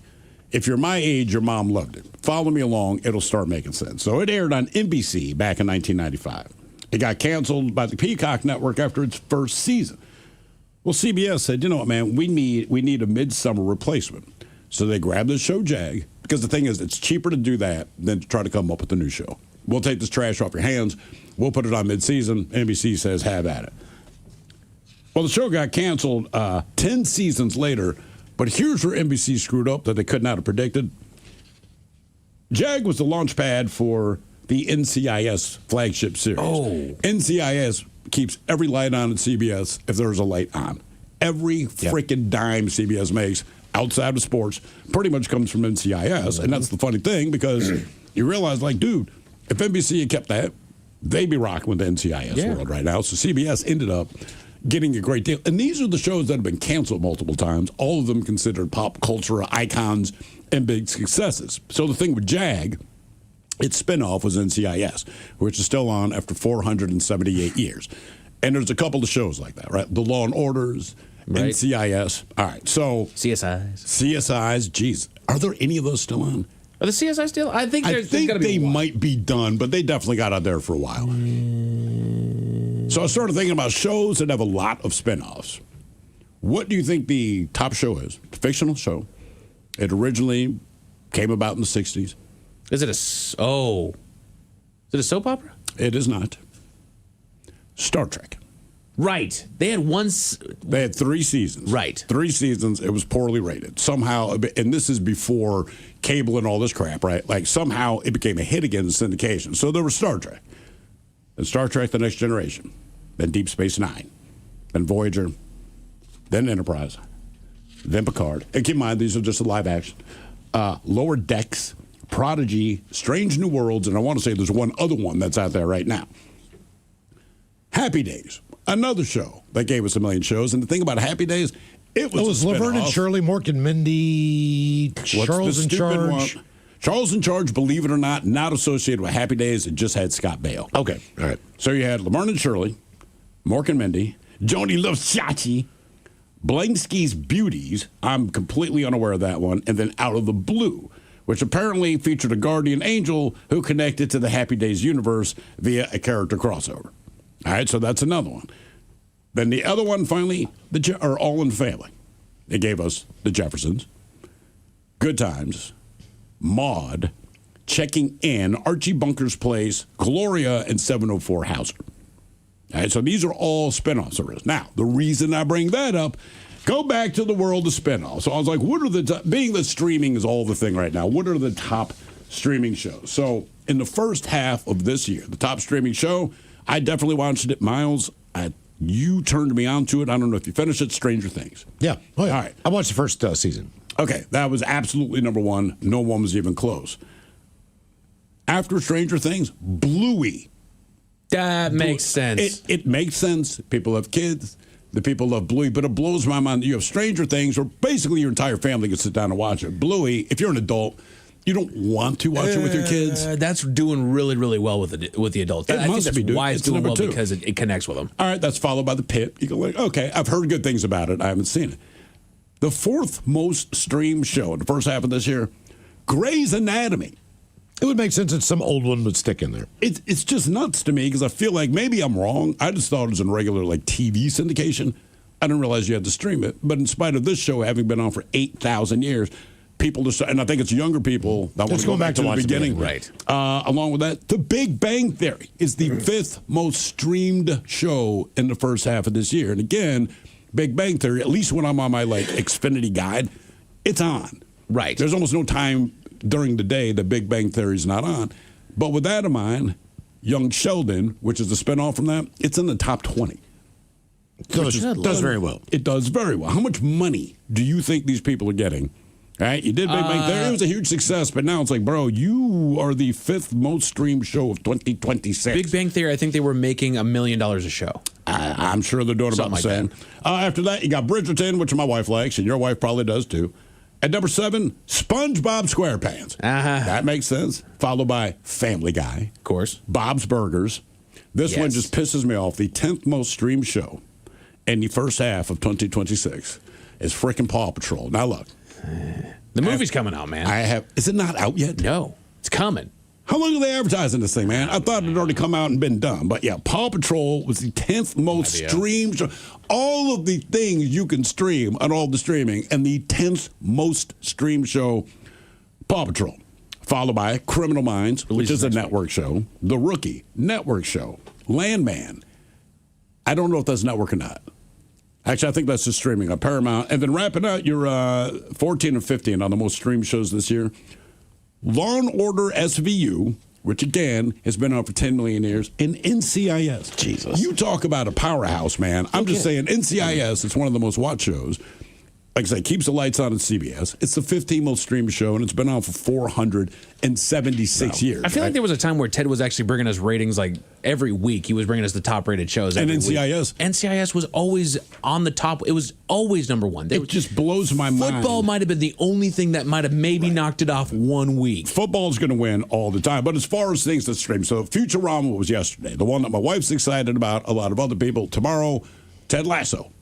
All right, so we'll be talking about that tomorrow on TV. We will be talking about that tomorrow. But do you know, if you live in the city of Seattle, do you know what streams tonight on HBO and HBO Max? Oh, yes, that's a Hard Knocks. Hard Knocks training camp with the Seattle Seahawks. That is tonight. So if you're getting that Football Jones, which we all are, now the training camp's on, they're putting on pads and all that crap, man. Tonight, HBO Max, it is 9 p.m., Hard Knocks training camp with the Seattle Seahawks. Side note, and I've not heard this from Michael McDonald, there are no NFL coaches that like having Hard Knocks in camp. No, they hate it. But the players like it because they get to, which is why the coaches hate it, but the NFL runs it. So even though the coaches say we hate it, the NFL goes, boy, that is really too bad. Steve, we appreciate it, man. Headlines coming up next. You're listening to The Men's Room.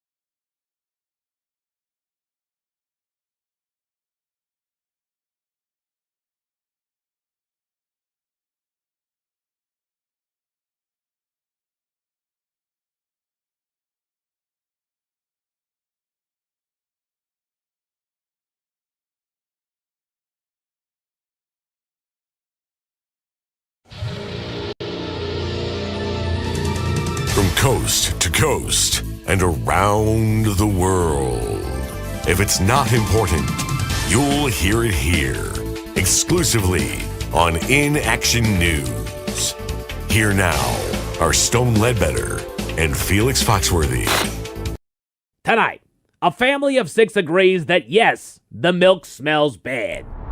But first, a bit of good news. And of course, it's from the good people at a Hope and a Prayer Foundation. A local 8-year-old cancer patient at Municipal Children's Hospital submitted a wish to the folks at a Hope and Prayer Foundation, and they answered his hope. He's cancer-free. Okay, the folks at A Hope and a Prayer Foundation answered one of his hopes, Felix. So he still has cancer. Well, yes, but he'd always wanted to meet Jeff Dunham, and Mr. Dunham was kind enough to oblige and visited young Billy at the hospital. Even did a personal performance for him. Jeff Dunham. Why do I know that name? Jeff Dunham, he's a comedian. He's best known for his stand-up act with his puppets. Puppets? People like puppets. Yes, I certainly hope so. Jeff is a ventriloquist, you see. Possibly the world's best-known ventriloquist. What, you don't like ventriloquists? Well, it's not that, man, but I can talk with my mouth closed, too. Ain't nothing to it. You can perform ventriloquism. You can throw your voice. You're telling me that you have this talent. Yeah, man. Okay, do it. Do what? Throw your voice. Now? Yes, Mr. Ventriloquist, if you can throw your voice or talk with your mouth closed, as you like to say, wow us with your ability. Right now? Yes, Felix, right now. Okay, man.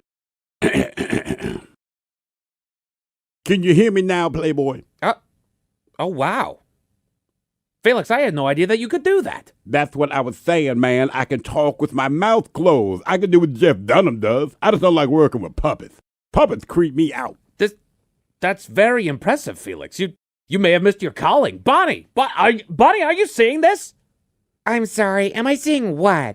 I've been stuck on the phone with Dolores in HR. Felix, he can talk without even opening his mouth. It's impossible to talk without opening your mouth. That's what I thought, but Felix literally just did it. It's very impressive. But it's impossible to talk without opening your mouth. I understand that you believe that, Bonnie, but we can show you. Felix, if you would, do it again for Bonnie. Do what for Bonnie? Talk with your mouth closed, Felix. Peter Piper picked a peck of pickled peppers. I heard him! Oh my gosh, I have ESP! Bonnie, you do not have ESP. Felix was talking with his mouth closed. It's impossible to talk with your mouth closed. You keep saying that. It's ventriloquism, Bonnie. I've seen ventriloquists. They're really good, but you can still see their mouth moves a little bit, even someone as gifted as Jeff Dunham. You're telling me that you think that you have ESP? I know I do. I just heard Felix. Can you still hear me, Bonnie? Oh my gosh, yes!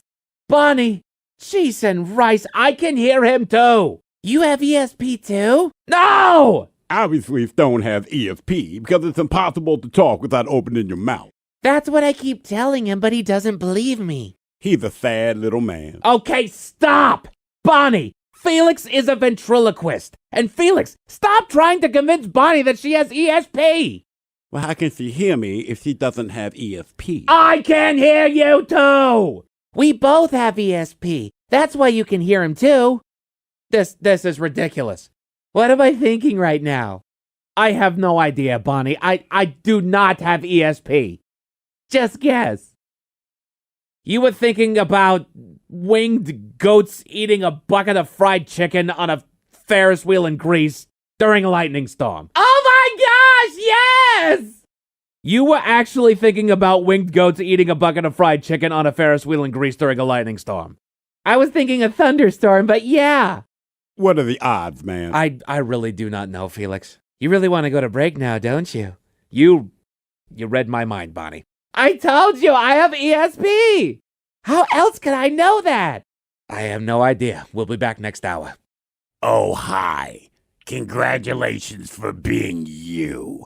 You have one job. Go and subscribe to the YouTube channel and social media pages at In Action News. I did it slowly for you.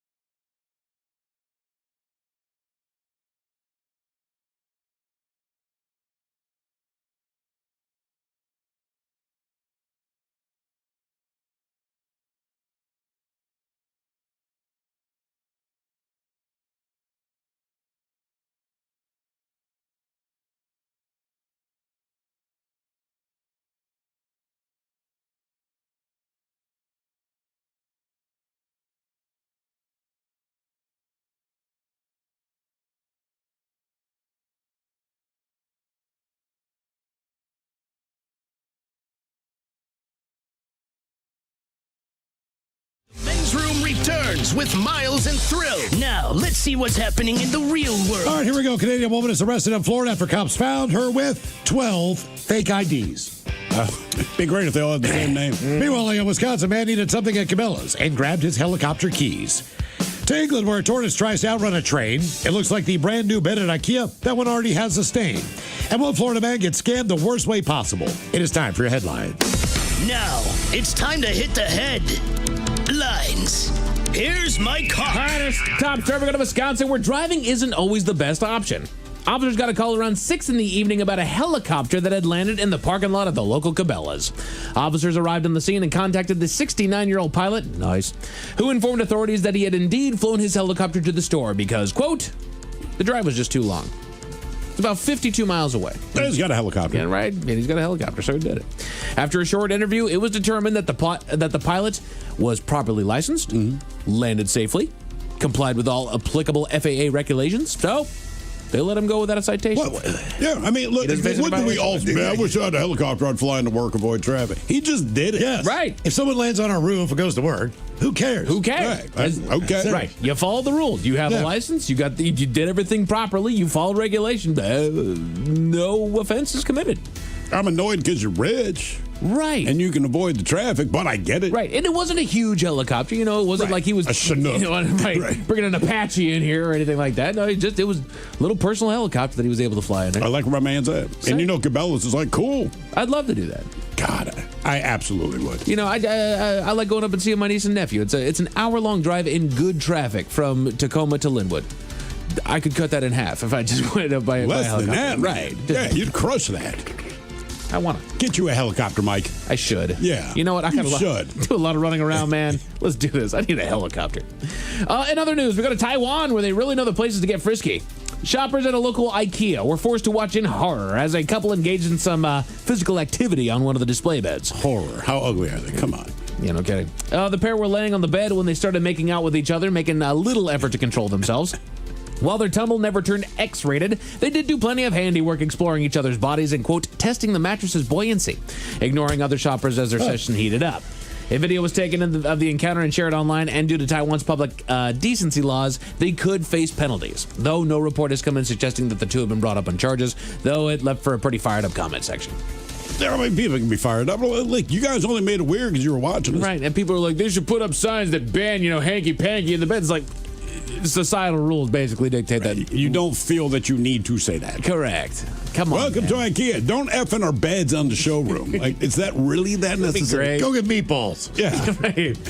Is this such a problem that they need signs? Hey, we're showing your stuff in action over here. Yeah. You know, you're allowed to go sit on the chairs. You're allowed to sit at the tables. All right, we're going to go F in the bed real Dude, you're getting a bed in IKEA. You know what you're getting. Yeah, it's going to be okay. All right. You know. It's going to be fine. It's going to be okay. It's going to be put together with, It's little... going to be a bed at IKEA. Is this a good push wood F-pad? pieces. Let's find out. Right. They got thrown together with an Allen wrench, man. Yeah. We're okay. You'll be just fine. To Florida, where people go by many names. The story goes that officers stopped a woman one day on an unknown average moving violation. Now, the problem, however, began when they asked her name, which she gave but could not present an ID for authorities, as she admitted she didn't have one, nor ever had a valid driver's license. That's a problem, so she was asked out of the car. Officers did eventually search her car, and it turns out that she did actually have an ID. 12 of them, in fact. She couldn't think of one of those names to say. Each of them with a different name and date of birth. Oh, well, they found them all over the doggone car. Well, no, I'm saying to avoid them going through my car. What's your name? I'm Charles Lindbergh, because I have an ID that says that. Right. Right, like you have 12 fake IDs, and you didn't use one of the names just to give them ID. She was subsequently arrested and now faces charges. I'm with you. If you're going to drive... It would still probably fail. Sure, but pick one of those IDs and go with that name. Right. Who was Ted Saul... What was his name? Oh, Saul Tapia? Saul Tapio. Tapio. Yeah, he at least knew the name if they asked. He's like, yeah, I'm Saul Tapio. And he had the ID that says Saul Tapio. Did he come up with that himself? Dude, mine was my name. Oh, really? Just it was fake my name. everything else. Yeah, just a different date of birth. Okay. Yep. Right, same address, the whole thing. Yeah. Okay. Yeah. Yeah, I it figured works. it's easier for me to remember. Right. If you forget that. We were making them. I don't have to We were making them. Yeah. So I was like, look, I'm going to make it my stuff. Right. Because, I don't have to remember who knows me as Saul exactly. Tapia. What's your birth date? I got it. Saul.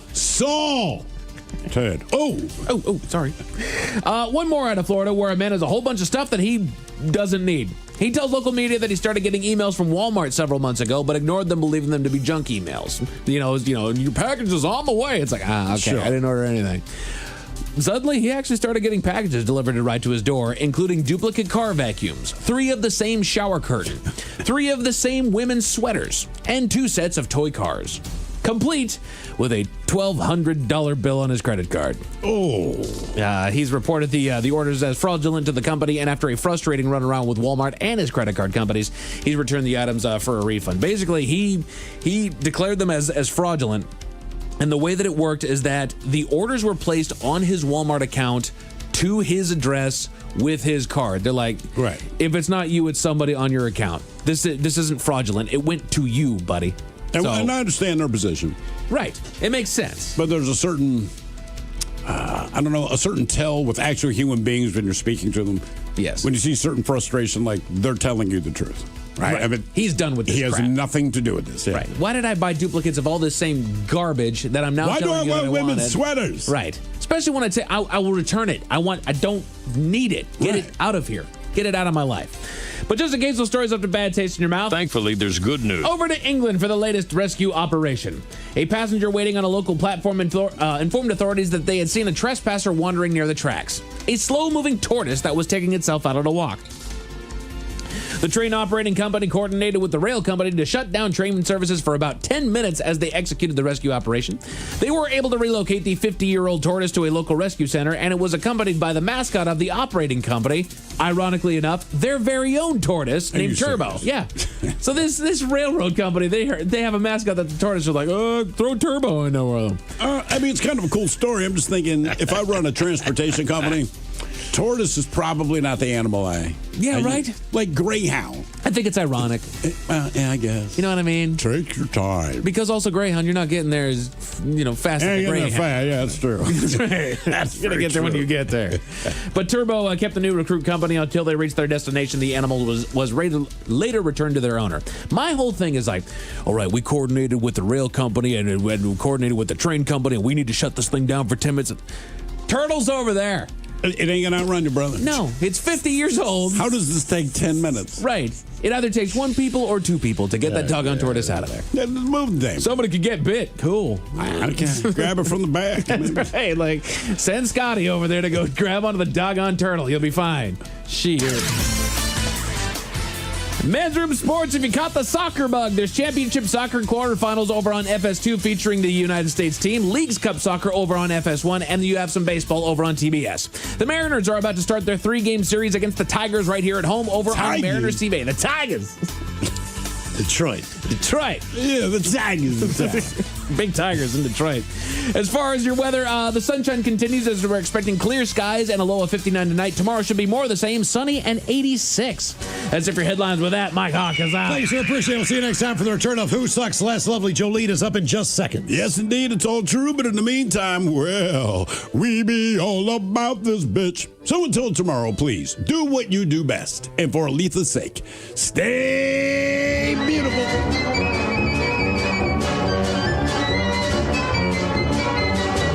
The Men's Room has been taped before a live studio audience. Wardrobe and makeup provided by Mantastic Limited. This has been a presentation of the Men's Room Radio Network.